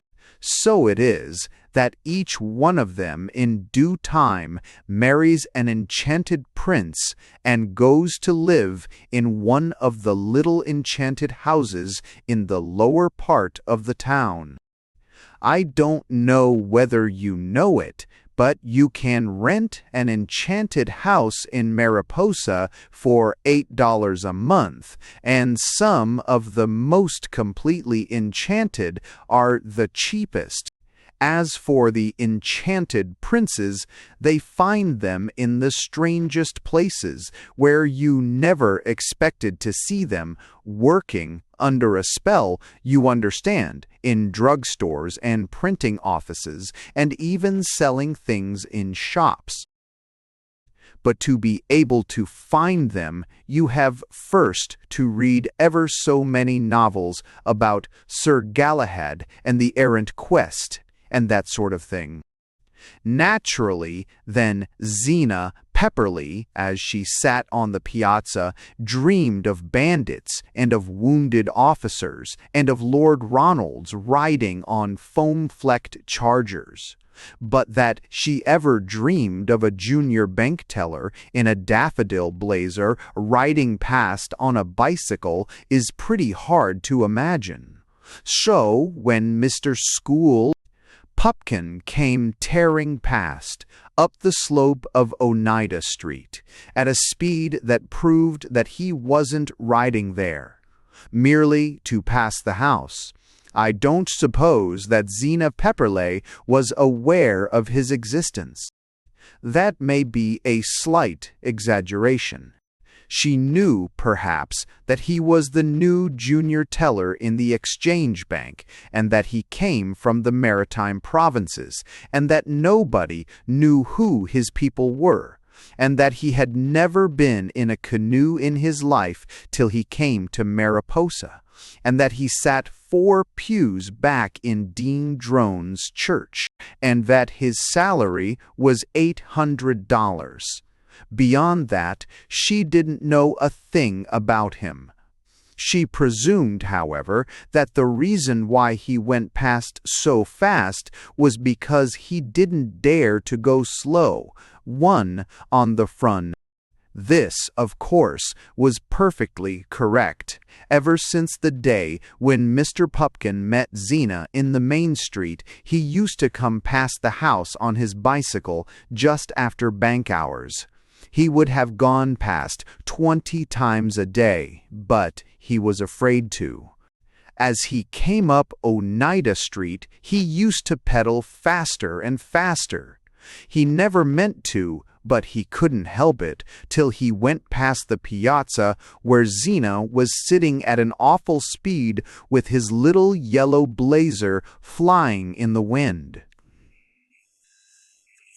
In a second he had disappeared in a buzz and a cloud of dust, and the momentum of it carried him clear out into the country for miles and miles before he ever dared to pause or look back. Then Mr. Pupkin would ride in a huge circuit about the country, trying to think he was looking at the crops, and sooner or later his bicycle would be turned towards the town again and headed for Oneida Street, and would get going quicker and quicker and quicker, till the pedals whirled round with a buzz, and he came past the judge's house again, like a bullet out of a gun.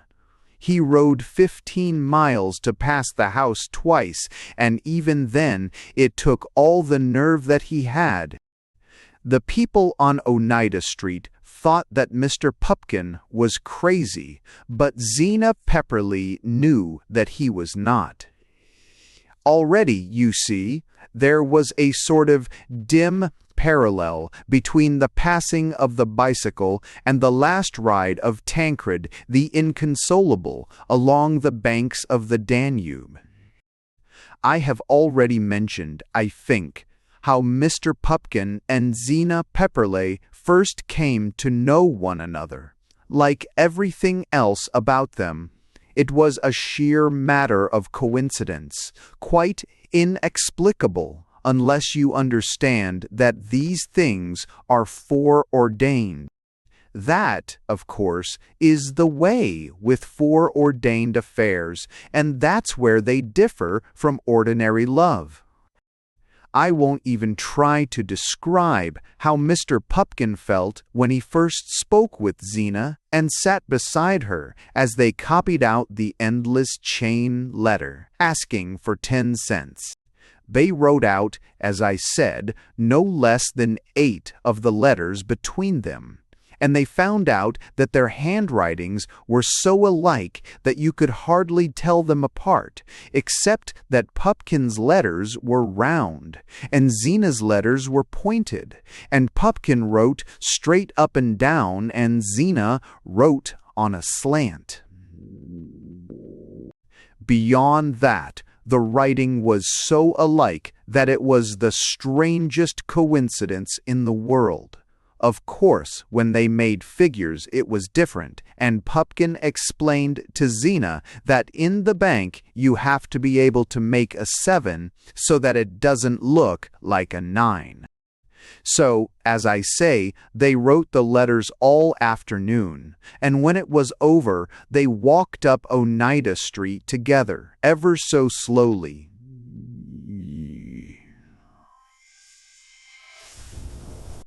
Pupkin hadn't had time to say yes before the judge appeared at the door, just as they were stepping up onto the piazza, and he had a table napkin in his hand, and the dynamite sparks were flying from his spectacles as he called out, "Great heaven, Zena, why in everlasting blazes can't you get in to tea at a Christian hour?" Zena gave one look of appeal to Pupkin, and Pupkin looked one glance of comprehension and turned and fled down Oneida Street.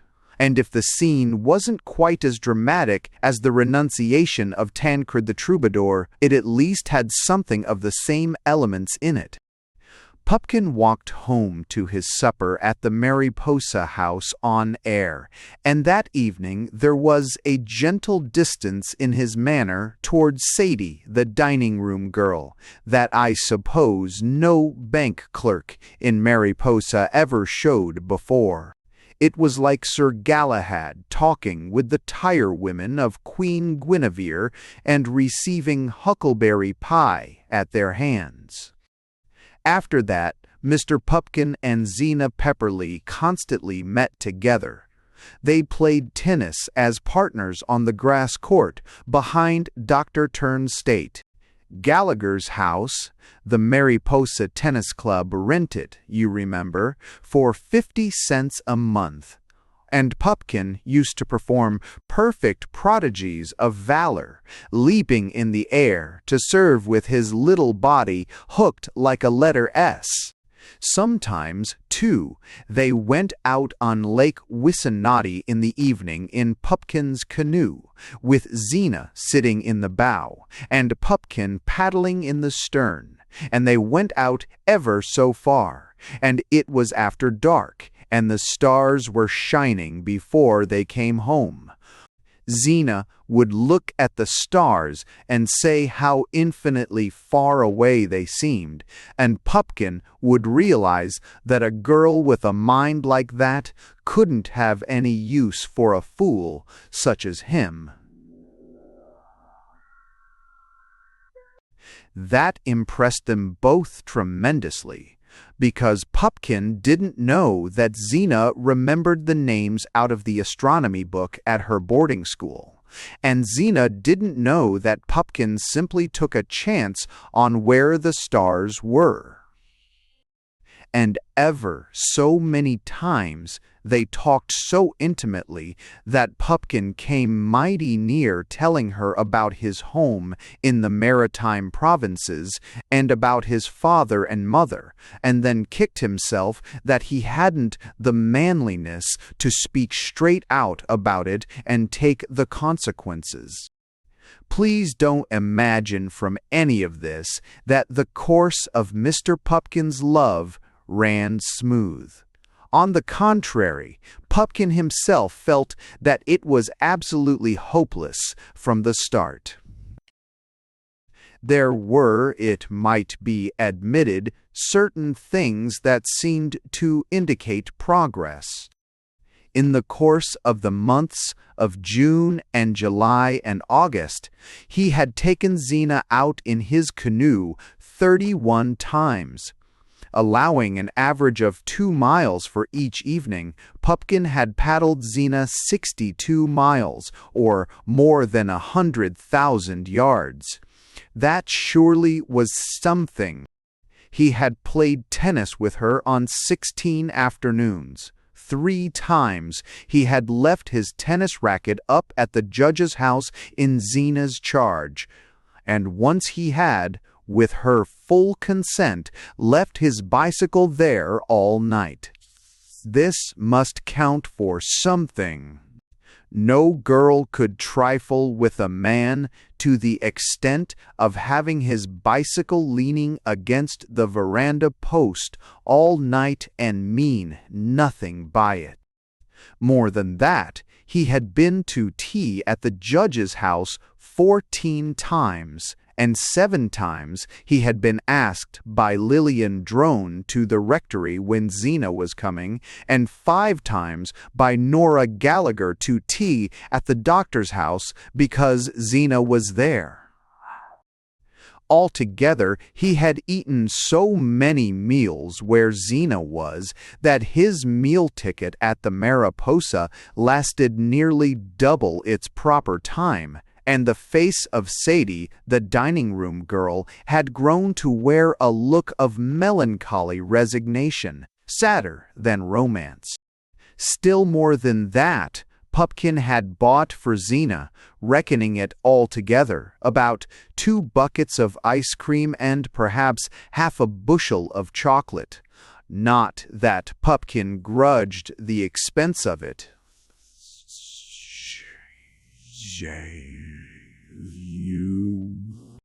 On the contrary, over and above the ice cream and the chocolate, he had bought her a white waistcoat and a walking stick with a gold top, a lot of new neckties, and a pair of patent leather boots. That is, they were all bought on account of her, which is the same thing. Add to all this that Pupkin and Zina had been to the Church of England. Church nearly every Sunday evening for 2 months, and one evening they had even gone to the Presbyterian church for fun, which, if you know Mariposa, you will realize to be a wild sort of escapade that ought to speak volumes. Yet, in spite of this, Pupkin felt that the thing was hopeless, which only illustrates the dreadful ups and downs, the wild alternations of hope and despair that characterize an exceptional affair of this sort.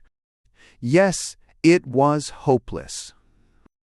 Every time that Pupkin watched Zina praying in church, he knew that she was too good for him. Every time that he came to call for her and found her reading Browning and Omar Khayyam, he knew that she was too clever for him. And every time that he saw her at all, he realized that she was too beautiful for him. You see, Pupkin knew that he wasn't a hero. When Zina would clasp her hands and talk rapturously about crusaders and soldiers and firemen and heroes generally, Pupkin knew just where he came in. Not in it. That was all. If a war could have broken out in Mariposa, or the judge's house been invaded by the Germans, he might have had a chance, but as it was, hopeless. Then there was Zena's father. Heaven knows, Pupkin tried hard to please the judge. He agreed with every theory that Judge Pepperleigh advanced, and that took a pretty pliable intellect in itself. They denounced female suffrage one day, and they favored it the next. One day, the judge would claim that the labor movement was eating out the heart of the country. And the next day he would hold that the hope of the world lay in the organization of the toiling masses. Pupkin shifted his opinions like the glass in a kaleidoscope. Indeed, the only things on which he was allowed to maintain a steadfast conviction were the purity of the Conservative Party of Canada and the awful wickedness of the recall of judges. But with all that, the judge was hardly civil to Pupkin. He hadn't asked him to the house till Zena brought him there, though, as a rule, all the bank clerks in Mariposa treated Judge Pepperleigh's premises as their own. He used to sit and sneer at Pupkin after he had gone till Zena would throw down the pioneers of Tecumseh Township in a temper and flounce off the piazza to her room. After which the judge's manner would change instantly, and he would relight his corncob pipe and sit and positively beam with contentment, in all of which there was something so mysterious as to prove that Mr. Pupkin's chances were hopeless. Nor was that all of it.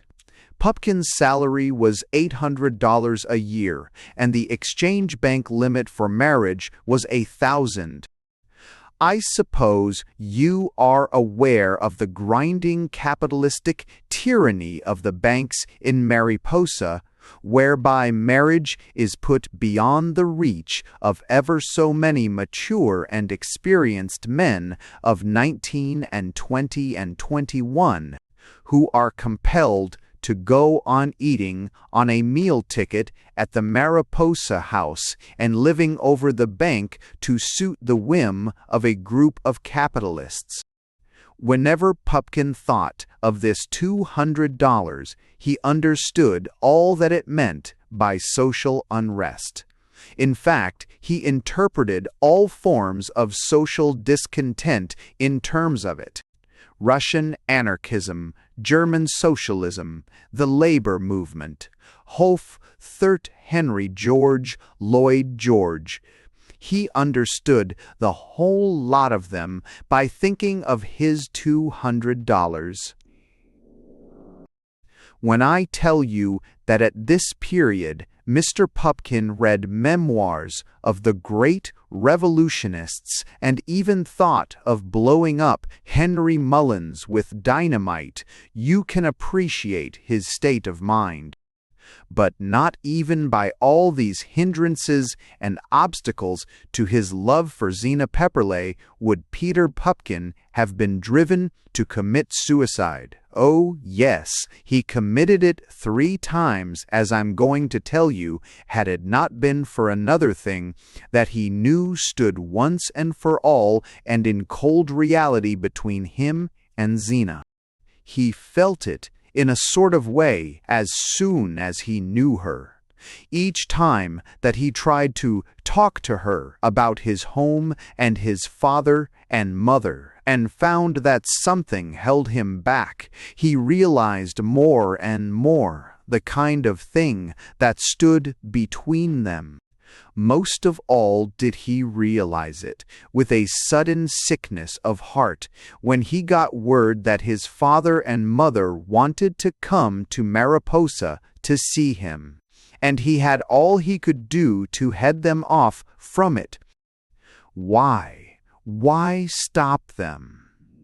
The reason was simple enough, that Pupkin was ashamed of them.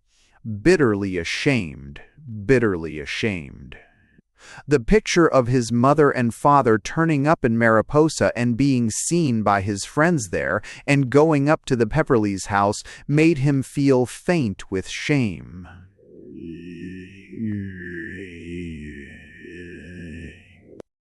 No, I don't say it wasn't wrong. It only shows what difference of fortune, the difference of being rich and being poor, means in this world. You perhaps have been so lucky that you cannot appreciate what it means to feel shame at the station of your own father and mother. You think it doesn't matter, that honesty and kindliness of heart are all that counts. That only shows that you have never known some of the bitterest feelings of people less fortunate than yourself. So it was with Mr. Pupkin. When he thought of his father and mother turning up in Mariposa, his face reddened with unworthy shame. He could just picture the scene. He could see them getting out of their limousine touring car with the chauffeur holding open the door for them and his father asking for a suite of rooms. Just think of it, a suite of rooms at the Mariposa house. The very thought of it turned him ill. What? You have mistaken my meaning? Ashamed of them because they were poor? Good heavens, no, but because they were rich. And not rich in the sense in which they used the term in Mariposa, where a rich person merely means a man who has money enough to build a house with a piazza and to have everything he wants, but rich in the other sense, motor cars, Ritz hotels, steam yachts, summer islands, and all that sort of thing. Why, Pupkin's father, what's the use of trying to conceal it any longer? Was the senior partner in the law firm of Pupkin, Pupkin and Pupkin. If you know the maritime provinces at all, you've heard of the Pupkins. The name is a household word from Chetabukto to Chitabecto. And for the matter of that, the law firm and the fact that Pupkin Sr. had been an attorney general was the least part of it.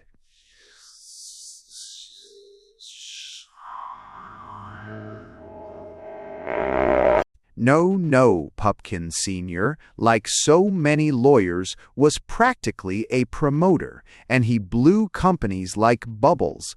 And when he wasn't in the maritime provinces, he was in Boston and New York raising money and floating loans. And when they had no money left in New York, he floated it in London. And when he had it, he floated on top of it. Big rafts of lumber on the Miramichi and codfish on the Grand Banks and lesser fish in the Fundy Bay.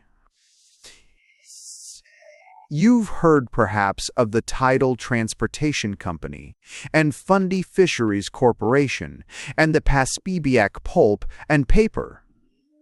Well, all of those were Pupkin Sr. under other names, so just imagine him in Mariposa. Wouldn't he be utterly foolish there? Just imagine him meeting Jim Elliot and treating him like a druggist merely because he ran a drugstore, or speaking to Jefferson Thorpe as if he were a barber simply because he shaved for money. Why, a man like that could ruin young Pupkin in Mariposa in half a day, and Pupkin knew it. That wouldn't matter so much, but think of the Pepperleighs and Zena. Everything would be over with them at once. Pupkin knew just what the judge thought of riches and luxuries. How often had he heard the judge pass sentences of life imprisonment on Pierpont Morgan and Mr. Rockefeller? How often had Pupkin heard him say that any man who received more than $3,000 a year, that was the judicial salary in the Missinaba district, was a mere robber, unfit to shake the hand of an honest man? Bitter, Muddleson, the principal of the Mariposa High School, who said that any man who received more than $1,500 was a public enemy. He was certainly not so bitter as Trelawney, the postmaster, who said that any man who got from society more than $1,300 apart from a legitimate increase in recognition of a successful election was a danger to society. Still, he was bitter. They all were in Mariposa. Pupkin could just imagine how they would despise his father. And Zena, that was the worst of all. How often had Pupkin heard her say that she simply hated diamonds, wouldn't wear them, despised them, wouldn't give a thank you for a whole tiara of them.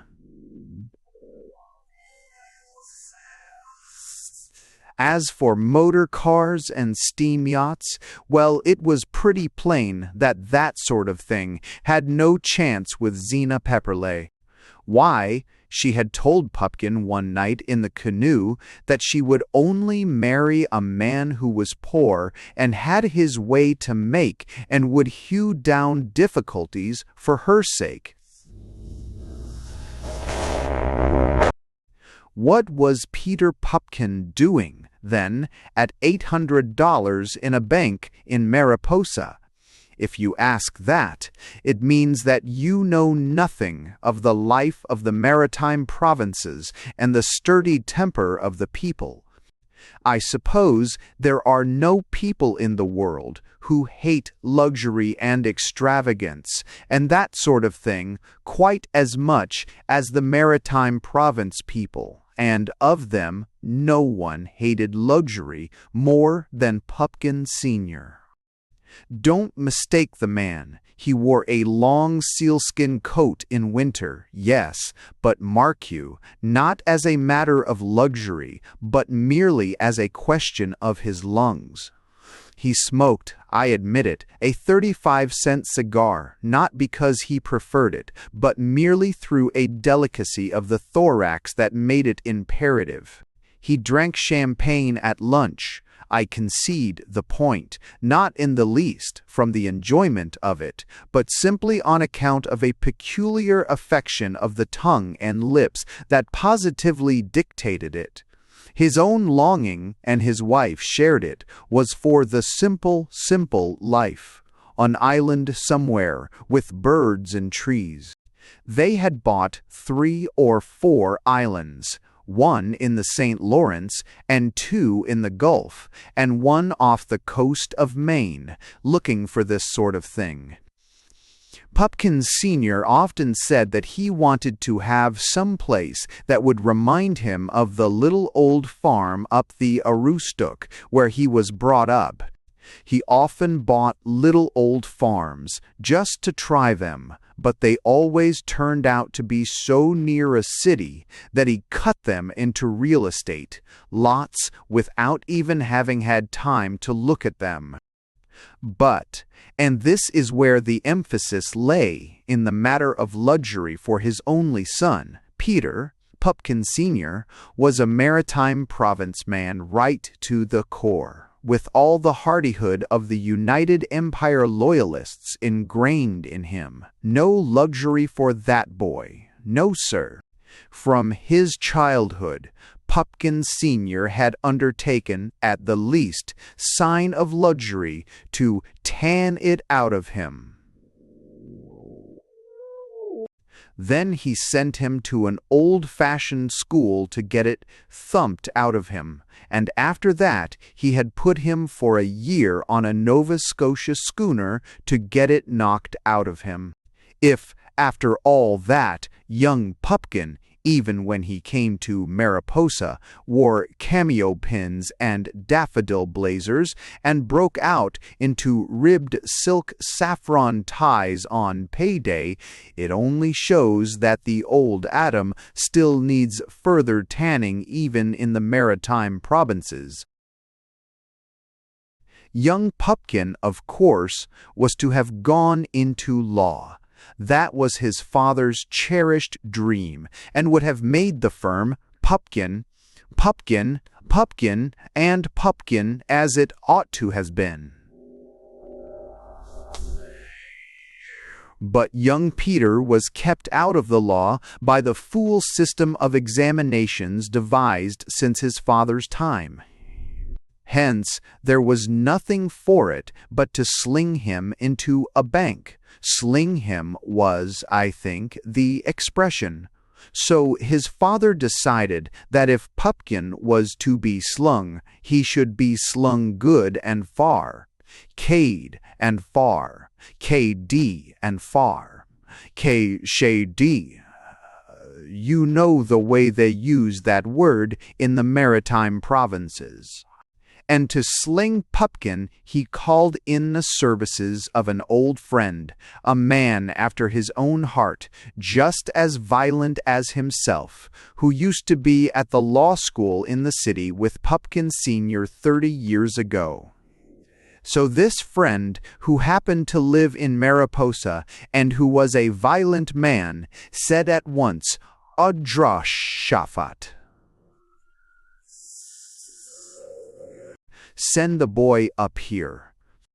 So that is how Pupkin came to Mariposa. And if, when he got there, his father's friend gave no sign and treated the boy with roughness and incivility, that may have been, for all I know, a continuation of the tanning close of the tanning process of the maritime people. Did I mention that the Pepperleigh family, generations ago, had taken up land near the Aroostook, and that it was from there the judge's father came to Tecumseh Township? Perhaps not, but it doesn't matter. But surely after such reminiscences as these, the awful things that are impending over Mr. Pupkin must be kept for another chapter. 9. The Mariposa Bank Mystery.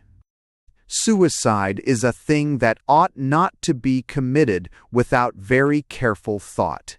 It often involves serious consequences and in some cases brings pain to others than oneself. I don't say that there is no justification for it. There often is. Anybody who has listened to certain kinds of music, or read certain kinds of poetry, or heard certain kinds of performances upon the concertina, will admit that there are some lives which ought not to be continued, and that even suicide has its brighter aspects. But to commit suicide on grounds of love is at the best a very dubious experiment.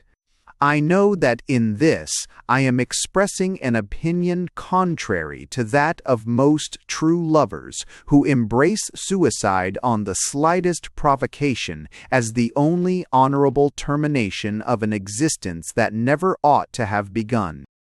I quite admit that there is a glamour and a sensation about the thing which has its charm, and that there is nothing like it for causing a girl to realize the value of the heart that she has broken and which breathed forgiveness upon her at the very moment when it held in its hand the half-pint of prussic acid that was to terminate its beating forever. But apart from the general merits of the question, I suppose there are few people outside of lovers who know what it is to commit suicide 4 times in 5 weeks. Yet this was what happened to Mr. Pupkin of the Exchange Bank of Mariposa. Ever since he had known Zena Pepperleigh, he had realized that his love for her was hopeless. She was too beautiful for him and too good for him. Her father hated him, and her mother despised him. His salary was too small, and his own people were too rich. If you add to all that he came up to the judge's house one night and found a poet reciting verses to Zina, you will understand the suicide at once.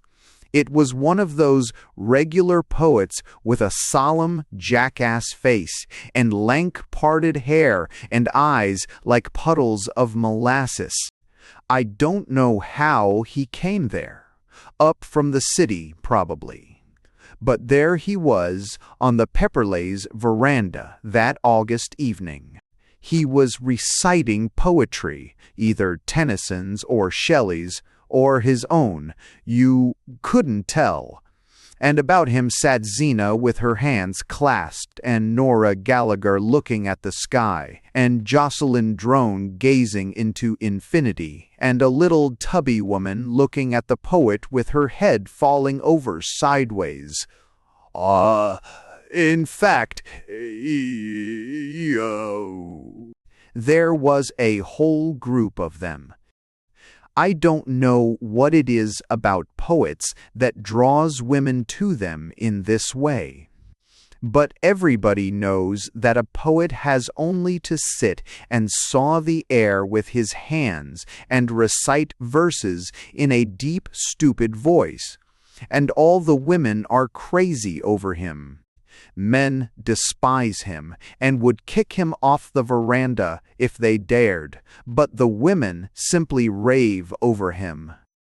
So Pupkin sat there in the gloom and listened to this poet reciting Browning, and he realized that everybody understood it but him.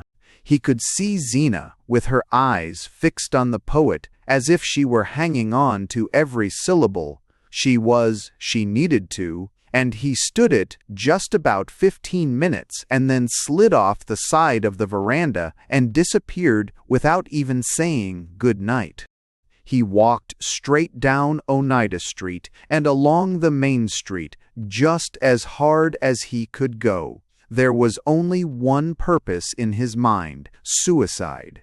He was heading straight for Jim Elliott's drugstore on the main corner, and his idea was to buy a drink of chloroform and drink it and die right there on the spot. As Pupkin walked down the street, the whole thing was so vivid in his mind that he could picture it to the remotest detail. He could even see it all in type, in big headings in the newspapers of the following day. Appalling suicide. Peter Pupkin poisoned. He perhaps hoped that the thing might lead to some kind of public enquiry, and that the question of Browning's poetry and whether it is altogether fair to allow of its general circulation would be fully ventilated in the newspapers. Thinking of that, Pupkin came to the main corner. On a warm August evening, the drugstore of Mariposa, as you know, is all a blaze of lights. You can hear the hissing of the soda water fountain half a block away, and inside the store there are ever so many people. Boys and girls and old people too, all drinking sarsaparilla and chocolate sundaes and lemon sours and foaming drinks that you take out of long straws. There is such a laughing and a talking as you never heard, and the girls are all in white and pink and Cambridge blue, and the soda fountain is of white marble with silver taps, and it hisses and sputters, and Jim Elliott and his assistant wear white coats with red geraniums in them, and it's just as gay as gay. The foyer of the opera in Paris may be a fine sight, but I doubt if it can compare with the inside of Elliott's drugstore in Mariposa for real gaiety and joy of living. This night the store was especially crowded because it was a Saturday, and that meant early closing for all the hotels, except, of course, Smith's. So as the hotels were shut, the people were all in the drugstore, drinking like fishes. It just shows the folly of local option and the temperance movement and all that. Why, if you shut the hotels, you simply drive the people to the soda fountains, and there's more drinking than ever, and not only of the men, too, but the girls and young boys and children. I've seen little things of 8 and 9 that had to be lifted up on the high stools at Elliot's drugstore, drinking great goblets of lemon soda, enough to burst them, brought there by their own fathers. And why? Simply because the hotel bars were shut. What's the use of thinking you can stop people drinking merely by cutting off whiskey and brandy?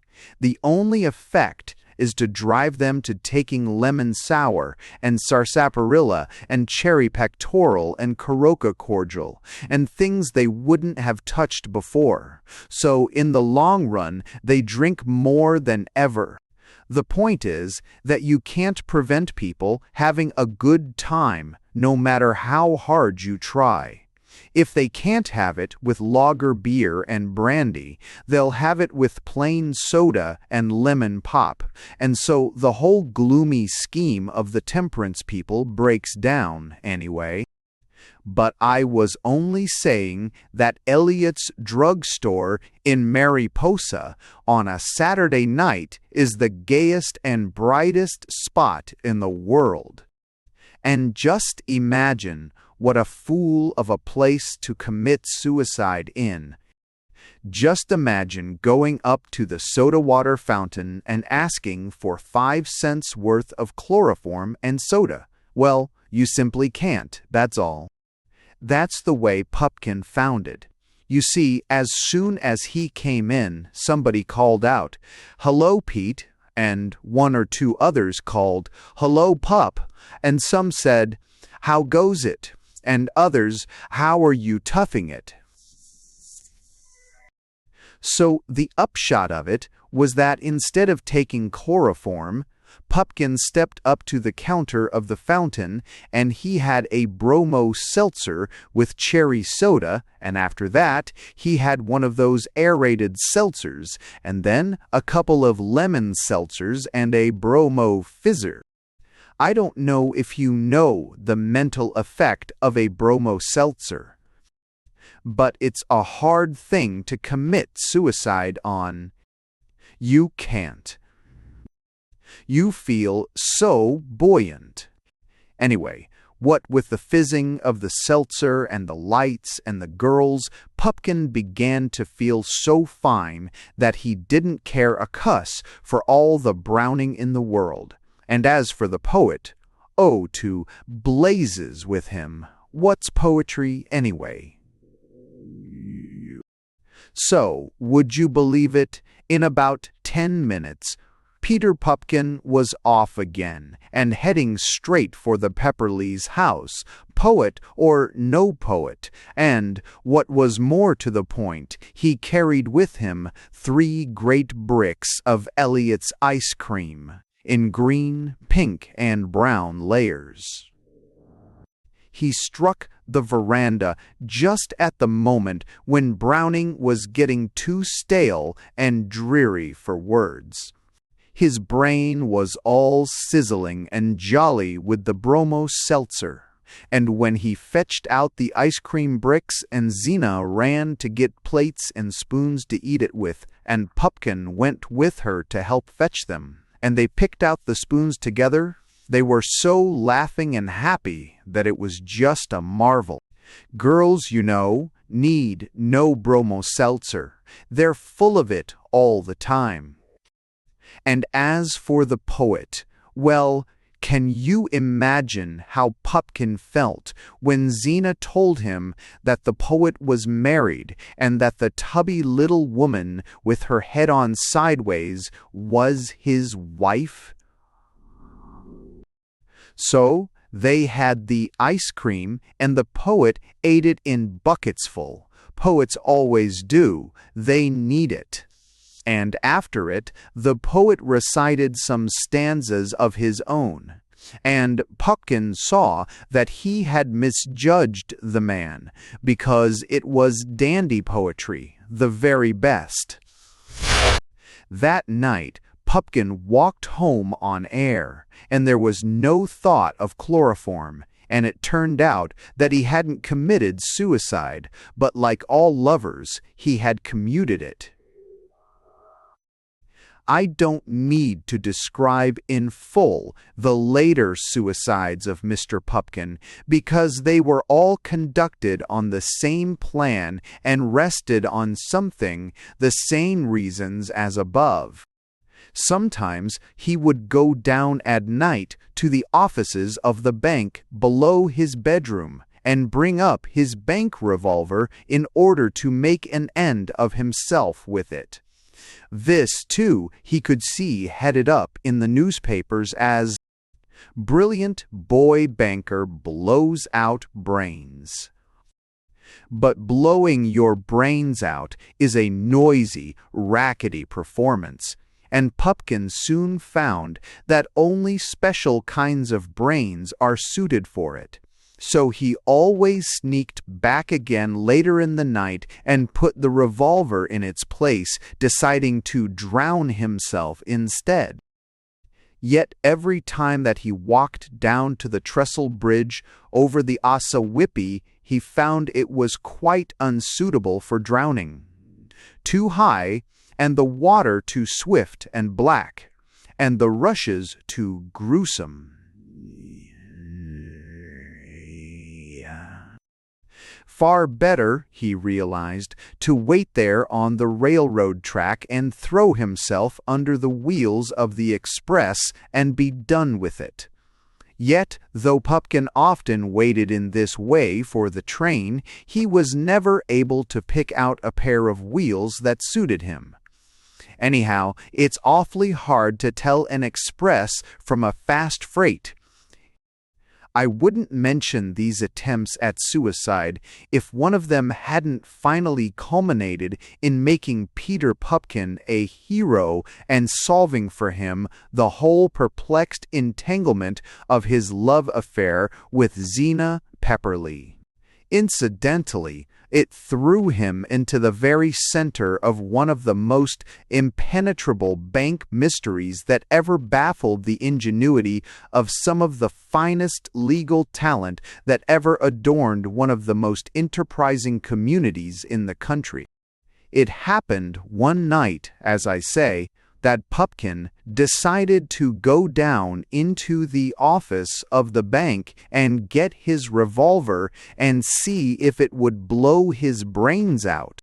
It was the night of the fireman's ball, and Zena had danced 4 times with a visitor from the city, a man who was in the 4th year at the university and who knew everything.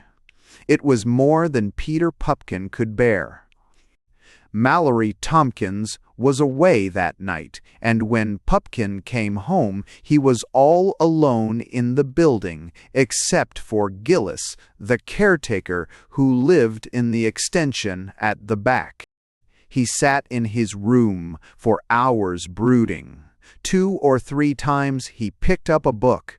He remembered afterwards distinctly that it was Kant's Critique of Pure Reason, and tried to read it, but it seemed meaningless and trivial. Then, with a sudden access of resolution, he started from his chair and made his way down the stairs and into the office room of the bank, meaning to get a revolver and kill himself on the spot, and let them find his body lying on the floor. It was then far on in the night, and the empty building of the bank was as still as death. Pupkin could hear the stairs creak under his feet, and as he went, he thought he heard another sound, like the opening or closing of a door. But it sounded not like the sharp, ordinary noise of a closing door, but with a dull, muffled noise, as if someone had shut the iron door of a safe in a room under the ground. For a moment, Pupkin stood and listened with his heart thumping against his ribs. Then he kicked his slippers from his feet and without a sound stole into the office on the ground floor and took the revolver from his teller's desk. As he gripped it, he listened to the sounds on the back stairway and in the vaults below.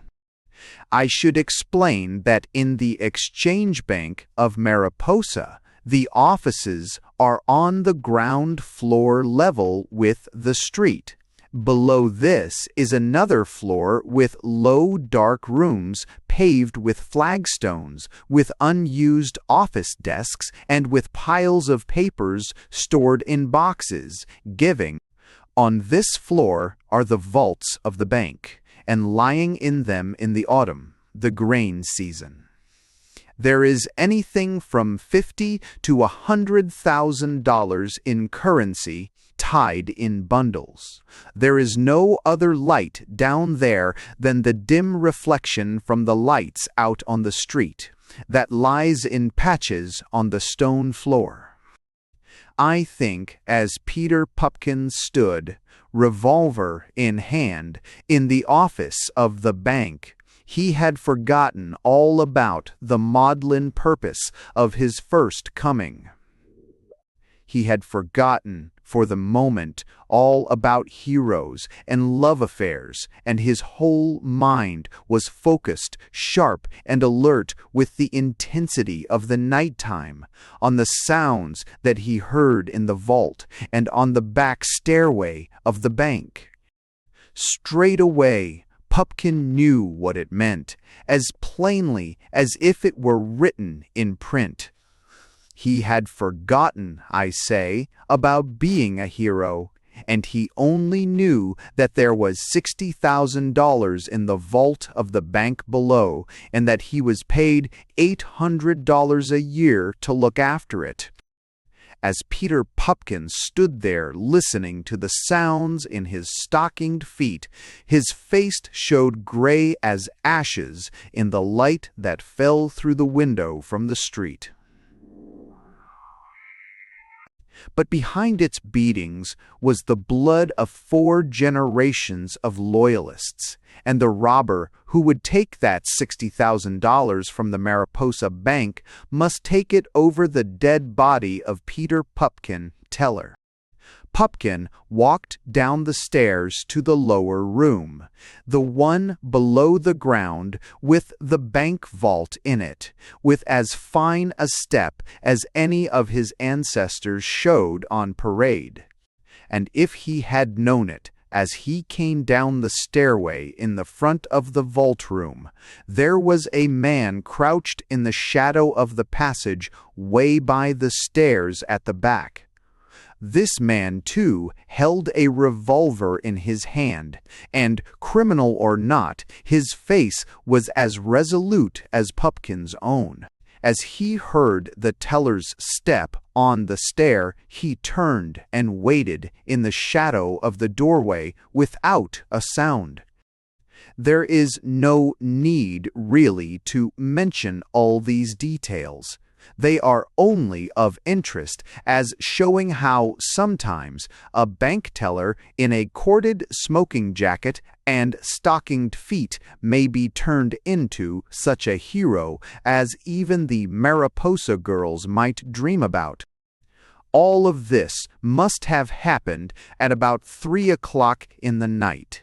This much was established afterwards from the evidence of Gillis, the caretaker. When he first heard the sounds, he had looked at his watch and noticed that it was 2:30. The watch, he knew, was 3/4 of an hour slow 3 days before and had been gaining since. The exact time at which Gillis heard footsteps in the bank and started downstairs, pistol in hand, became a nice point afterwards in the cross-examination. But one must not anticipate. Pupkin reached the iron door of the bank safe and knelt in front of it, feeling in the dark to find the fracture of the lock.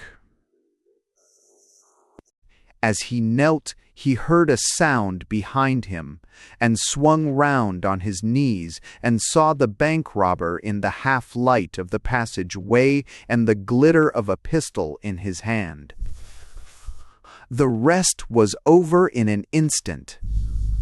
Pupkin heard a voice that was his own, but that sounded strange and hollow. Call out, "Drop that, or I'll fire!"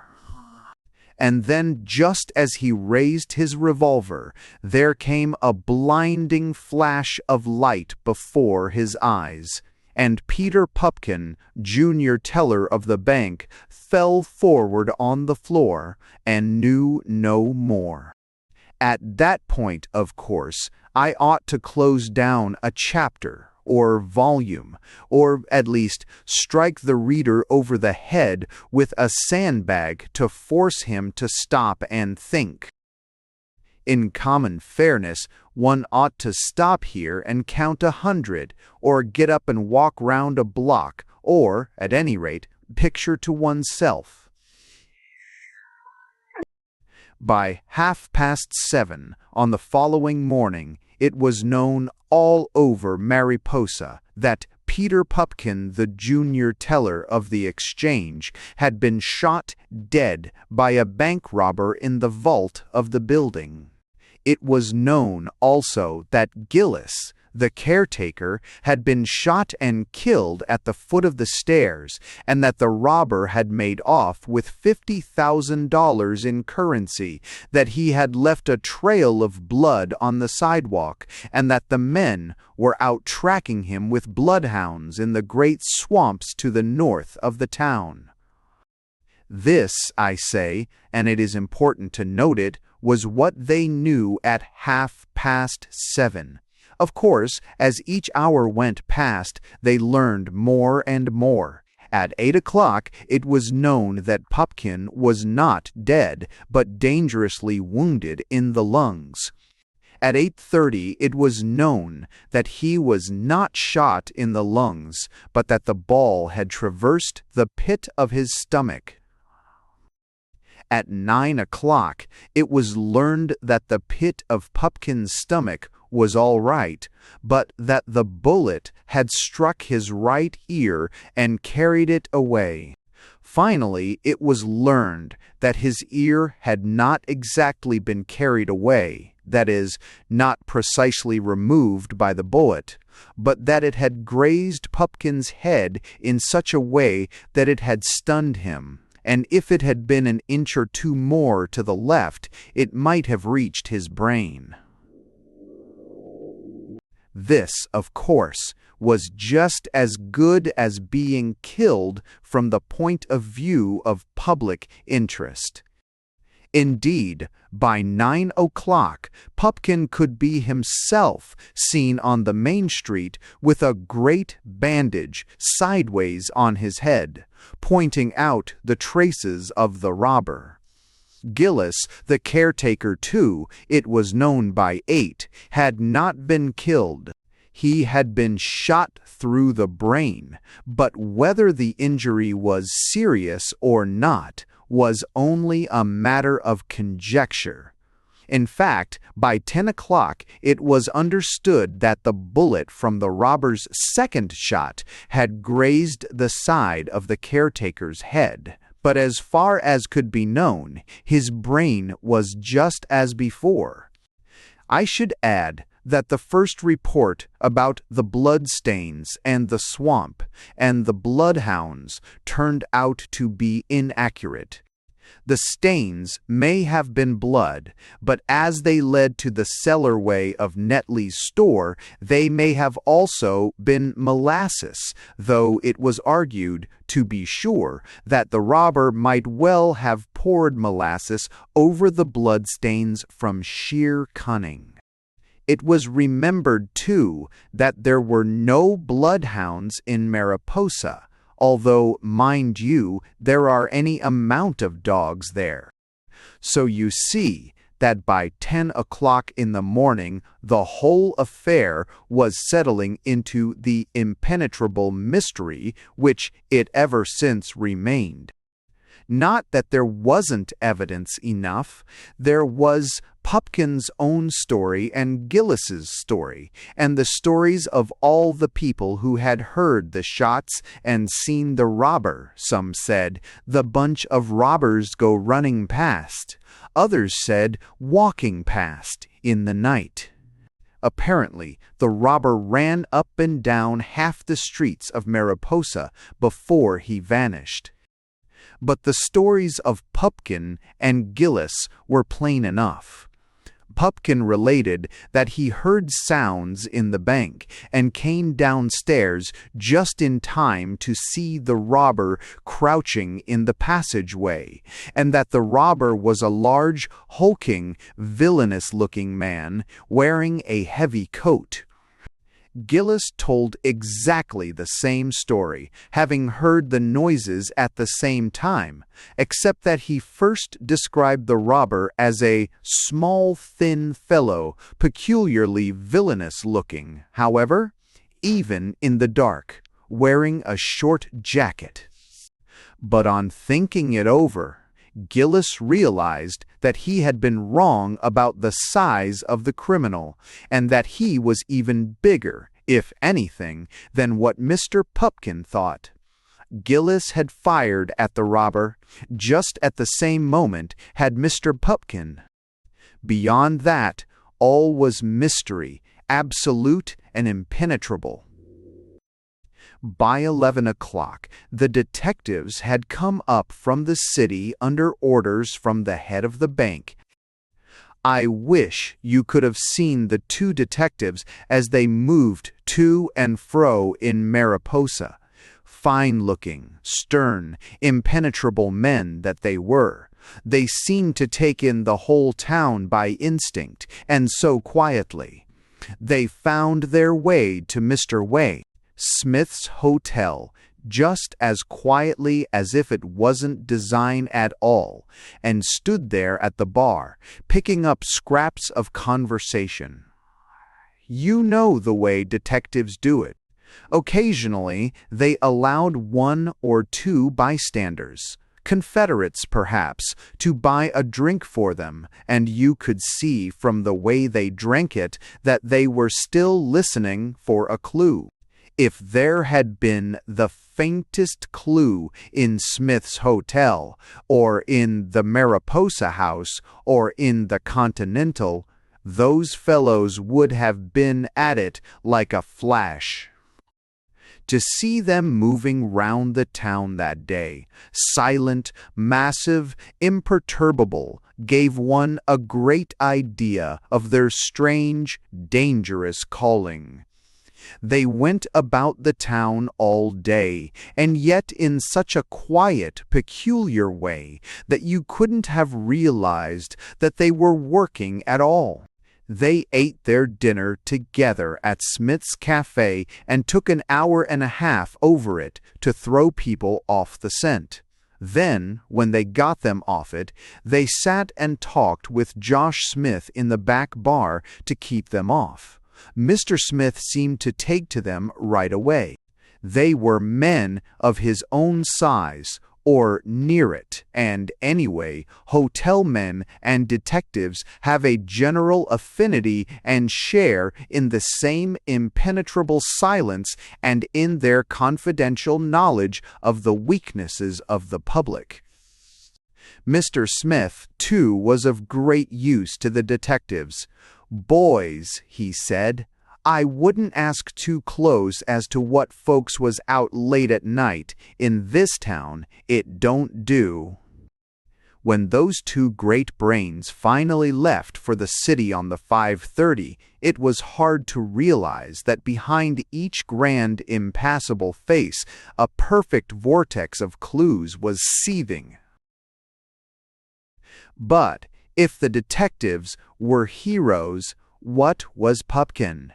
Imagine him with his bandage on his head, standing in front of the bank and talking of the midnight robbery with that peculiar false modesty that only heroes are entitled to use. I don't know whether you have ever been a hero, but for sheer exhilaration there is nothing like it. And for Mr. Pupkin, who had gone through life thinking himself no good, to be suddenly exalted into the class of Napoleon Bonaparte and John Maynard, and the charge of the Light Brigade. Oh, it was wonderful. Because Pupkin was a brave man now, and he knew it, and acquired with it all the brave man's modesty. In fact, I believe he was heard to say that he had only done his duty, and that what he did was what any other man would have done, though when somebody else said, "That's so, when you come to think of it," Pupkin turned on him that quiet look of the wounded hero, bitterer than words. And if Pupkin had known that all of the afternoon papers in the city reported him dead, he would have felt more luxurious still. That afternoon, the Mariposa court sat in enquiry. Technically, it was summoned in inquest on the dead robber, though they hadn't found the body. And it was wonderful to see them lining up the witnesses and holding cross-examinations. There is something in the cross-examination of great criminal lawyers like Nivens of Mariposa, and in the counter-examinations of presiding judges like Pepperley, that thrills you to the core with the astuteness of it. They had Henry Mullins, the manager, on the stand for an hour and a half, and the excitement was so breathless that you could have heard a pin drop. Nivens took him on first. "What is your name?" he said. "Henry August Mullins." "What position do you hold?" "I am manager of the Exchange Bank." "When were you born?" "December 30, 1869. 1. After that, Nivens stood looking quietly at Mullins. You could feel that he was thinking pretty deeply before he shot the next question at him. "Where did you go to school? Where did you go to school?" Mullins answered straight off, "The high school down home," and Nivens thought again for a while and then asked, "How many boys were at the school?" "About 60. "How many masters?" "About 3. After that, Nivens paused a long while and seemed to be digesting the evidence, but at last an idea seemed to strike him, and he said, "I understand you were not on the bank premises last night. Where were you?" "Down the lake duck shooting." You should have seen the excitement in the court when Mullins said this. The judge leaned forward in his chair and broke in at once. "Did you get any, Harry?" he asked. "Yes," Mullins said, "about 6. "Where did you get them? What, in the wild rice marsh past the river? You don't say so. Did you get them on the sit, or how?"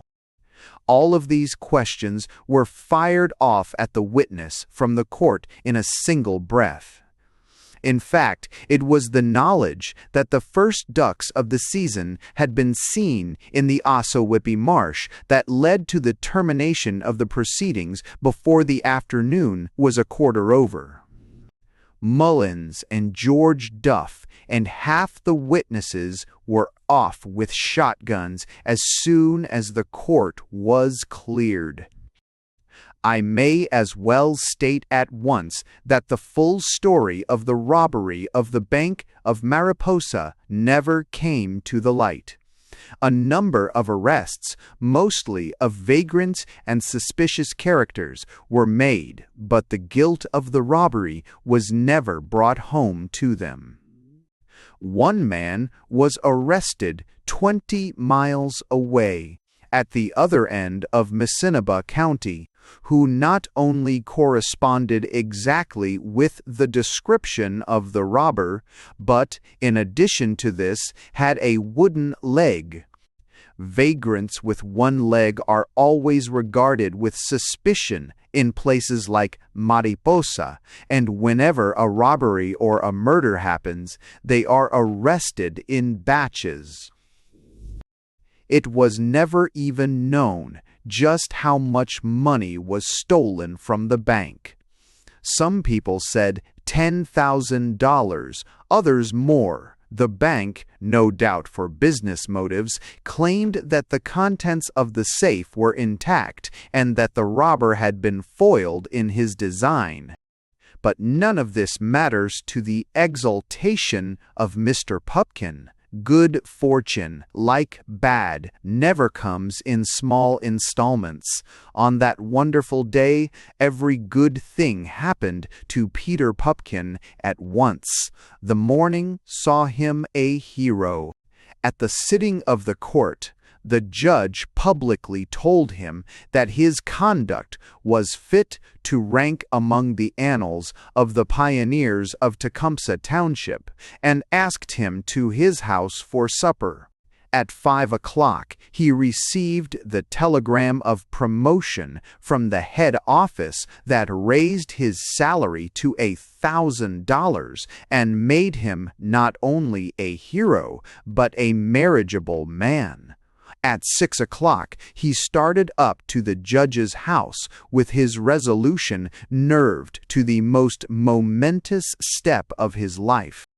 His mind was made up. He would do a thing seldom, if ever done, in Mariposa. He would propose to Zena Pepperleigh. In Mariposa, this kind of step, I say, is seldom taken. The course of love runs on and on through all its stages of tennis playing and dancing and sleigh riding, till by sheer notoriety of circumstance an understanding is reached.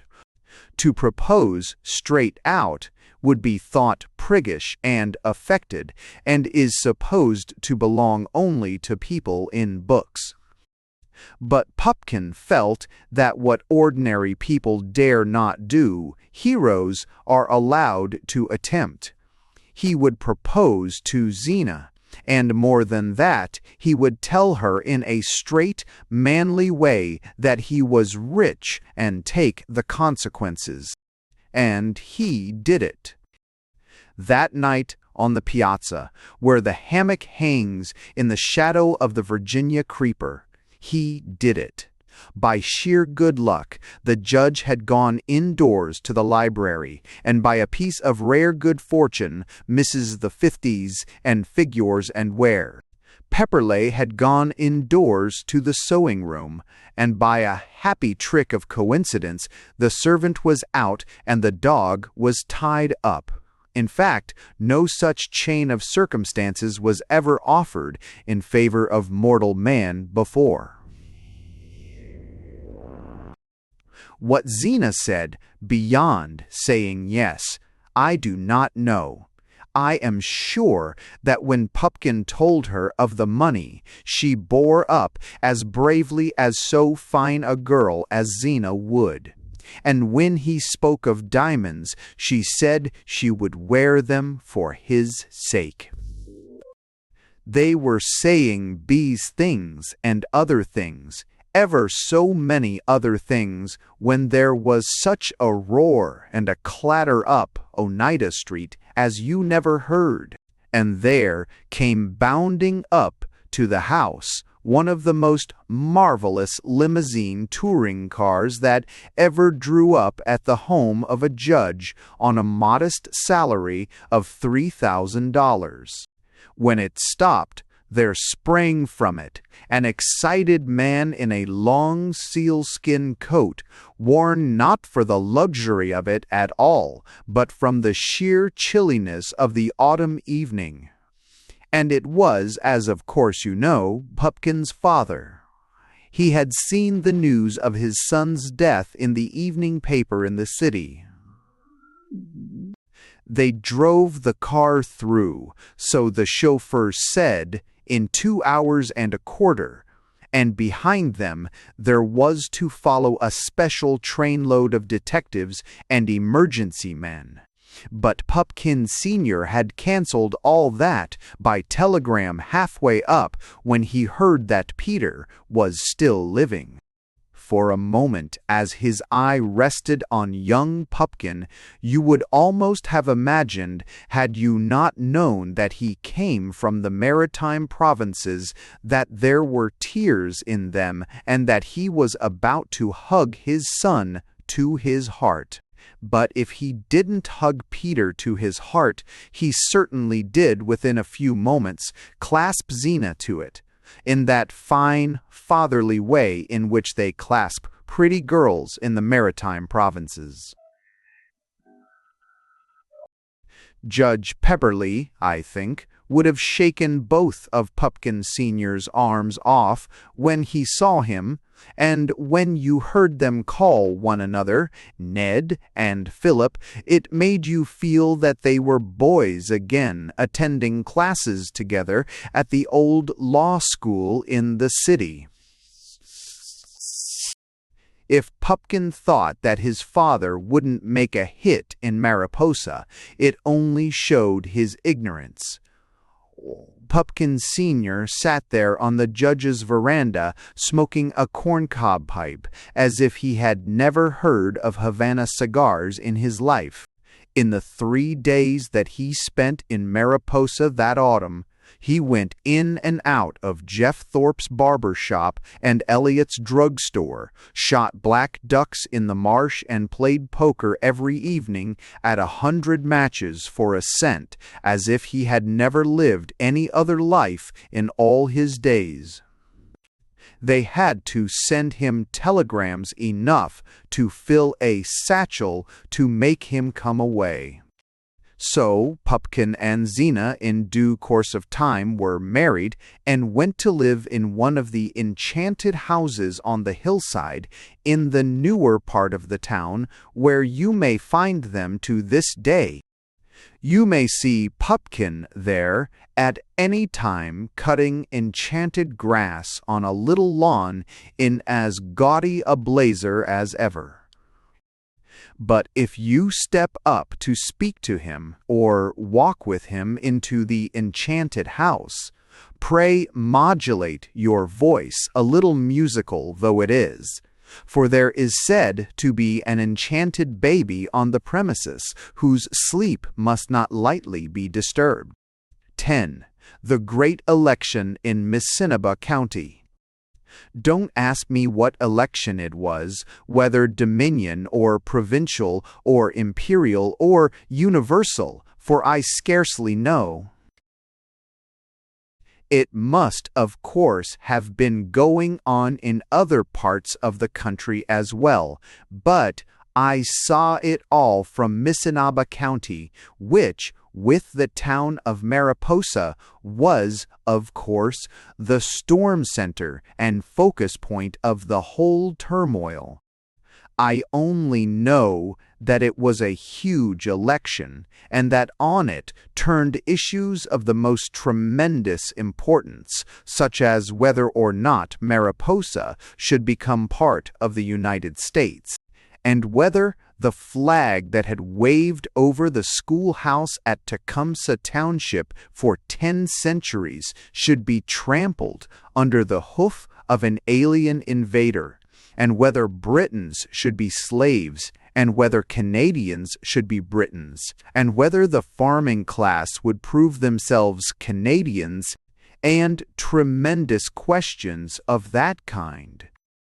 and there was such a roar and a tumult to it, and such a waving of flags, and beating of drums, and flaring of torchlights, that such parts of the election as may have been going on elsewhere than in Missinaba County must have been quite unimportant, and didn't really matter. Now that it is all over, we can look back at it without heat or passion. We can see, it's plain enough now, that in the great election Canada saved the British Empire, and that Missinaba saved Canada, and that the vote of the third concession of Tecumseh Township saved Missinaba County.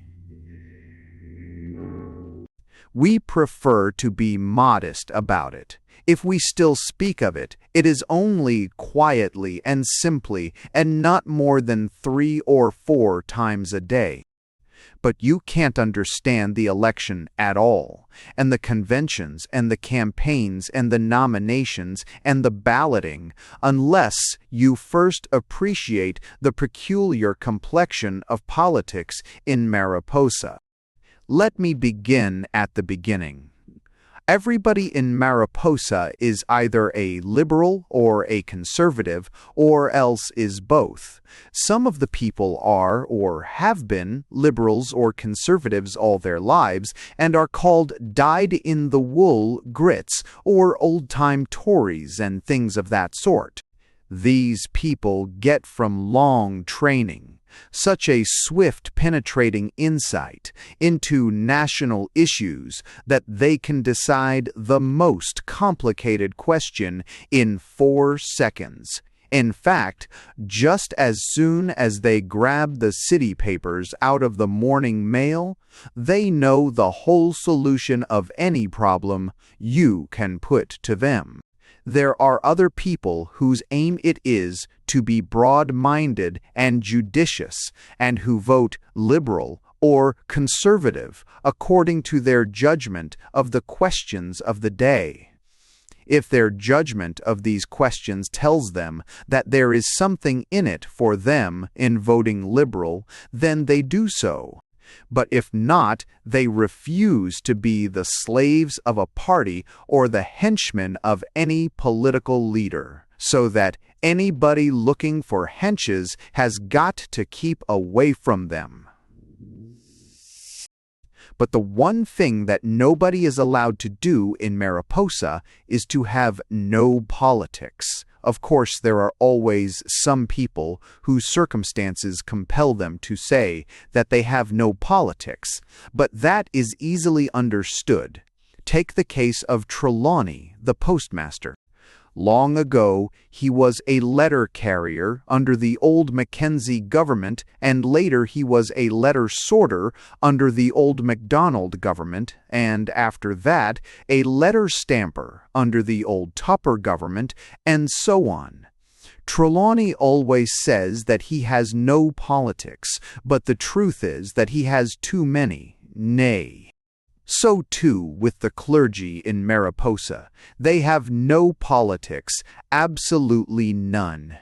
Yet Dean Drone round election time always announces as his text such a verse as, "Lo, is there not one righteous man in Israel?" or, "What ho!" And that is a signal for all the liberal businessmen to get up and leave their pews. Similarly, over at the Presbyterian Church, the minister says that his sacred calling will not allow him to take part in politics, and that his sacred calling prevents him from breathing even a word of harshness against his fellow man. But that when it comes to the elevation of the ungodly into high places in the Commonwealth, this means, of course, the nomination of the Conservative candidate, then he's not going to allow his sacred calling to prevent him from saying just what he thinks of it.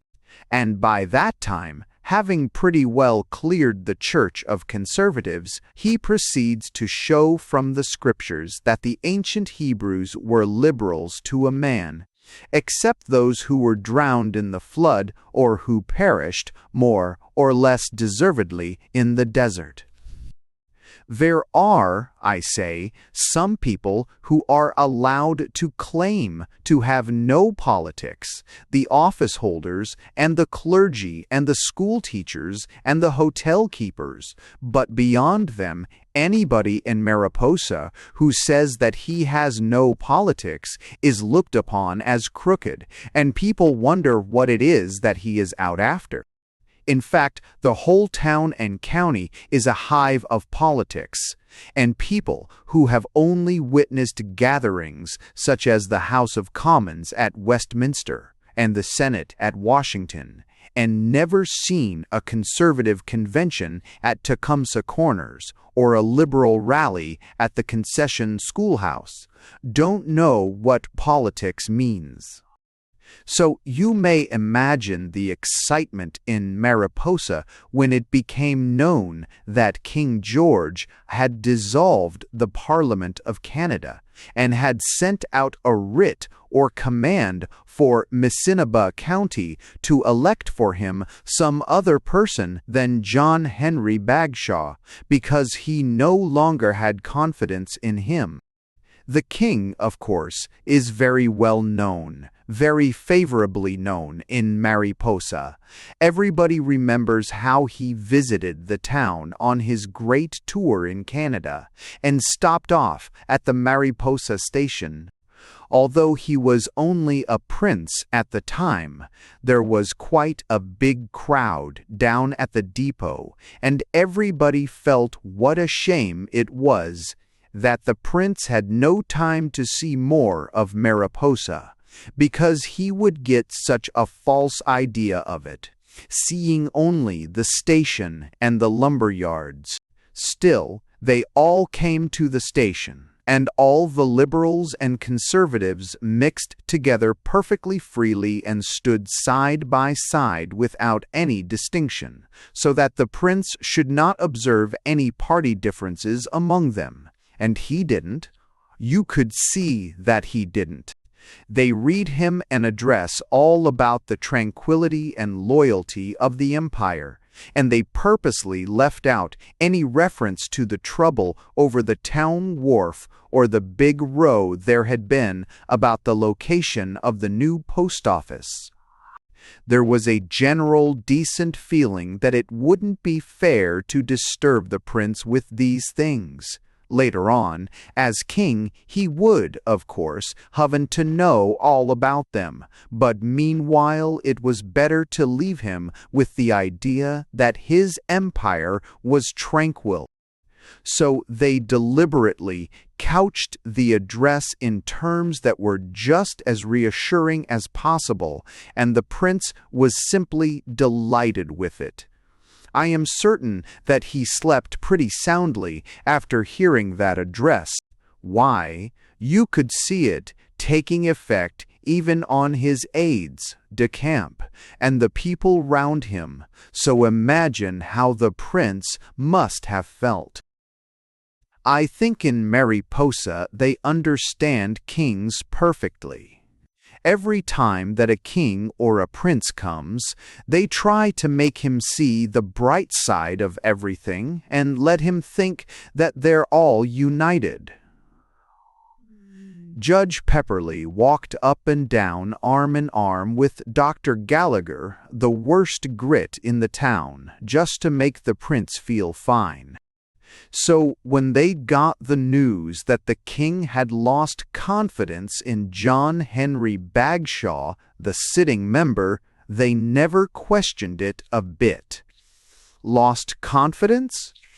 They don't mind. They'd elect the whole town, man after man, rather than have the king worried about it. In any case, all the conservatives had been wondering for years how the king and the governor-general and men like that had tolerated such a man as Bagshaw so long. Missinaba County, I say, is a regular hive of politics, and not the miserable, crooked, money-ridden politics of the cities, but the straight, real old-fashioned thing that is an honor to the countryside. Any man who would offer to take a bribe or sell his convictions for money would be an object of scorn. I don't say they wouldn't take money. They would, of course, why not? But if they did, they would take it in a straight, fearless way and say nothing about it. They might, it's only human, accept a job or a contract from the government, but if they did, rest assured it would be in a broad national spirit and not for the sake of the work itself. No, sir. Any man who wants to get the votes of the Misinaba farmers and the Mariposa businessmen has got to persuade them that he's the right man. If he can do that, if he can persuade any one of them that he is the right man and that all the rest know it, then they'll vote for him. The division, I repeat, between the liberals and the conservatives is intense. Yet you might live for a long while in the town, between elections, and never know it. It is only when you get to understand the people that you begin to see that there is a cross-division running through them that nothing can ever remove. You gradually become aware of fine, subtle distinctions that miss your observation at first. Outwardly, they are all friendly enough. For instance, Joe Milligan the dentist is a conservative and has been for 6 years, and yet he shares the same boathouse with young Dr. Tiles Gallagher, who is a liberal, and they even bought a motorboat between them. Pete Glover and Alf McNichol were in partnership in the hardware and paint store, though they belonged on different sides. But just as soon as elections drew near, the differences in politics became perfectly apparent. Liberals and conservatives drew away from one another. Joe Milligan used the motorboat one Saturday and Dr. Gallagher the next, and Pete Glover sold hardware on one side of the store, and Alf McNichol sold paint on the other. You soon realize, too, that one of the newspapers was conservative and the other was liberal, and that there was a liberal drugstore and a conservative drugstore, and so on. Similarly, round election time, the Mariposa House was the Liberal Hotel and the Continental Conservative, though Mr. Dettel for you and Smith's Place, where they always put on a couple of extra bartenders, was what you might call independent liberal, conservative with a dash of imperialism thrown in. Mr. Rival Gingham, the undertaker, was, as a natural effect of his calling, an advanced liberal, but at election time he always engaged a special assistant for embalming conservative customers. So now, I think, you understand something of the general political surroundings of the great election in Misinaba County.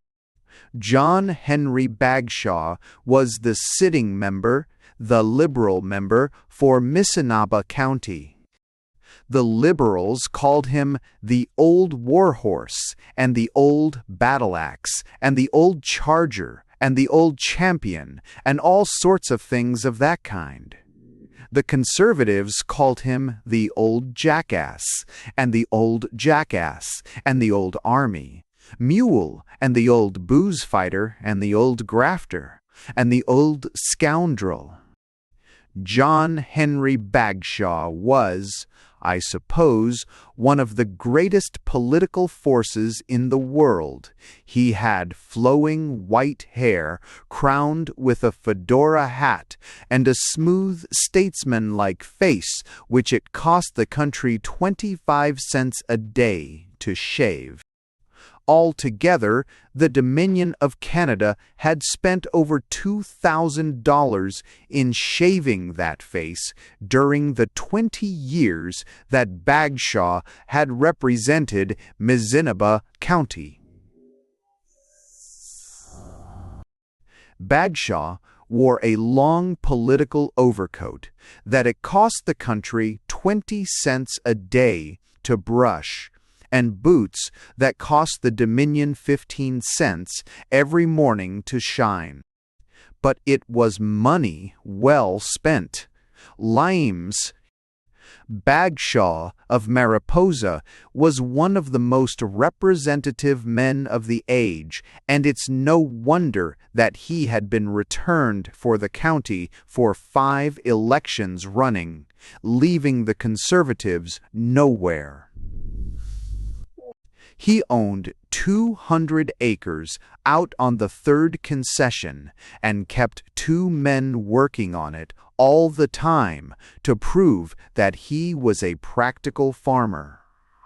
They sent in fat hogs to the Misinaba County Agricultural Exposition and the World's Fair every autumn, and Bagshaw himself stood beside the pig pens with the judges, and wore a pair of corduroy breeches and chewed a straw all afternoon.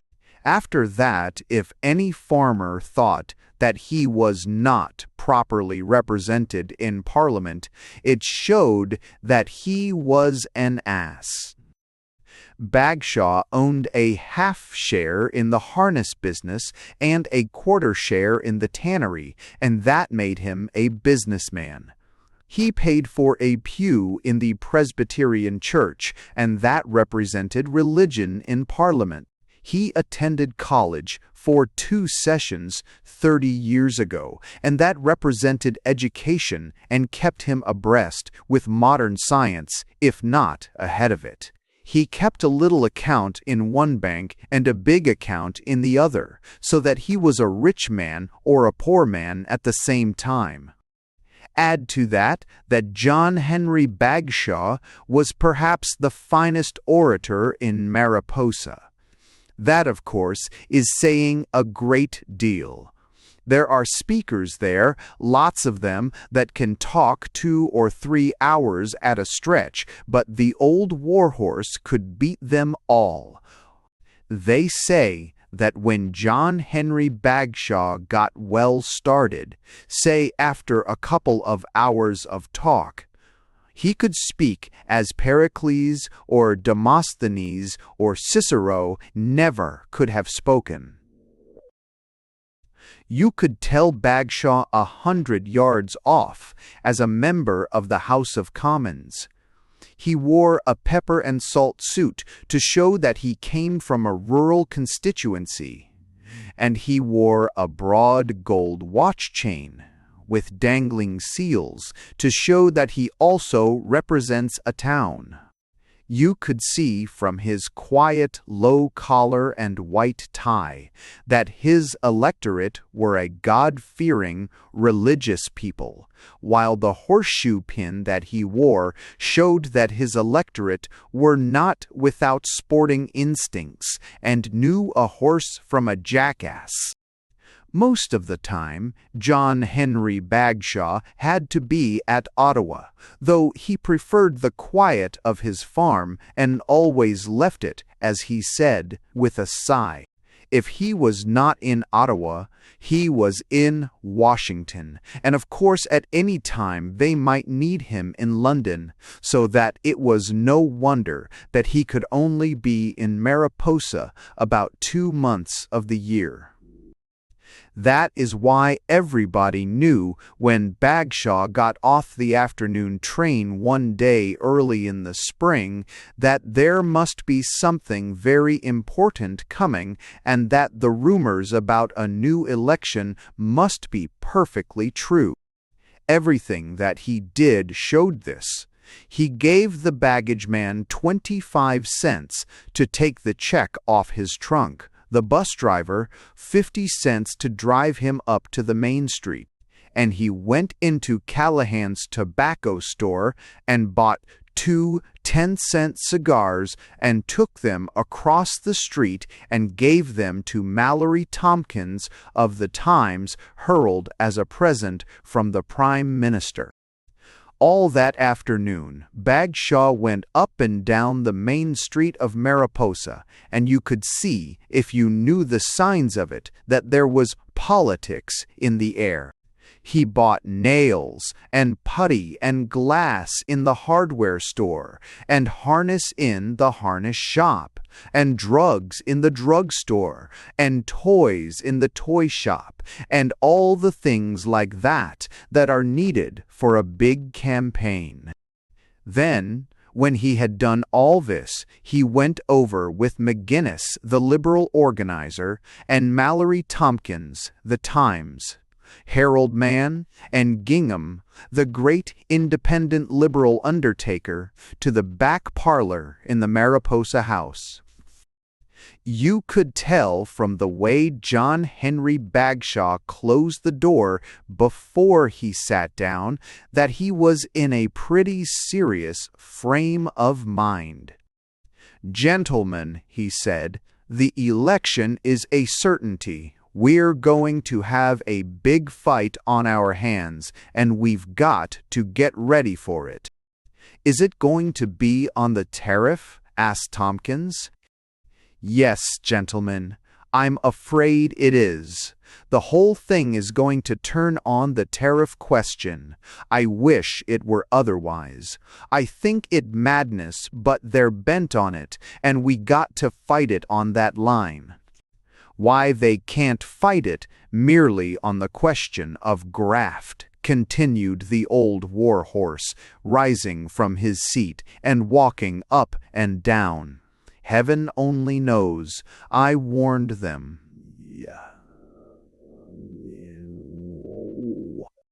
Take this constituency. Why not have fought the thing out on whether I spent too much money on the town wharf or the post office? What better issues could a man want? Let them claim that I am crooked, and let me claim that I'm not. Surely that was good enough without dragging in the tariff. But now, gentlemen, tell me about things in the constituency. Is there any talk yet of who is to run?" Mallory Tompkins lighted up the second of his Prime Minister's cigars and then answered for the group. "Everybody says that Edward Drone is going to run." "Ah," said the old warhorse, and there was joy upon his face. "Is he? At last. That's good, that's good. Now what platform will he run on?" "Independent. My nut, Y is the base of the most of these I name." "Excellent," said Mr. Bagshaw. "Independent, that's fine. On a program of what?" "Just simple honesty and public morality." "Come now," said the member. "That's splendid. That will help enormously." "Honesty and public morality. The very thing."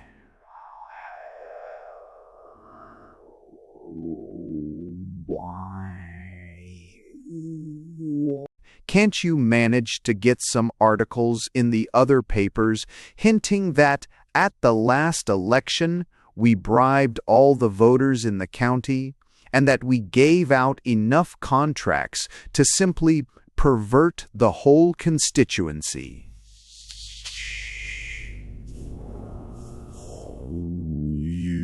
"Yo?" "Let Drone have plenty of material of this sort, and he'll draw off every honest, unbiased vote in the Conservative Party." "My only fear is," continued the old warhorse, losing some of his animation, "that Drone won't run after all.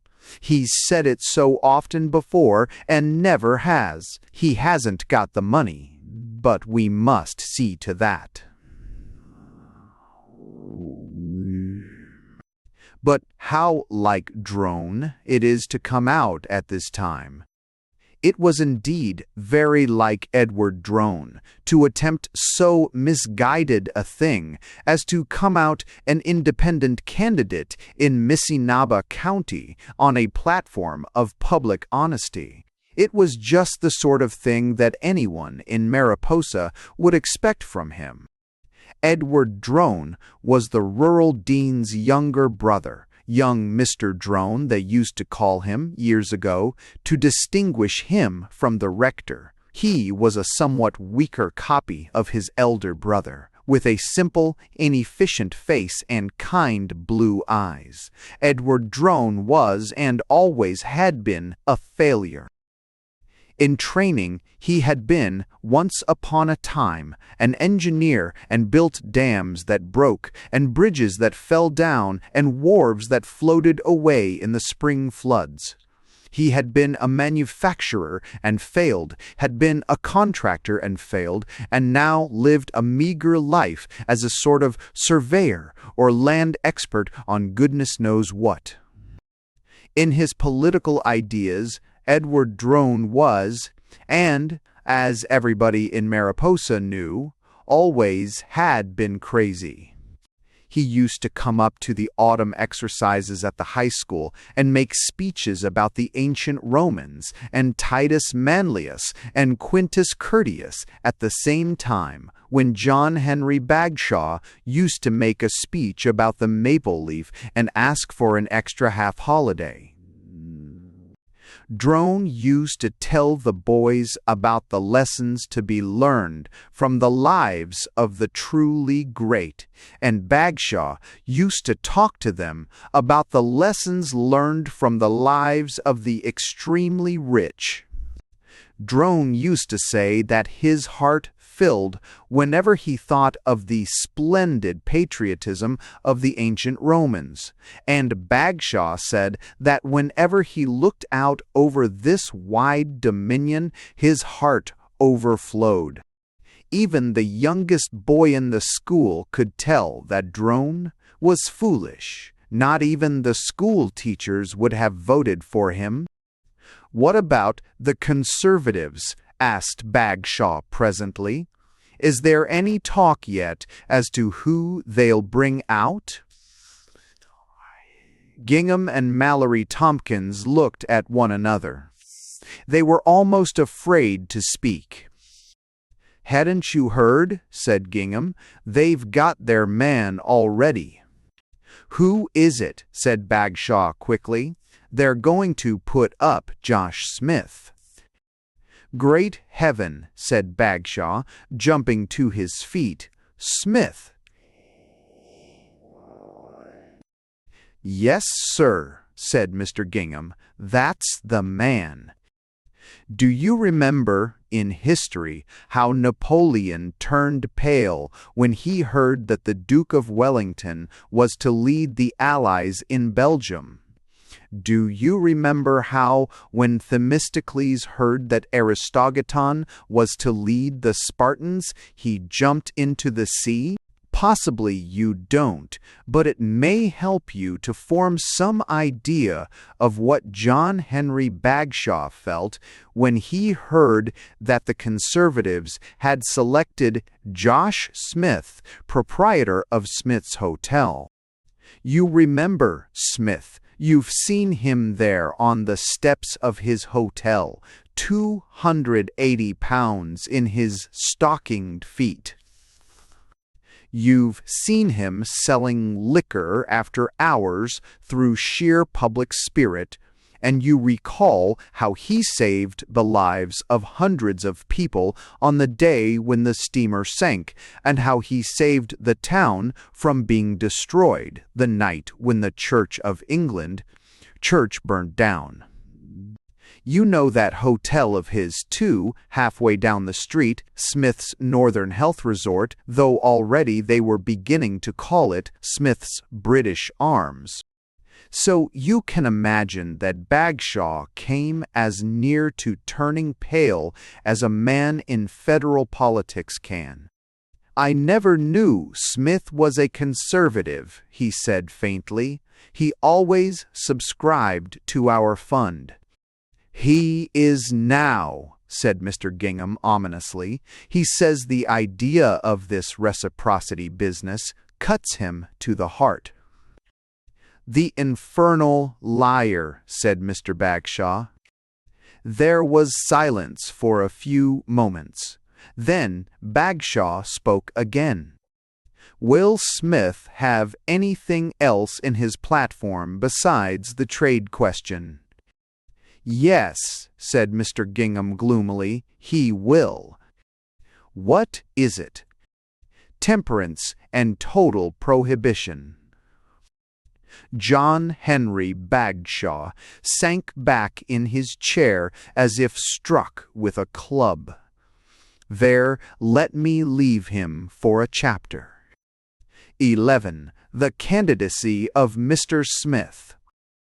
"Boys," said Mr. Smith to the two hostlers, stepping out onto the sidewalk in front of the hotel, "hoist that there British Jack over the place, and hoist her up good." Then he stood and watched the flag fluttering in the wind. "Billy," he said to the desk clerk, "get a couple more, and put them up on the roof of the caff behind the hotel. Wire down to the city and get a quotation on 100 of them.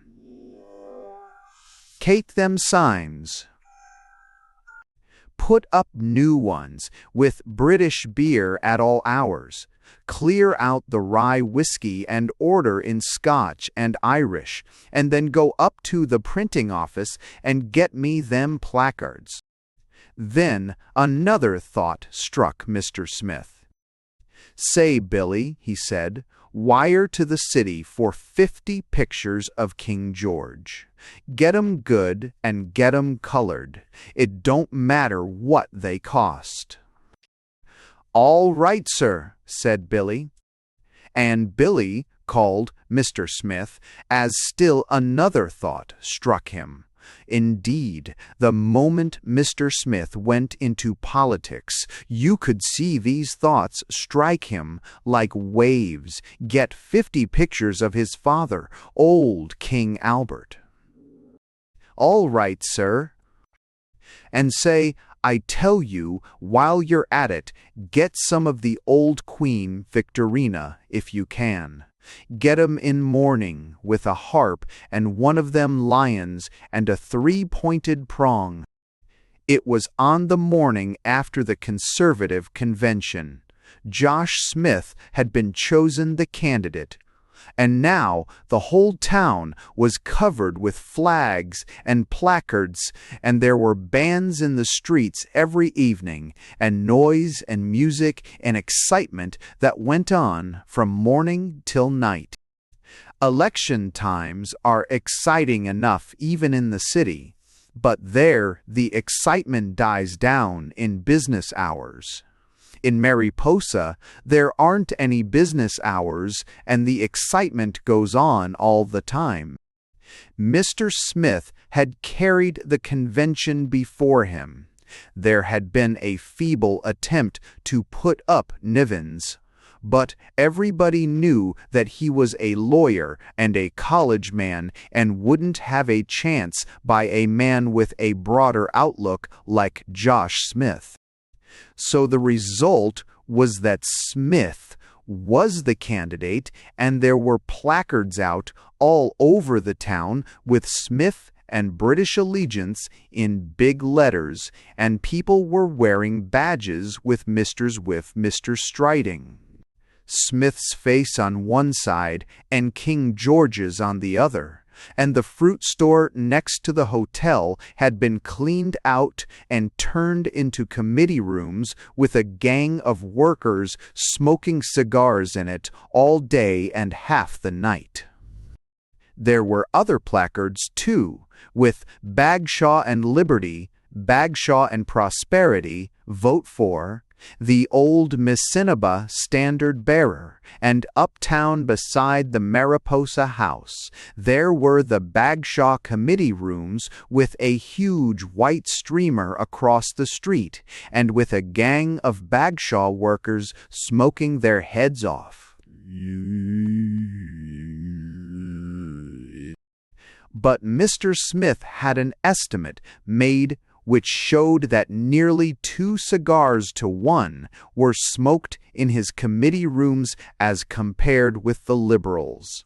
It was the first time in 5 elections that the Conservative had been able to make such a showing as that. One might mention, too, that there were drone placards out, 5 or 6 of them, little things about the size of a pocket handkerchief, with a statement that Mr. Edward Drone solicits the votes of the electors of Missinaba County. But you would never notice them. And when Drone tried to put up a streamer across the main street with Drone and Honesty, the wind carried it away into the lake. The fight was really between Smith and Bagshaw, and everybody knew it from the start. I wish that I were able to narrate all the phases and the turns of the great contest from the opening of the campaign till the final polling day. First of all, of course, the trade question was hotly discussed in the 2 newspapers of Mariposa, and the Newspacket and the Times. Herald literally bristled with statistics. Then came interviews with the candidates and the expression of their convictions in regard to tariff questions. Mr. Smith, said the reporter of the Mariposa Newspacket, we'd like to get your views of the effect of the proposed reduction of the differential duties. By gosh, Pete, said Mr. Smith, you can search me. Have a cigar. What do you think, Mr. Smith, would be the result of lowering the ad valorem British preference and admitting American goods at a reciprocal rate? It's a corker, ain't it? Answered Mr. Smith. What'll you take, lager or domestic? And in that short dialogue, Mr. Smith showed that he had instantaneously grasped the whole method of dealing with the press. The interview in the paper next day said that Mr. Dialogue émettre faire. Smith, while unwilling to state positively that the principle of tariff discrimination was at variance with sound fiscal science, was firmly of opinion that any reciprocal interchange of tariff preferences with the United States must inevitably lead to a serious per capita reduction of the national industry. Mr. Smith, said the chairman of a delegation of the manufacturers of Mariposa, what do you propose to do in regard to the tariff if you're elected? Boys, answered Mr. Smith, I'll put her up so darned high they won't never get her down again. Mr. Smith, said the chairman of another delegation, I'm an old free trader. Put it there, said Mr. Smith, so'm I. There ain't nothing like it. What do you think about imperial defense? Asked another questioner. Which? Said Mr. Smith. Imperial defense. Of what? Of everything, if even thing.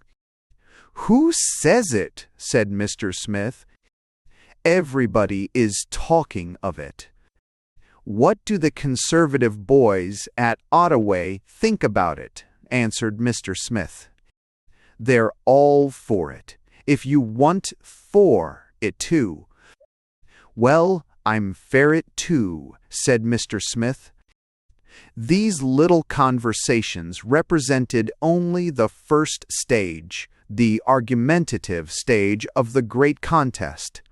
It was during this period, for example, that the Mariposa Newspacket absolutely proved that the price of hogs in Mariposa was decimal 6 higher than the price of oranges in Southern California, and that the average decennial import of eggs into Missinaba County had increased 4.682 in the last 15 years, more than the import of lemons in. It was during this period, for example, New Orleans. Figures of this kind made the people think, most certainly. After all this came the organizing stage, and after that, the big public meetings and the rallies. Perhaps you have never seen a county being organized. It is a wonderful sight. First of all, the Bagshaw men drove through crosswise in top buggies and then drove through it again lengthwise.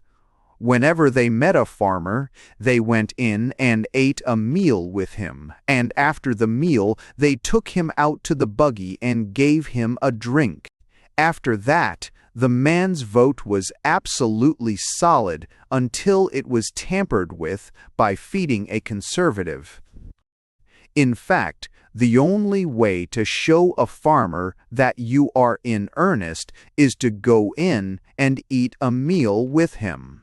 If you won't eat it, he won't vote for you. That is the recognized political test. But, of course, just as soon as the Bagshaw men had begun to get the farming vote solidified, the Smith buggies came driving through in the other direction, eating meals and distributing cigars and turning all the farmers back into conservatives. Here and there you might see Edward Drone, the independent candidate, wandering round from farm to farm in the dust of the political buggies. To each of the farmers he explained that he pledged himself to give no bribes, to spend no money, and to offer no jobs. And each one of them gripped him warmly by the hand and showed him the way to the next farm. After the organization of the county, there came the period of the public meetings and the rallies and the joint debates between the candidates and their supporters. I suppose there was no place in the whole Dominion where the trade question, the reciprocity question, was threshed out quite so thoroughly and in quite such a national patriotic spirit as in Mariposa. For a month, at least, people talked of nothing else. A man would stop another in the street and tell him that he had read last night that the average price of an egg in New York was decimal, ought one more than the price of an egg in Mariposa. And the other man would stop the first one later in the day and tell him that the average price of a hog in Idaho was 0.6 of a cent per pound less or more. He couldn't remember which for the moment than the average price of beef in Mariposa. People lived on figures of this sort, and the man who could remember most of them stood out as a born leader. But of course, it was at the public meetings that these things were most fully discussed. It would take volumes to do full justice to all the meetings that they held in Missinaba County. But here and there, single speeches stood out as masterpieces of convincing oratory. Take, for example, the speech of John Henry Bagshaw at the Tecumseh Corners schoolhouse. The Mariposa Times-Herald said next day that that speech would go down in history, and so it will, ever so far down. Anyone who has heard Bagshaw knows what an impressive speaker he is. And on this night, when he spoke with the quiet dignity of a man old in years and anxious only to serve his country, he almost surpassed himself. Near the end of his speech, somebody dropped a pin, and the noise it made in falling fairly rattled the windows. "I am an old man now, gentlemen," Bagshaw said, "and the time must soon come when I must not only leave politics, but must take my way towards that goal from which no traveler returns." There was a deep hush when Bagshaw said this. It was understood to imply that he thought of going to the United States. "Yes, gentlemen, I am an old man, and I wish, when my time comes to go, to depart, leaving as little animosity behind me as possible. But before I do go, I want it pretty clearly understood that there are more darned scoundrels in the Conservative Party than ought to be tolerated in any decent community. I bear," he continued, "malice towards none, and I wish to speak with gentleness to all. But what I will say is that how any set of rational responsible men could nominate such a skunk as the Conservative candidate passes the bounds of my comprehension. Gentlemen, in the present campaign there is no room for vindictive abuse. Let us rise to a higher level than that. They tell me that my opponent, Smith, is a common saloon keeper. Let it pass.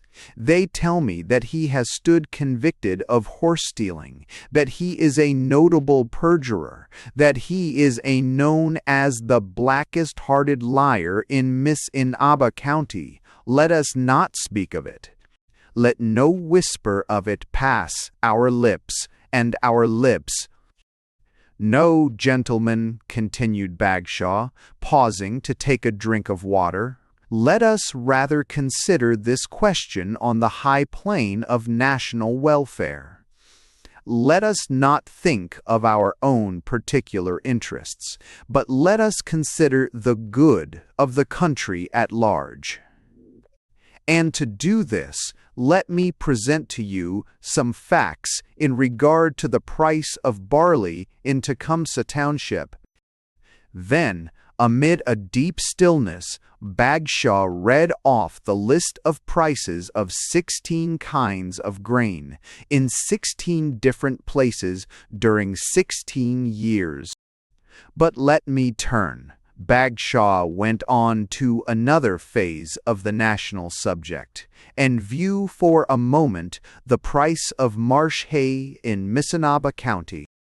When Bagshaw sat down that night, it was felt that a Liberal vote in Tecumseh Township was a foregone conclusion. But here they hadn't reckoned on the political genius of Mr. Smith. When he heard next day of the meeting, he summoned some of his leading speakers to him, and he said, "Boys, they're beating us on them statistics. Orn ain't good enough." Then he turned to Nivens, and he said, "What was them figures you had here the other night?" Nivens took out a paper and began reading. "Stop," said Mr. Smith. "What was that figure for bacon?" $14 million, said Nivens. "Not enough," said Mr. Smith. "Make it 20. They'll stand for it, them farmers." Nivens changed it. "And what was that for, hey?" $2 a ton. "Shove it up to 4, said Mr. Smith, "and I tell you," he added, "if any of them farmers says the figures ain't correct, tell them to go to Washington and see for themselves. Say that if any man wants the proof of your figures, let him go over to England and ask. Tell him to go straight to London and see it all for himself in the books." After this, there was no more trouble over statistics. I must say, though, that it is a wonderfully convincing thing to hear trade figures of this kind properly handled. Perhaps the best man on this sort of thing in the campaign was Mullins, the banker. A man of his profession simply has to have figures of trade and population and money at his fingers' ends, and the effect of it in public speaking is wonderful. No doubt you have listened to speakers of this kind, but I question whether you have ever heard anything more typical of the sort of effect that I allude to than Mullins's speech at the big rally at the Fourth Concession. Mullins himself, of course, knows the figures so well that he never bothers to write them into notes, and the effect is very striking. "Now, gentlemen," he said very earnestly, "how many of you know just to what extent the exports of this country have increased in the last 10 years? How many could tell what % of increase there has been in 1 decade of our national importation?" "I don't recall," he said, "exactly the precise amount myself, not at this moment, but it must be simply tremendous." Or take the question of population, Mullins went on, warming up again as a born statistician always does at the proximity of figures. "How many of you know, how many of you can state, what has been the decennial percentage increase in our leading cities?" There he paused, and would you believe it, not a man could state it.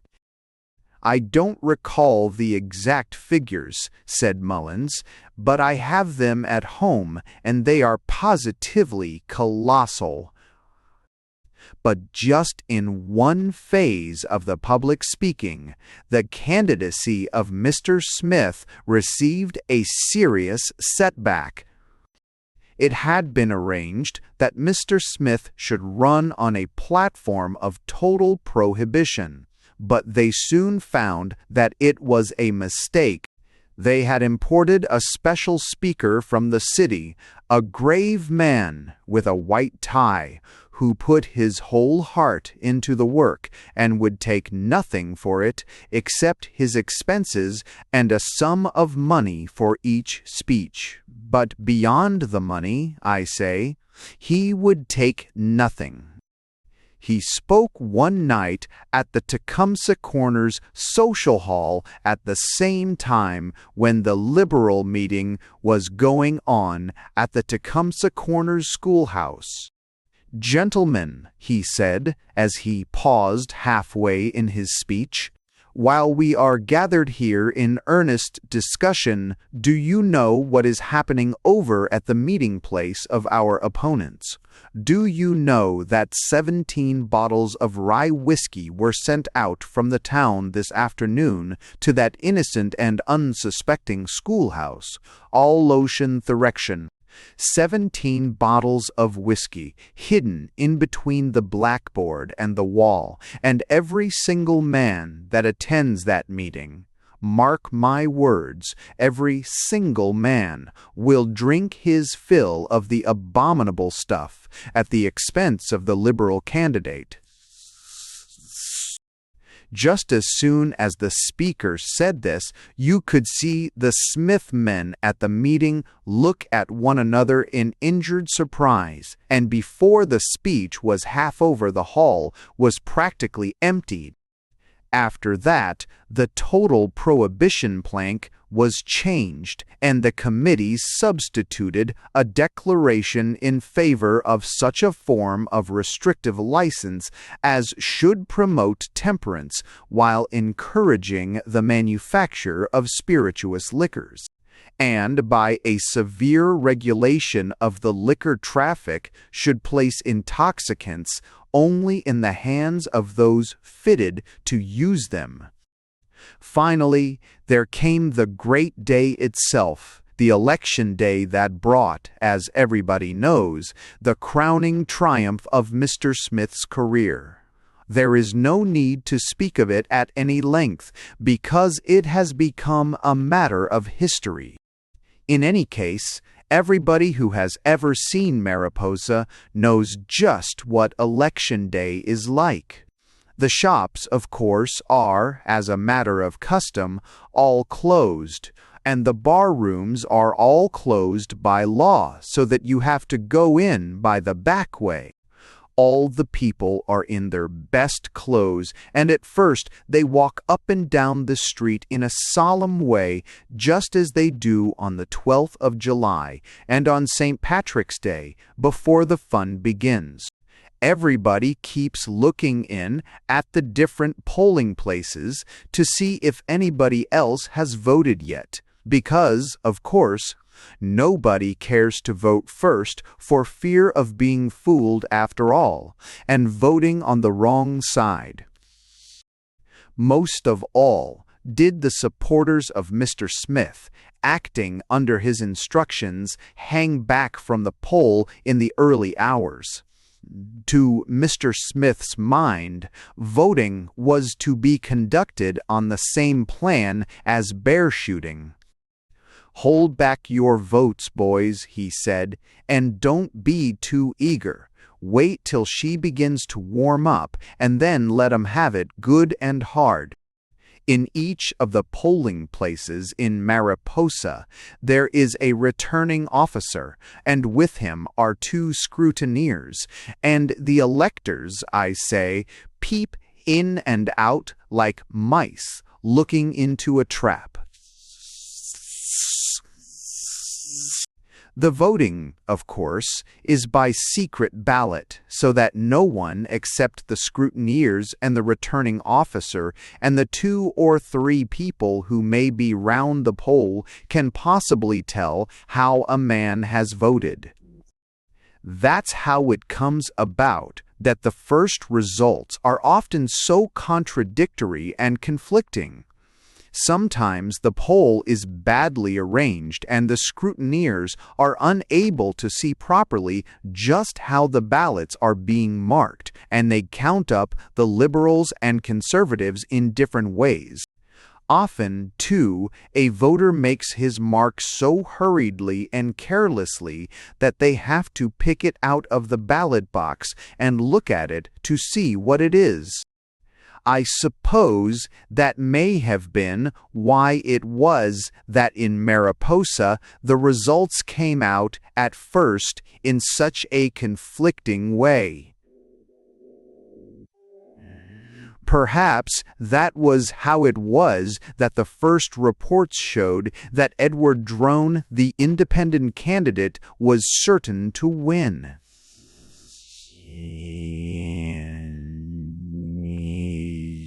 In the big rallies and meetings of the Liberals and Conservatives, everybody had pretty well forgotten all about Drone, and when the news got round at about 4 o'clock that the Drone vote was carrying the poll, the people were simply astounded.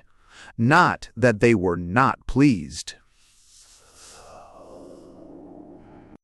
Everybody came up to Drone and shook hands and congratulated him and told him that they had known all along that what the country wanted was a straight, honest, nonpartisan representation.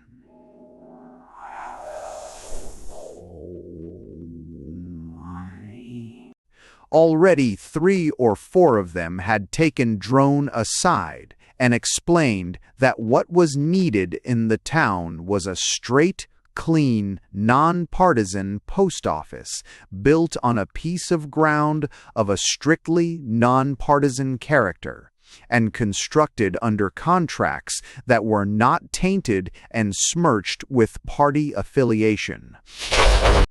2 or 3 men were willing to show to Drone just where a piece of ground of this character could be bought. They told him, too, that in the matter of the postmastership itself, they had nothing against Trelawney, the present postmaster, in any personal sense, and would say nothing against him, except merely that he was utterly and hopelessly unfit for his job, and that if Drone believed, as he had said he did, in a purified civil service, he ought to begin by purifying Trelawney. Already Edward Drone was beginning to feel something of what it meant to hold office, and there was creeping into his manner the quiet self-importance which is the first sign of conscious power. In fact, in that brief half-hour of office, Drone had a chance to see something of what it meant. Henry McGinnis came to him and asked straight out for a job as federal census taker on the ground that he was hard up and had been crippled with rheumatism all winter. Nelson Williamson asked for the post of wharf master on the plea that he had been laid up with sciatica all winter and was absolutely fit for nothing. Erasmus Archer asked him if he could get his boy Pete into one of the departments at Ottawa, and made a strong case of it by explaining that he had tried his cussedest to get Pete a job anywhere else, and it was simply impossible. Not that Pete wasn't a willing boy, but he was slow. Even his father admitted it. Slow as the devil, blast him, and with no head for figures, and unfortunately he'd never had the schooling to bring him on. But if Drone could get him in at Ottawa, his father truly believed it would be the very place for him. Surely in the Indian Department, or in the astronomical branch, or in the new Canadian Navy, there must be any amount of opening for a boy like this. And to all of these requests, Drone found himself explaining that he would take the matter under his very earnest consideration, and that they must remember that he had to consult his colleagues and not merely follow the dictates of his own wishes.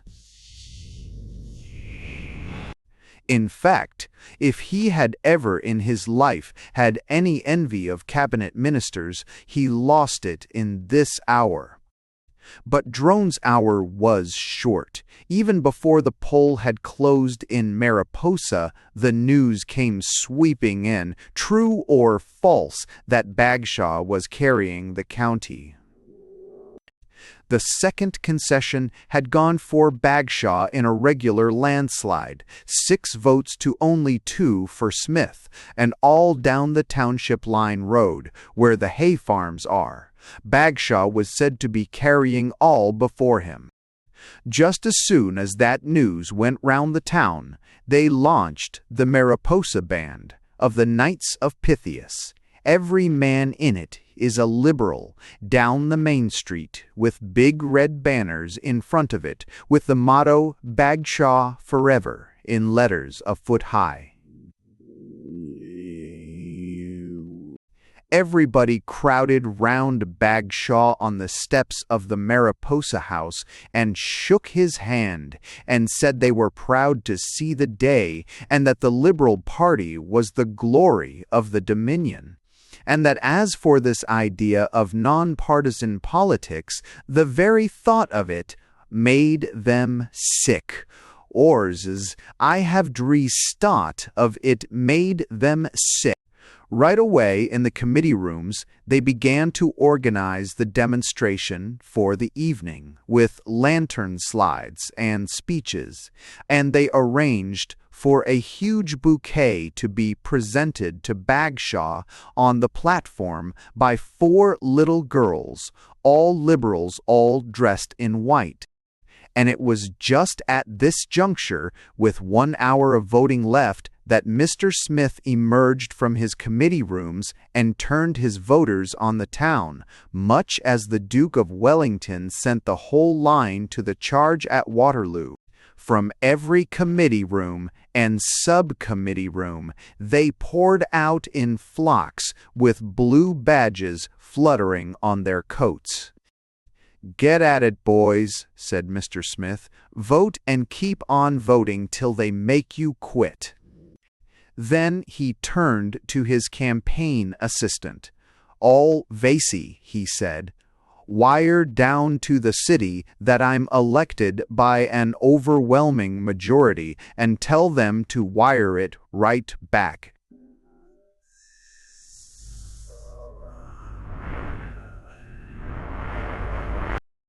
"Get carpenters and tell them to run up a platform in front of the hotel. Tell them to take the bar door clean off its hinges and be all ready the minute the poll quits." It was that last hour that did it. Just as soon as the big posters went up in the windows of the Mariposa Newspacket with the telegraphic dispatch that Josh Smith was reported in the city to be elected, and was followed by the messages from all over the county, the voters hesitated no longer. They had waited, most of them, all through the day, not wanting to make any error in their vote, but when they saw the Smith men crowding into the polls and heard the news from the outside, they went solid in one great stampede. And by the time the poll was declared closed at 5 o'clock, there was no shadow of doubt that the county was saved and that Josh Smith was elected for Missinaba. I wish you could have witnessed the scene in Mariposa that evening. It would have done your heart good. Such joy, such public rejoicing as you never saw.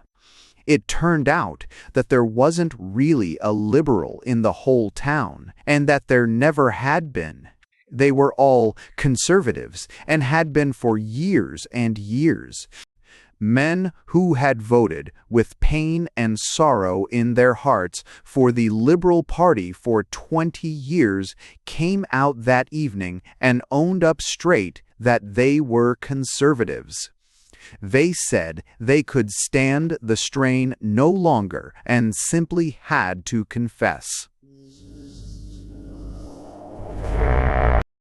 Even Mr. Golgotha Gingham, the undertaker, came out and admitted that in working for John Henry Bagshaw, he'd been going straight against his conscience. He said that right from the first he had had his misgivings. He said it had haunted him. Often at night, when he would be working away quietly, one of these sudden misgivings would overcome him so that he could hardly go on with his embalming.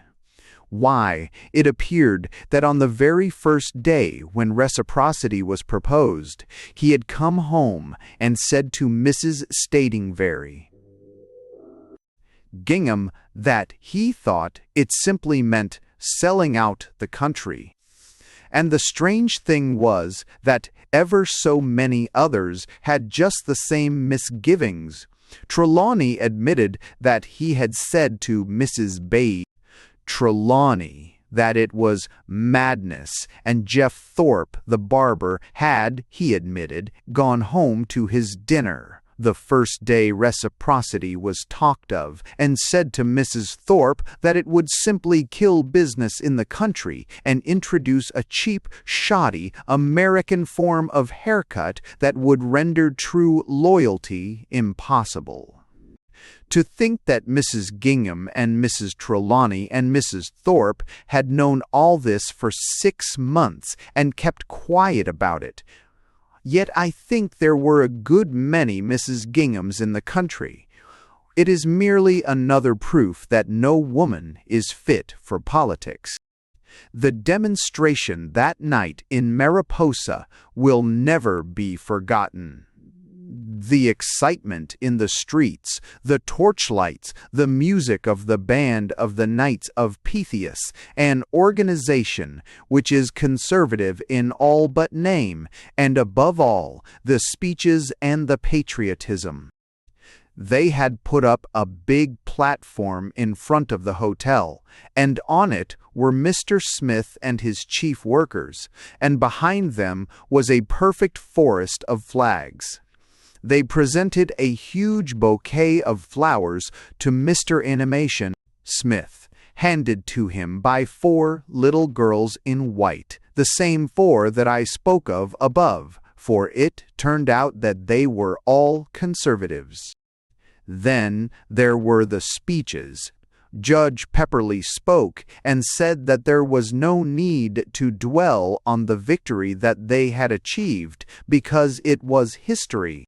There was no occasion to speak of what part he himself had played within the limits of his official position, because what he had done was henceforth a matter of history, and Nivens the lawyer said that he would only say just a few words because anything that he might have done was now history. Later generations, he said, might read it, but it was not for him to speak of it, because it belonged now to the history of the country.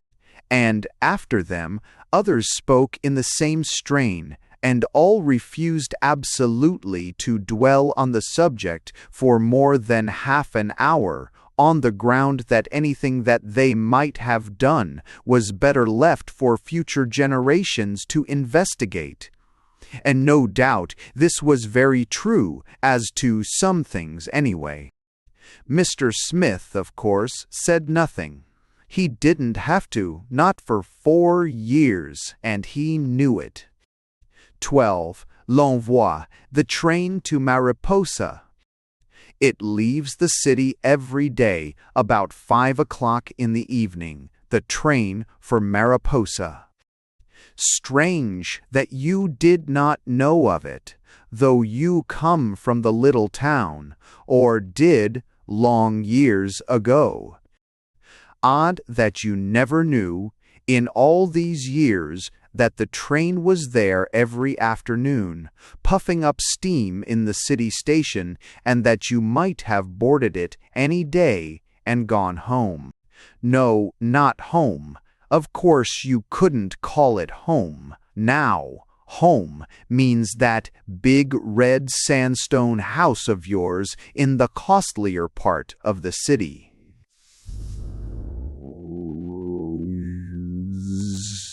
In a way, this mausoleum club where you sometimes talk with me of the times that you had as a boy in Mariposa. But of course, home would hardly be the word you would apply to the little town, unless perhaps late at night when you'd been sitting reading in a quiet corner somewhere, such a book as the present one. Naturally, you don't know of the Mariposa train now. Years ago, when you first came to the city as a boy with your way to make, you knew of it well enough, only too well.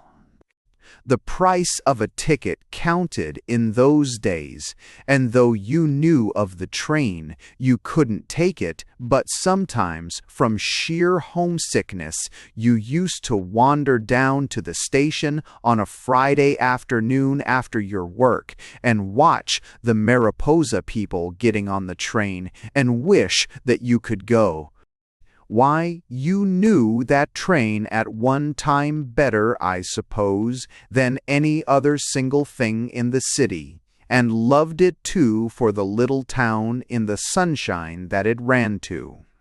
Do you remember how, when you first began to make money, you used to plan that just as soon as you were rich, really rich, you'd go back home again to the little town and build a great big house with a fine veranda, no stint about it, the best that money could buy, and a fine picket fence in front of it. It was to be one of the grandest and finest houses that thought could conceive, much finer, in true reality, than that vast palace of sandstone with the porte cochere and the sweeping conservatories that you afterwards built in the costlier part of the city.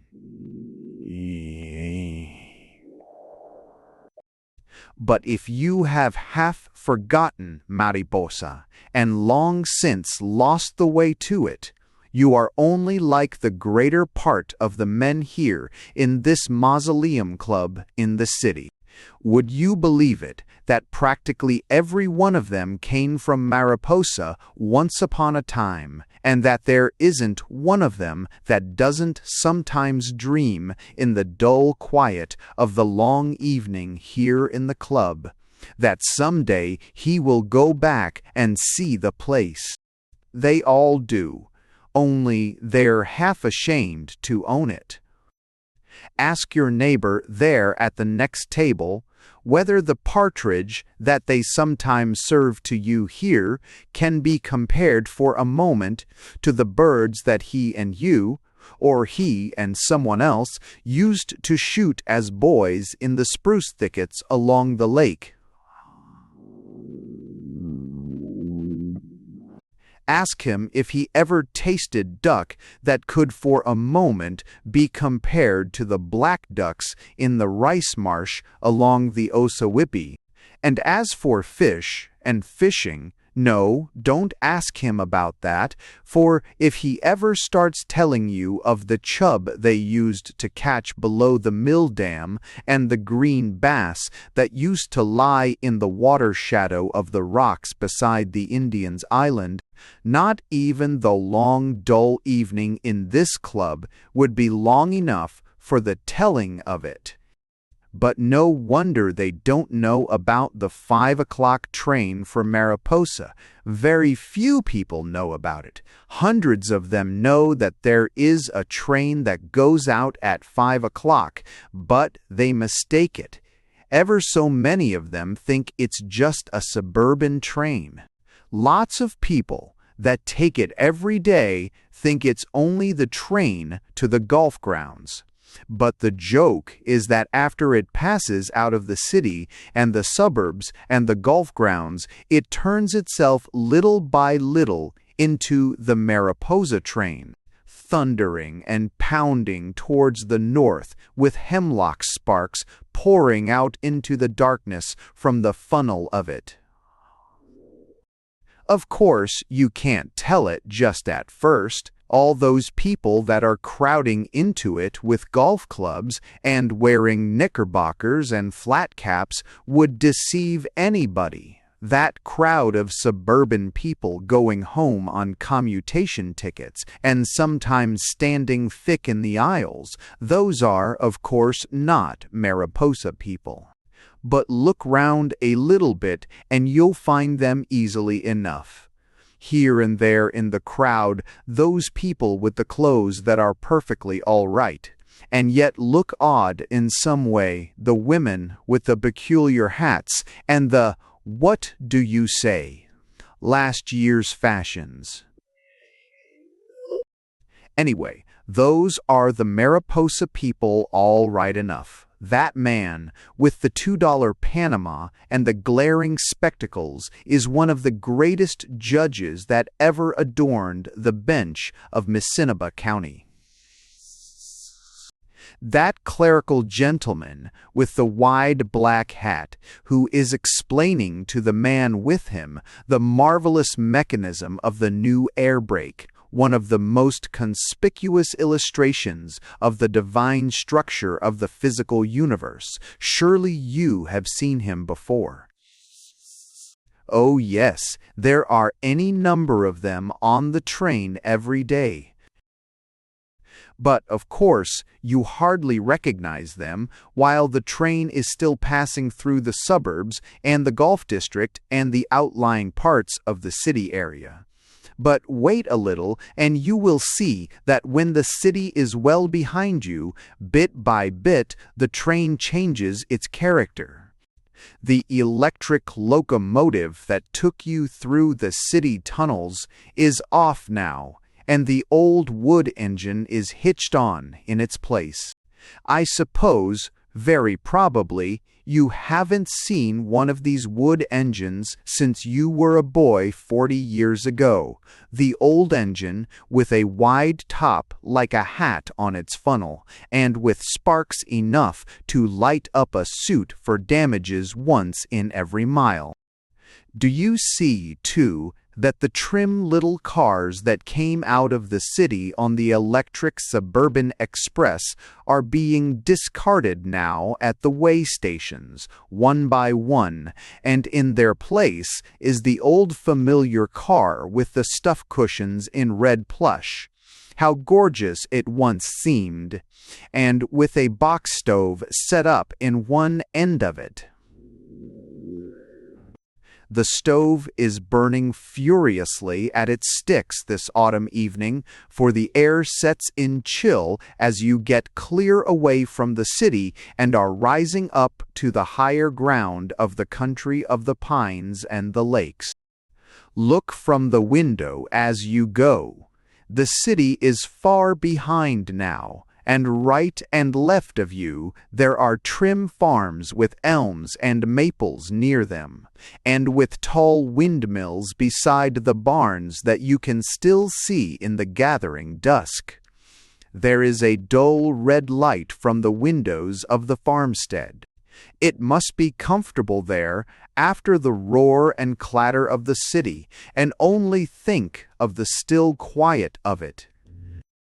As you sit back half dreaming in the car, you keep wondering why it is that you never came up before in all these years.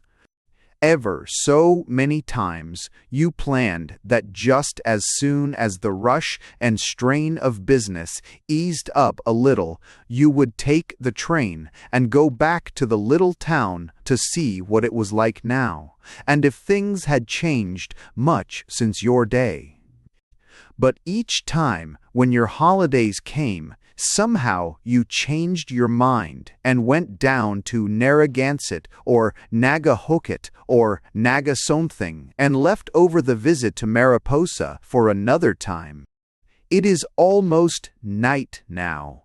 You can still see the trees and the fences and the farmsteads, but they are fading fast in the twilight. They have lengthened out the train by this time with a string of flat cars and freight cars between where we are sitting and the engine. But at every crossway we can hear the long, muffled roar of the whistle, dying to a melancholy wail that echoes into the woods. The woods, I say, for the farms are thinning out and the track plunges here and there into great stretches of bush, tall tamarack and red scrub willow, and with a tangled undergrowth of bush that has defied for 2 generations all attempts to clear it into the form of fields.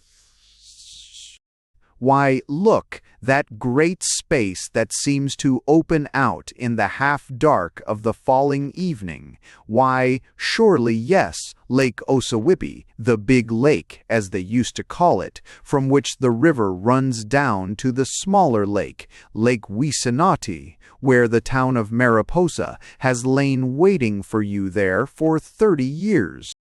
This is Lake Ossawippi surely enough. You would know it anywhere by the broad, still, black water with hardly a ripple, and with the grip of the coming frost already on it.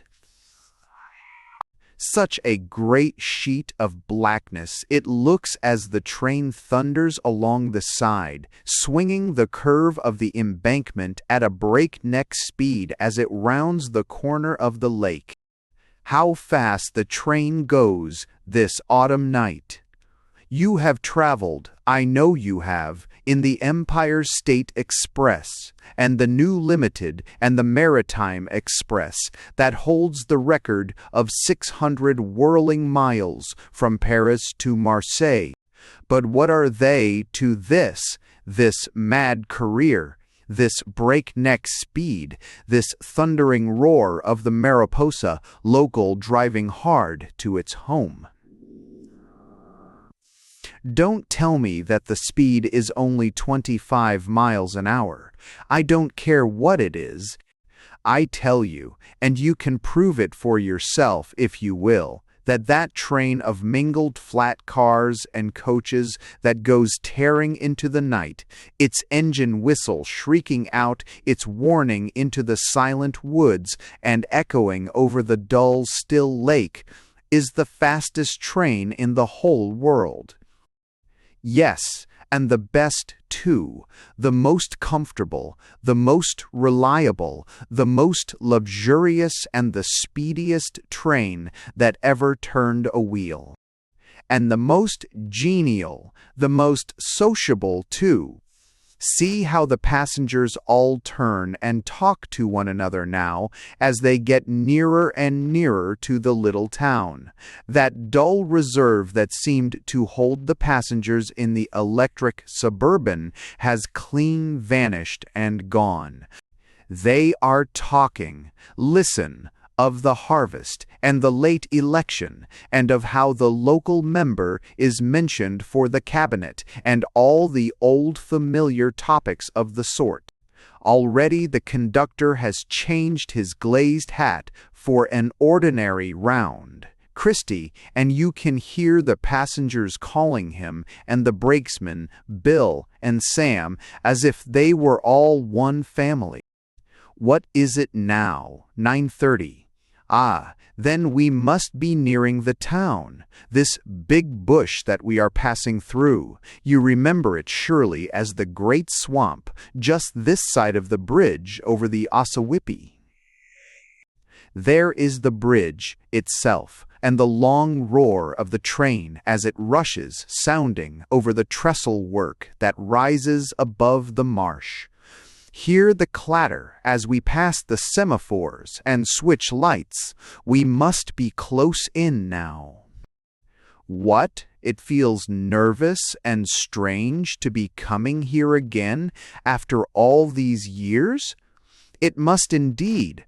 No, don't bother to look at the reflection of your face in the window pane shadowed by the night outside.